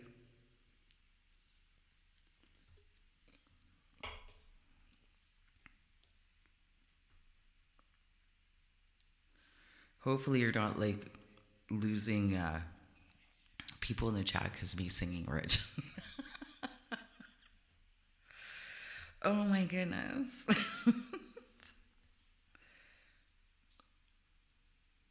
Sing it backwards. All right, let me see here. Oh, so nervous.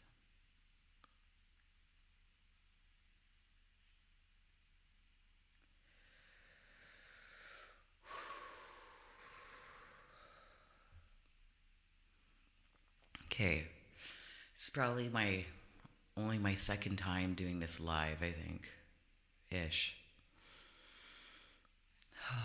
I gotta grab my composure. I won't be able to see the chat because I gotta look at the lyrics on my phone. This is a hard one to do. Oh, say, can you see by the dawn's early light what so proudly we hailed at the twilight's last gleaming, whose broad stripes and bright stars through the perilous fight on the ramparts we watched were so gallantly streaming. I don't know if I'm going to blow my speakers off here. And the rockets red glare, the bombs bursting in air. I don't know if I could do this because I can hear myself through my things. I need one in and one out. This is hard, Rich. Oh my God. I don't know if I can do this. It's too much.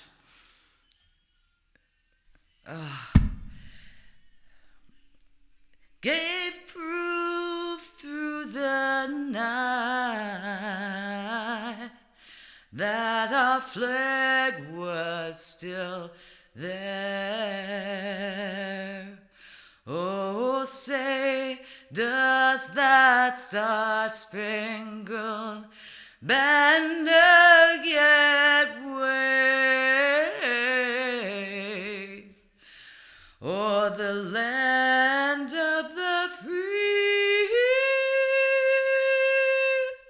and the home of the brave?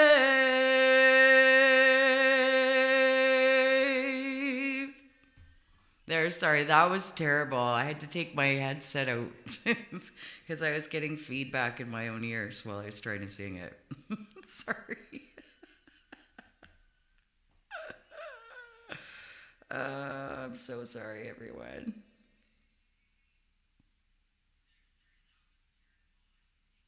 Oh, thank you. I screwed up that one part, though. So bad. I was getting feedback in my ears and hurting myself while I was trying to sing, and it was throwing me off.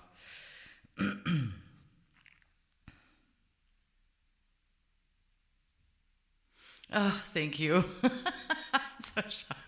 I definitely effed that one up. I need more practice on that one for sure. It's hard, though. I don't know how you don't get all this feedback when you sing loud in the microphone, Rich. Sorry, I did terrible on that one. Yes, I did. But yeah, one out, ear in and one out, I think I need for this. What? Oh, I don't know. I'm like sweating so bad. I'm so shy, you guys. Oh, gracious.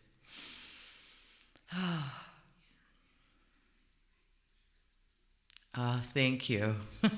Thank you so much, everyone. You're too kind. Thank you. Yeah, it's in my headset. So, like, when I tried to roll up on the ramparts part, I was like, oh my God, I can't. Oh, thank God Rich is going to rescue me and I can.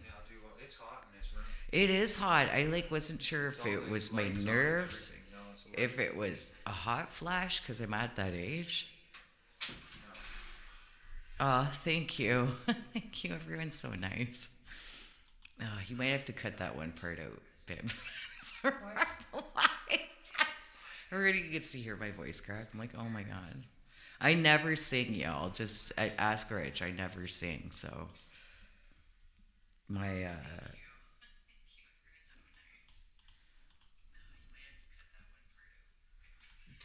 Cut it out. Oh, thank you so much, Sharon.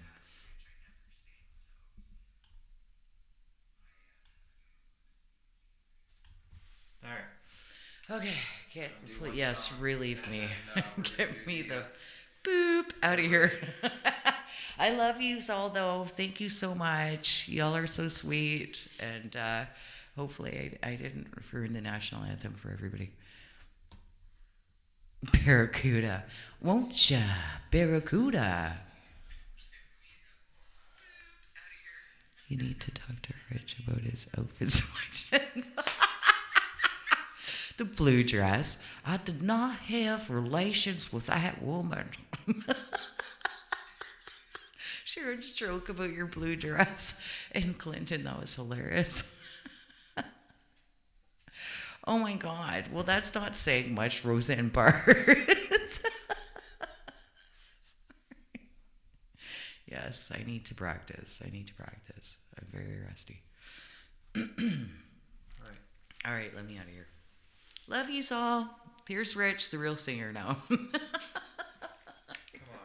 now. You are. Oh. You know, there's maybe about 15%. 15%. If you look up the percentage of people that actually sing in true tone pitch from front to finish in the world, it's probably like 20% out of all the famous people you hear. Well, there's no perfect singer. No, but what I'm getting at is that we are our worst critics. To perfect tone, perfect pitch, well, it takes stuffed up nose and like yeah, but you did really good. Just saying. All right.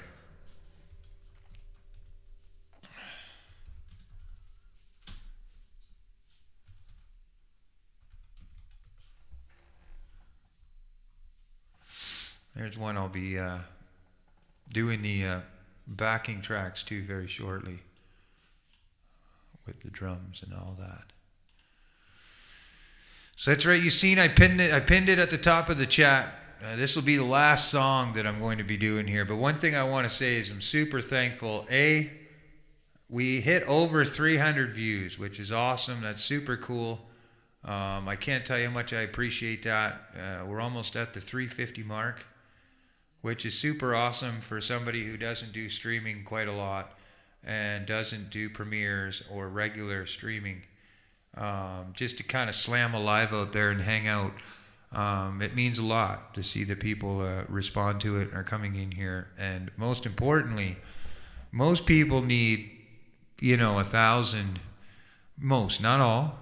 There's others that do really well in that sense. But usually if you look, it's like 1,000 views, 100 likes, or well over that. That's giving most credit to most people. But to hit 50 likes, over 50 likes in 300 views, that means quality. It may not mean quantity, but it means there's a great quality of community of people, and I can't be more thankful and appreciative for having that type of support, having people come in here and show that type of support.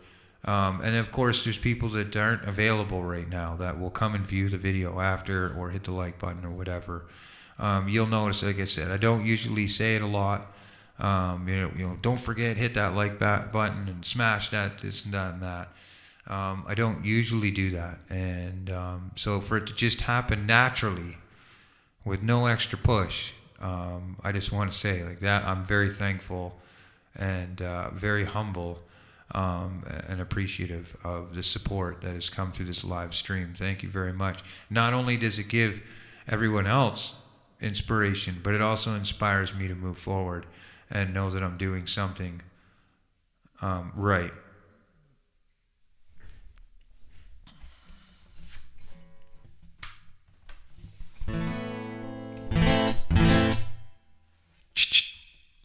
Put quite a bit of reverb on her, but all right, I'm going to close this song off here, and then we're going to do a legit live a raid over to Traveling Funds. He's just started the stream out, so it'd be super cool. I'm going to keep it open, and we're going to be over there. Judy loves her music trivia, so we're going to be over there. A lot of our friends are going to be over there. So I'm not just bringing you over to somewhere where you're not going to know anybody. Me and Judy will be in the chat, and we'll be there to support the stream as much as we can. It is 10 o'clock. I got to work early in the morning, so we'll try our best to hang out there as much as we can.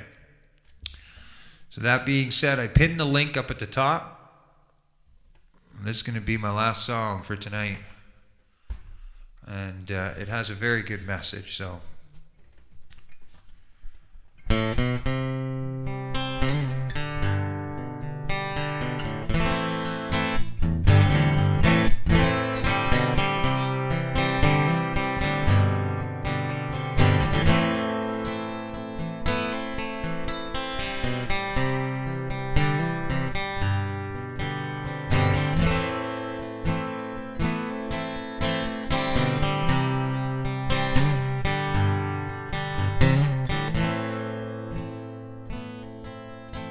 Mama told me, oh, gotta turn this down. Check, check, check, check, check, check. My voice is a lot more. Judy's like, hi, everyone. How are you doing? And I'm like, hey, what's going on? Well, Mama told me when I was young, come sit beside me. Still clipping. My only son, and listen closely to what I say. And if you do this, it'll help you some sunny day. Yes, it will.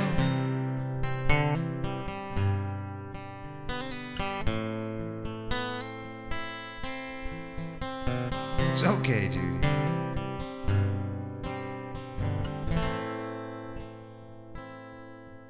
Oh, take your time. Don't live too fast. Troubles will come. They will pass. You find a woman, and you'll find love. Don't forget, son, there's someone up above. Baby, be a simple kind of man. Oh, be a something you love and understand. Baby, be a simple kind of man. Oh, won't you do this for me, son, if you can?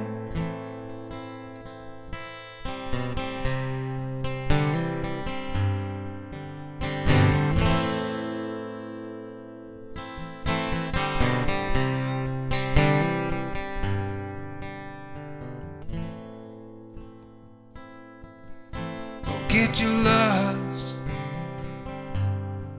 for rich man's gold. All that you need is in your soul. But you can do this, baby, if you try. That I want from you, my son, is to be satisfied. Baby, be a simple kind of man. Oh, be a something, ooh, you love and understand. Baby, be a simple kind of man. Oh, won't you do this for me, son, if you can? Yes, I will.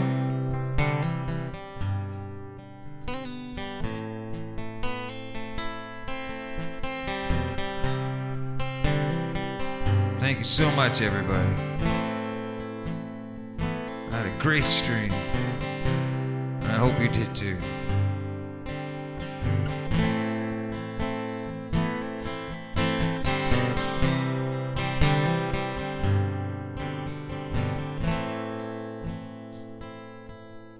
Boy, don't you worry. You'll find yourself Follow your heart and nothing else. You can do this, baby, if you try. All I don't want from you, my son, is to be satisfied. Baby, be a simple kind of man. Oh, won't you do this? Ooh, baby, if you can. Oh, be a simple kind of man. Ooh, won't you do this for me, son? If you can.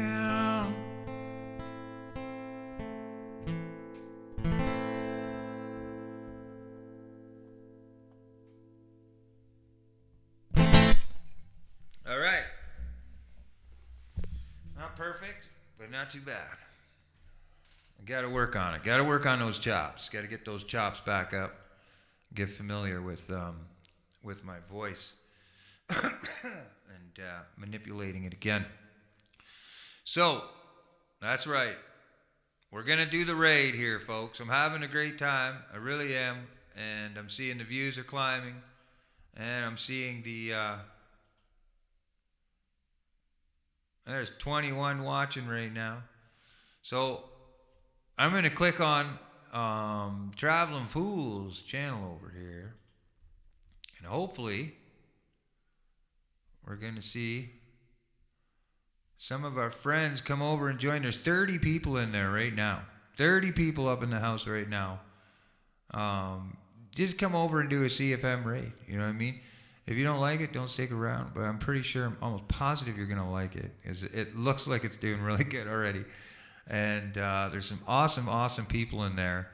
And it's all choice by number. So it's not like it's, it's all fun. So I'll get that link here. Yeah, there it is right there. Traveling Fools live link right there. Just go on over in there. I can see the chat right now. I was going to set up a thing to see if it would work, but I just don't know if I'm going to create an issue with StreamYard. We'll see. Hold on.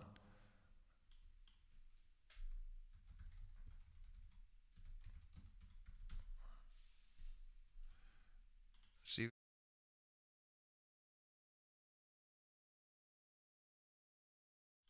I'm still here. Just give me a sec.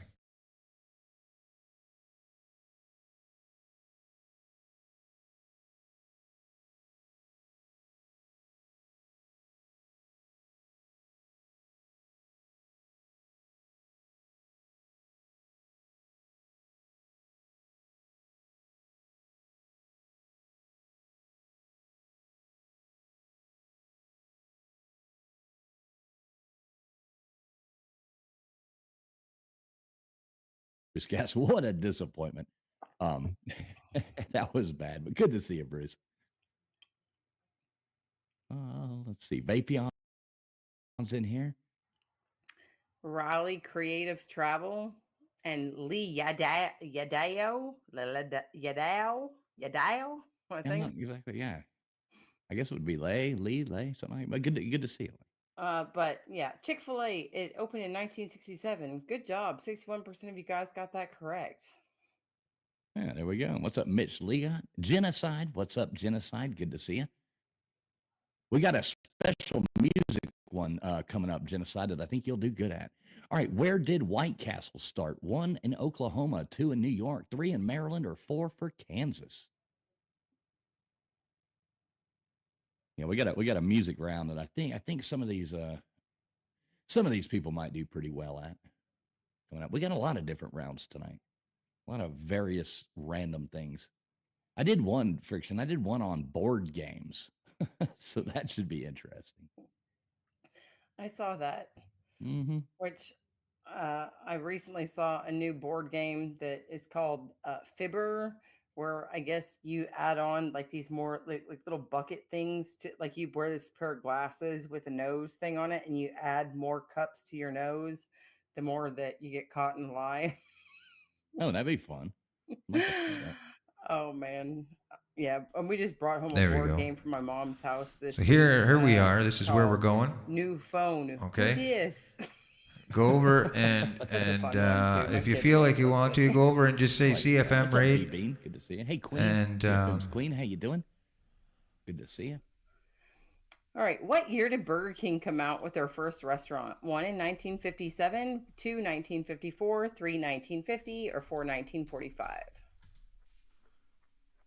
There, I let them know. CFM I don't know, when raid was the on last the time you way. ate at a Burger King? They always smell so good because they put that like fake smoke, you know, that comes out of the Yeah, place. like liquid smoke or something. Yeah. Yeah. Every time that I go outside of a Burger King area, it always smells delicious. But I don't buy burgers anymore because nobody really offers a decent gluten-free bun. So it's actually been years, like probably over 7 or 8 years since I've So had yeah, a that's where we're going to fast food be. burger. And I really appreciate again everybody for coming in, the smashing bun's that like button, the least thing to be worried about, probably. but, hooking up. you know, Super cool. Come on over and check us out. Like I said, it's a great environment. Everybody's good over there. No drama, no crap. Just a trivia. People hanging out, having fun. So feel free to come and join us.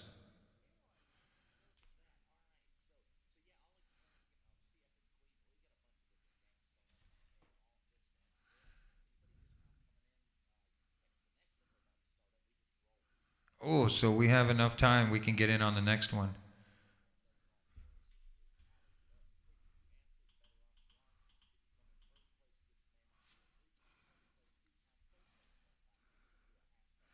Are Maven's over there?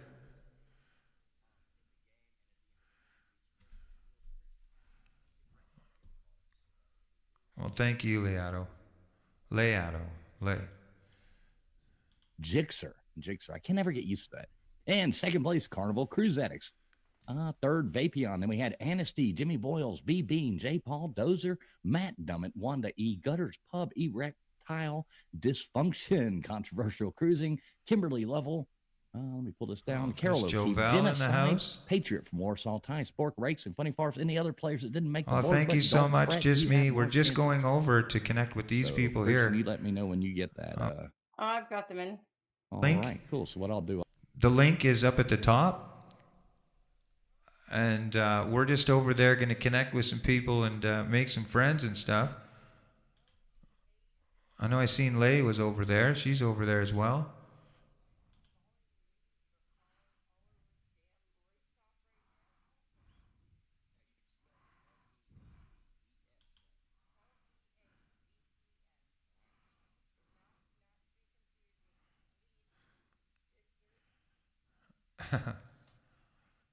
So yeah, I'm going to go over and join them and say hi. Thank you so much again, everybody, for joining in. I appreciate it very much. Much love. Thank you so much, Leato, for today and her stream and having new friends connect with me. It was super awesome. I very much appreciate the love and support from everyone. So thank you so much. God bless. Be the light to light out the dark.